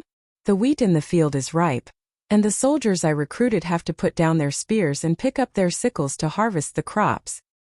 Timon is invading the river, and you're letting those farmers go home?" Garland said in disbelief. You didn't receive any messenger crows from the City of Learning?" Garland was stunned and said, "Half a month ago, the City of Learning sent white messenger crows to all the lords in the country to pass on the news of the arrival of winter. In other words, we'll officially enter winter next year." Garland shook her head disapprovingly and said, "So what if it's winter? Our river bend is not the north, and we can at least harvest 2 more batches of wheat. The next year will be snow, and the 4th year may be the wrong spring, and we can plant and harvest crops again. For thousands of years we Southerners have spent the winter like this, and we don't need to hoard food to delay the war." 7 layers of hell! Danny shouted very fashionably, and could not help but take a few steps forward and exclaim, "You mean that River Bend, the granary of the 7 kingdoms, has no food?" Garland's eyes flashed with surprise at first, but soon he frowned and asked, "Who are you, eavesdropping on our conversation? Such a loud voice, you can ask the guests nearby." Danny pointed at a swordsman in chainmail who was picking out iron armor. "Who didn't hear your conversation?" Chainmail waved his hand and shouted, "You woman, don't slander me, I didn't hear Earl Garland and Sir Garland talking." Danny's mouth twitched a few times. "I was standing next to Sir Garland, and my voice was not loud. Aren't you burying your head in the sand?"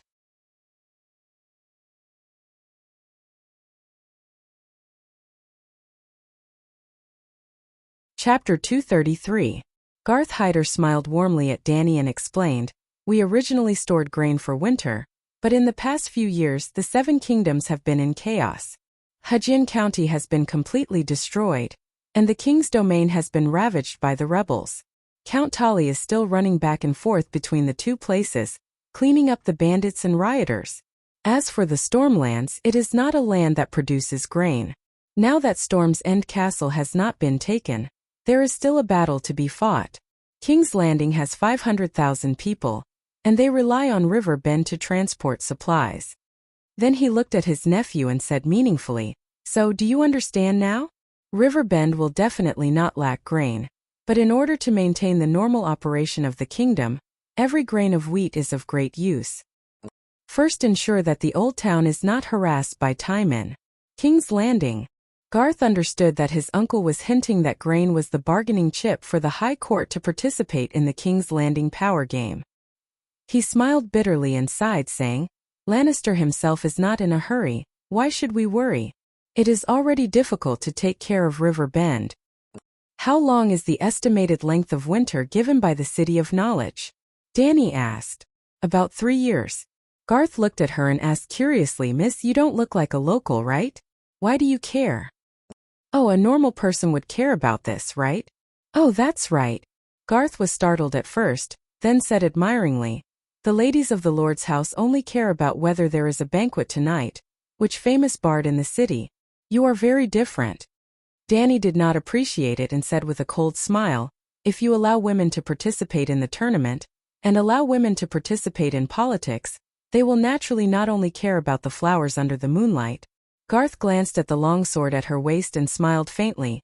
Queen Regent Cersei is also a woman, but I think what she has done in King's Landing now, even her father, Duke Tywin, cannot stand it, right? Alright, let's not talk about this nonsense. Let me ask you, how many years will the grain in River Bend last? Silence filled the area as soon as she said that. The two lords looked at this arrogant and bossy girl with strange eyes. You are? Danny also realized that these two fellows were not her underlings for the time being. She smiled sheepishly and said, sorry, it's a matter of life and death, so I was a little anxious. I heard that this winter is unusual. There is also a red god temple in the dock area. Haven't you heard the priests mention the prophecy of the long night? The second long night. The prophecy of the reincarnation of Yasuo and Ahai? You don't believe me? Garth shook his head and explained, you may not know, but as early as last winter, or even before the winter before that, there were similar prophecies circulating in King's Landing. Many people said that Prince Riga was the legendary son of prophecy, but after a few decades and a few winters even Prince Riga died, and we welcomed a summer that lasted 11 years. Words are like the wind, and so are prophecies. This has become a story of the boy who cried wolf? No, the one who predicted the reincarnation of Yasuo and Ahai to the Westeros was a friend of Jenny in the city of Barren Stone. A dwarf witch. The Red God priests were very professional, and only in recent years did they become active after the magic tide recovered. Alas, the key was that not many people in the 7 countries felt the surge of the magic tide. Even if the prophecy is false, there must be a long winter after 11 years of summer. This can't be wrong, right?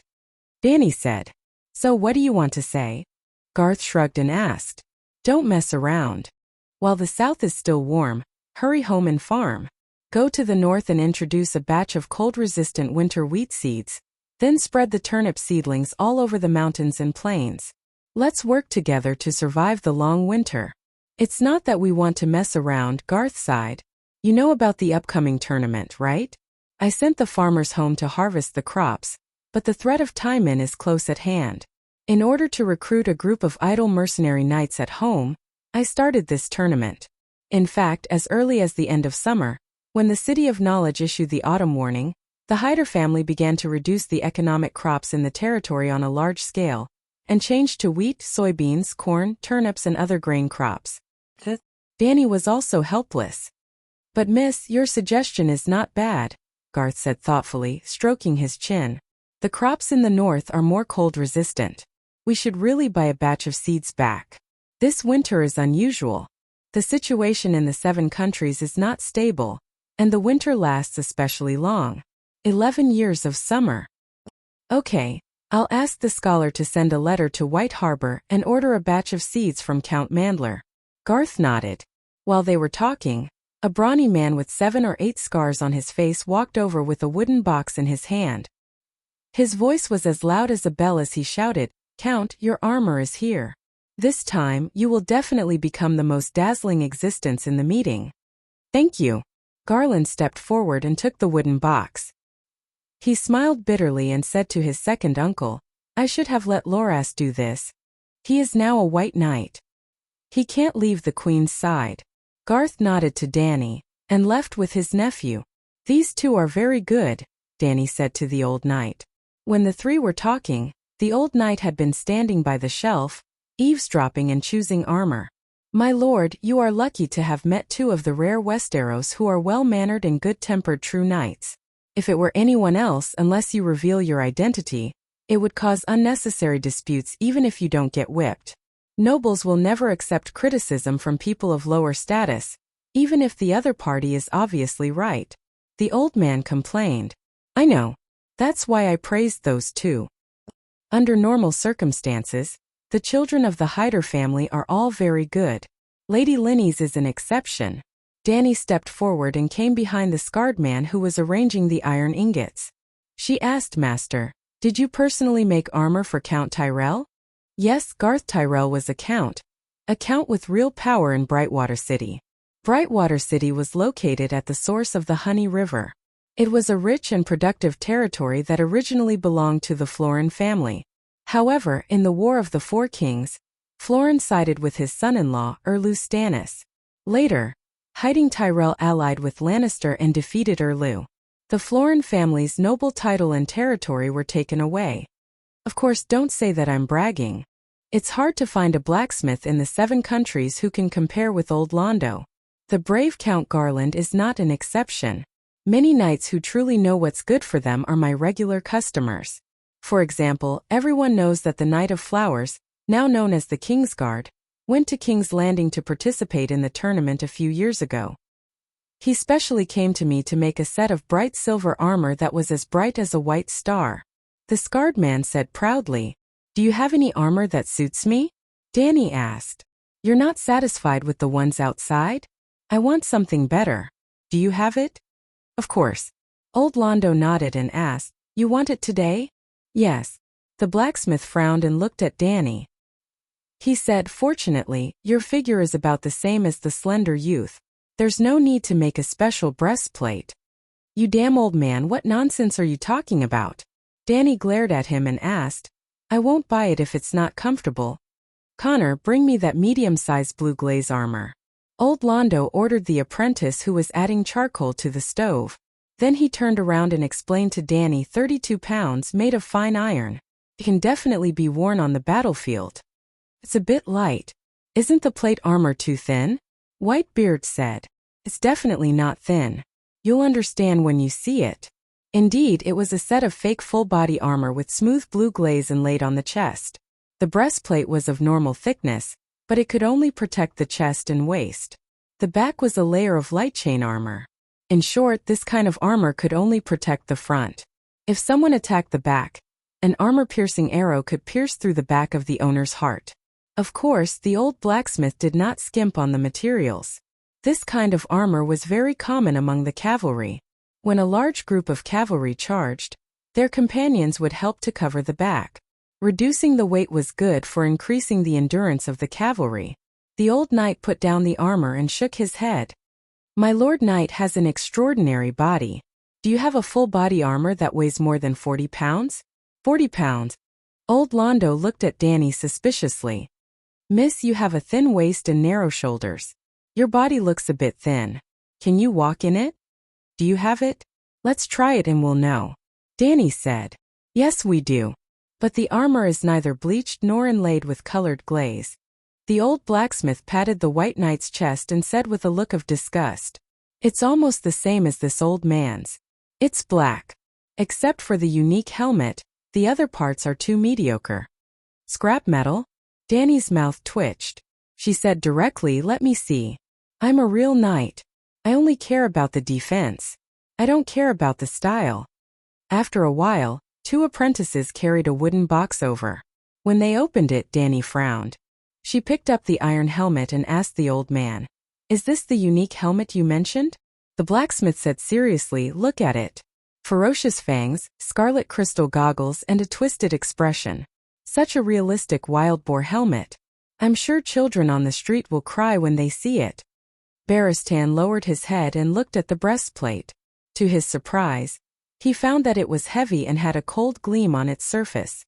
It should be a high-grade product made with the best iron and the best quenching techniques.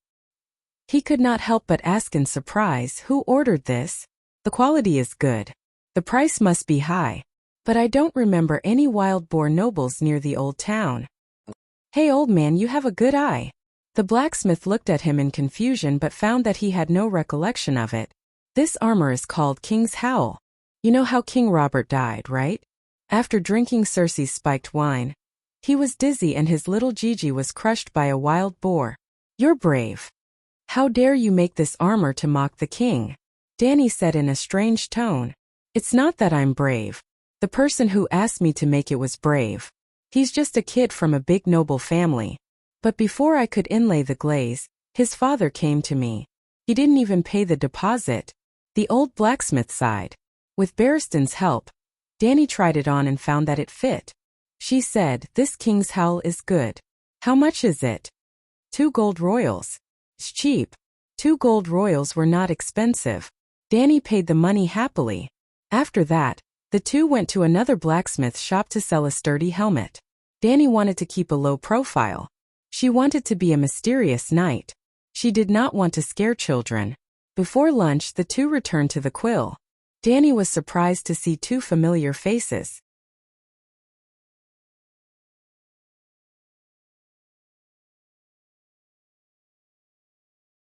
Chapter 234.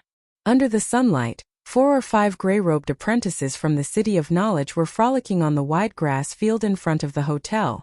A young man with thick arms and deformed legs jumped and spun in a circle.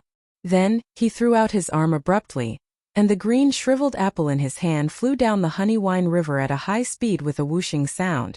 At the same time, Larissa quickly pulled out an arrow from the ground in front of her and knocked it on her bow. In the blink of an eye, the large golden wooden arrow that was almost a meter long whistled through the air like a shooting star. At the highest point of the apple's trajectory, a crisp sound was heard. The apple split into 2 pieces, but the arrow didn't slow down. It flew another 40 or 50 meters before landing. Bullseye. Good. The apprentices applauded and cheered. Again, Larissa said excitedly. You've been practicing all morning. Aren't you tired? Pater, who was sitting on the grass, said sullenly. I'm going to perform in front of a master in a few days. Archery is already very. Sigh, you don't understand. Larissa shook her head and urged her partner to continue throwing apples. Throw 2 apples this time, she said. Danny rubbed her nose. Girl, you're using too much force in the wrong direction. Of course archery is useful, but it's obvious that we're not meeting in a big place. There's no space for you to practice your archery skills. Well, this good-looking black guy was the rookie fire mage I met last night through Shake Shake. Sigh, it's too boring here. I want to go to the dock and listen to the sailors tell stories about dragons. Some people say that they've seen dragons. I want to see a dragon too, even if it's just a glimpse, a fat, short, and stupid-looking young man shouted. Rooney, you were born too late. You can't see a dragon, the assistant next to him said. He looked like he was 24 or 25 years old. His nose was long and sharp like a carrot. The leather rope around his neck was strung with 4 links. They were a chain made of white iron, tin, lead, and copper. But, is that a turnip on your shoulder? The sharp-nosed young man didn't wait for Rooney to finish and patted him on the head. Have you forgotten the modern history of your country? The last dragon died during the reign of Aegon III. The lame apprentice threw out 2 apples and muttered, Amen, you should really go to the dock. The stories of sailors have been. Morant, how stupid are you to believe seamen's words? The sharp-nosed scholar's assistant interrupted him impatiently. Don't say I haven't been to the wharf, for I know better than you what sort of men those sailors are. In order to attract attention, they even lied about sleeping with mermaids and staying in the stomach of sea monsters for more than 10 years. The lame apprentice argued, Amen, the stories of individual sailors can be dismissed with a smile, but the same story told by 4 oarsmen who speak 4 different languages. Armand shook his head. It's not the same story. The dragon of Asha, the dragon of Quills, the dragon of Myrene, the dragon of Dothraki, the dragon of freeing the slaves. The versions of the stories are different. Morn stopped throwing apples and stubbornly said, the stories are different, but they all have one thing in common. There's a dragon and a beautiful young queen. All right, tell me, who's the queen? The assistant scholar sneered. Danny, rise. Danny waved her hand to let White Knight take the armor back first. She walked over herself and greeted Pater, who looked over. Then she smiled at the sharp-nosed assistant scholar and said, the Old Town School City is nothing more than this. Amen was furious, but when he met Danny's smiling purple eyes, he couldn't bring himself to curse. He could only mutter, my lady. The City of Knowledge is the most prosperous academic center in the world. There's a wealth of knowledge and wisdom here. You can't insult it. A frog in a well, Danny said lightly. Everyone in the world, including the King's Landing officials, knows about the dragon and the Dragon Queen, but the City of Knowledge has always treated it as a rumor. Dragons have been extinct for a long time, Amen emphasized with a red face. Do you know about the Allied Army? Danny asked. Allied Army? What army? Amen was confused. That's not right. King's Landing is considering joining the Allied army, but you don't even know what the Allied army is? Danny was speechless. Was the City of Knowledge so uninformed? Seeing that she didn't look like she was lying, a few nearby apprentices came over. Even Larissa stopped shooting. Do you know that the Mad King's daughter is not dead? Danny asked. Danny Rhys Targaryen. I heard that she married the Horse King, Amon said. Dragons are indeed extinct, but Danny Rhys hatched 3 dragon eggs 2 years ago and got 3 dragons. The assistant scholar shook his head. Impossible. Since the extinction of dragons, the Targaryens have tried many times to hatch dragons, but they all ended miserably. That's why I said the City of Knowledge has an undeserved reputation. Danny sighed. Why do you say that, Miss Layla? Pater asked curiously. Because no one in the City of Knowledge noticed the change in the mana tide. In fact, many mages in the world knew about the birth of dragons before they appeared. Everyone else was confused. Only Larissa's heart skipped a beat. What is the mana tide? Do you know about magic? Magic is just a trick, the sharp-nosed assistant scholar said immediately. Danny looked at him strangely and asked, what did the City of Knowledge teach you? Valeglia only existed 400 years ago. Even if you don't know about Valeglia, you should know about Valeglia's way, right? Can that thing be created without magic? Well, the assistant scholar was speechless. Danny continued the previous topic. Dragons determine the upper limit of the world's strength. For example, in a room with a 3-meter-high ceiling, you can only jump 3 meters high. When a dragon appears, the ceiling of the world rises to 10 meters, or even 100 meters. Those who have been jumping high immediately know that dragons exist in the world. Do you understand now? Occult professionals are people who jump high. Larissa understood. But the City of Knowledge also has professors who have mastered occultism. I saw the Valeglia steel chain on their necklaces, the lame apprentice said, puzzled. Danny shrugged. So, I think the scholars of the City of Knowledge don't live up to their name. This is a common thing in the continent of Ursos. Everyone with a little bit of status knows about it. Miss, we don't understand what you're talking about. Please be kind and tell us about the story of the dragon and the Dragon Queen. The silly Rooney shouted. Okay, Danny Lilith hatched 3 dragons near the Dothraki Sea. After that, she was invited to Queers, burned the Wizard's Hall of Immortality, and ferried to Astapor in Slaver's Bay. She conquered the city and freed the slaves. Half a year later, she conquered Yuan-Kai and Murine and restored all the slaves to freedom. She became the Queen of Slaver's Bay. But the world's maritime trade is mostly supported by the slave trade. The Dragon Queen's actions made Queers, Volantis, Rhys, Tarosai, Jadesea, and the slavers unite to form the largest army in 1,000 years. I heard that even the Westeros received the invitation, and the King's Landing did not refuse. She concluded, look how big of an event is this. 80% of the world's people know about it, but the City of Knowledge is not even sure if there are dragons. Even the stubborn Oman had to believe it. This was too big a matter, and lies could be easily exposed. I have to tell the professors, he said nervously. Don't go. Larissa pulled his sleeve and said solemnly, pretend you don't know anything, just like those scholars and professors. You. The sharp-nosed Oman was puzzled at first, then shocked. He said in disbelief, the scholars swore not to participate in the power. As soon as he finished, he sighed dejectedly, as if all the bones in his body had been sucked out. He sat on the grass, hugging his shoulders, and looked confused. If even the sailors knew about it, the scholars and professors must have known about it. But they, looking at the group of fearful, contemplative, and confused apprentices, Danny fell into deep thought. What was going on in the City of Knowledge? Even if they went against their oath and chose to take sides in the power struggle, Danny could understand.